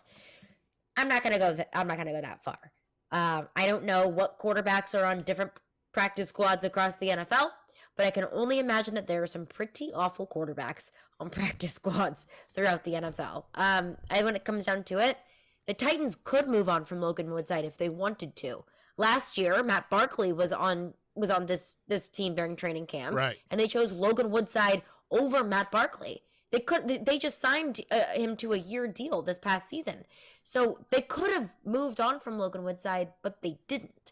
So I'm not going to go as far as to say that he's not even good enough to be on a practice squad. Yo, and I'm with you. And again, he might go out this week versus the Buccaneers and have an amazing practice and be fantastic, and then reset the narrative of like, all right, what we're going to do now? He's really good, and Willis might regress. Or at the same time, Malik Willis might take a next step up, and Logan might take a step down. And then you're like, oh, my goodness, what are we going to do here? What's going to happen? And then you got that third playoff preseason game. It'll play itself out. So there's a lot of still questions that are here that you could see and kind of they'll work themselves out. But I think with Woodside now, he's still the favorite, but he's got 2 more chances to really solidify that backup spot. It'll be interesting to watch what happens. Yeah, absolutely. And another texter texts in and says, what are everyone's thoughts on the defense, especially the secondary? In terms of the secondary, I would say Chris Jackson got burned several times last night. Yeah. I mean, you saw one of that beautiful pass from Tyler Huntley. It was like a 20-yard touchdown pass. Chris Jackson was in coverage there. I mean, you can't let that happen. So, but that wasn't the only instance. He seemed to consistently get burned. Your thoughts? Yeah, that's it. And you want to see that. I mean, like Farley played good. He made some great tackles, didn't get burned too bad, and was where he needed to be. But, I mean, that's the thing. All too often we see during the regular season there's going to be injuries, right? So there'll be a guy that plug in. So say if, I don't know, a lineman gets injured and you plug one of these other linemen in there, well, you still got 3 starters out there next to you who have been there and go on. So you're not asking to save the world. Again, but if you want a guy to step in there and to proceed and to assume that he's going to take the role and he works hard for it, like Vrabel's talking about, we want to see the guys who want to be here and they're tough and they're, he always says that one word, Caroline, coachable. Yeah. He uses that word all the time, and I get it. I mean, you want a guy that could come in and say, for example, real quick, I've talked to some coaches who have gotten players in from the portal in college, right? And they've come in from the schools, and they're not working hard enough. Well, I did this at this other school. I did this. I don't have to do that. And Vrabel's basically saying, look, I don't care what you did someplace else. I'm going to coach you, right? Are you coachable? Will you listen to me? Can we help you? And that goes a long way, especially with these guys on defense, with the DBs, because, we talk about having a short memory. You get burned, let it go. You've got to let it go and move on to the next one with that. And going back again, a game that all Titans fans remember, it's a Brady game, 2009 in New England. Brady just destroyed the Titans up there with Randy Moss, and Michael Griffin at the time had an awful day. And he admitted, he said, I let the last play affect me for that play, and then I let that play affect me for the upcoming play. So you get into the minds of these things. So if they get guys that go in a defense who have a short memory, can really work hard and use that word coachable, I think they'll be just fine. Because, again, I've told you this, that Titans offensive line, those 4 guys up front, if they could dominate like they did last year, this could be a really good football team. And I always, after last year, I've learned to be cautiously optimistic with what was successful last year, because I think going into the 2021 season, I think all of us, or at least I know myself, I went into the 21 season thinking, well, this will be just a very seamless transition from the offense of 2020. It's going to be a top 10 offense, and if the defense can just carry a little bit of the load, then this could be a Super Bowl contender team. But that was making a big assumption that the offense was going to remain the same that it was in 2020, because I think it was very obvious. We all understood the offense in 2021 was not nearly good enough, but it was the defense that picked up a lot of the slack. Now, I don't predict that the defense is going to take a step back, not even nearly or dramatically as much as the offense did from 2020 to 2021, because you've got this defensive line that as a unit has a year under their belts together. That you have Danico Autry and Bud Dupree in here for another year. You have Bud Dupree that's fully healthy. He even said he didn't even really feel like himself until the Cincinnati game. So yeah, to your point, I don't have a reason to think that this front 4 is going to take a step back, because there hasn't been any changes. But I also don't want to assume that it's going to be the exact same. That's going to continue to be, a 9 sacks and a playoff game kind of defensive line because you just never know. Right, and I'm excited to see that line this week when the Buccaneers come in here and the practices and the one-on-ones and everything like that, things you will not see in a preseason game, as our good friend David Beauclair alluded to earlier. I mean, there's so much more work, so much more intense one-on-one work you'll see this week that you will not see in a preseason game. So hopefully, I'm not sure if you let Jeffrey Simmons get out there or Bud Dupree. I would like to see them at some point in the preseason, maybe just for a little bit, not in the preseason, but in the joint practices. Because, Caroline, you can't go into every practice, God, I hope he doesn't get hurt. God, I hope he doesn't get hurt. You just can't do that.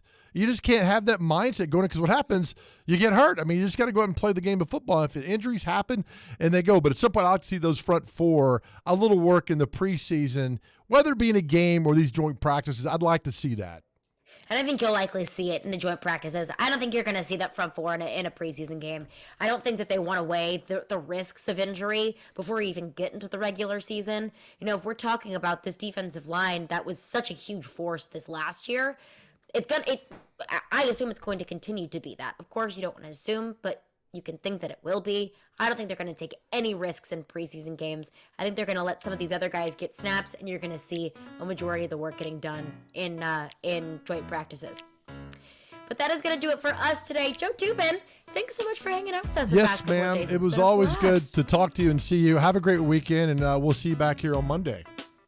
Thank you. Yep, Stillman & Company has got you covered with the biggest takeaways from the Titans preseason game last night. We'll see y'all Monday at 10.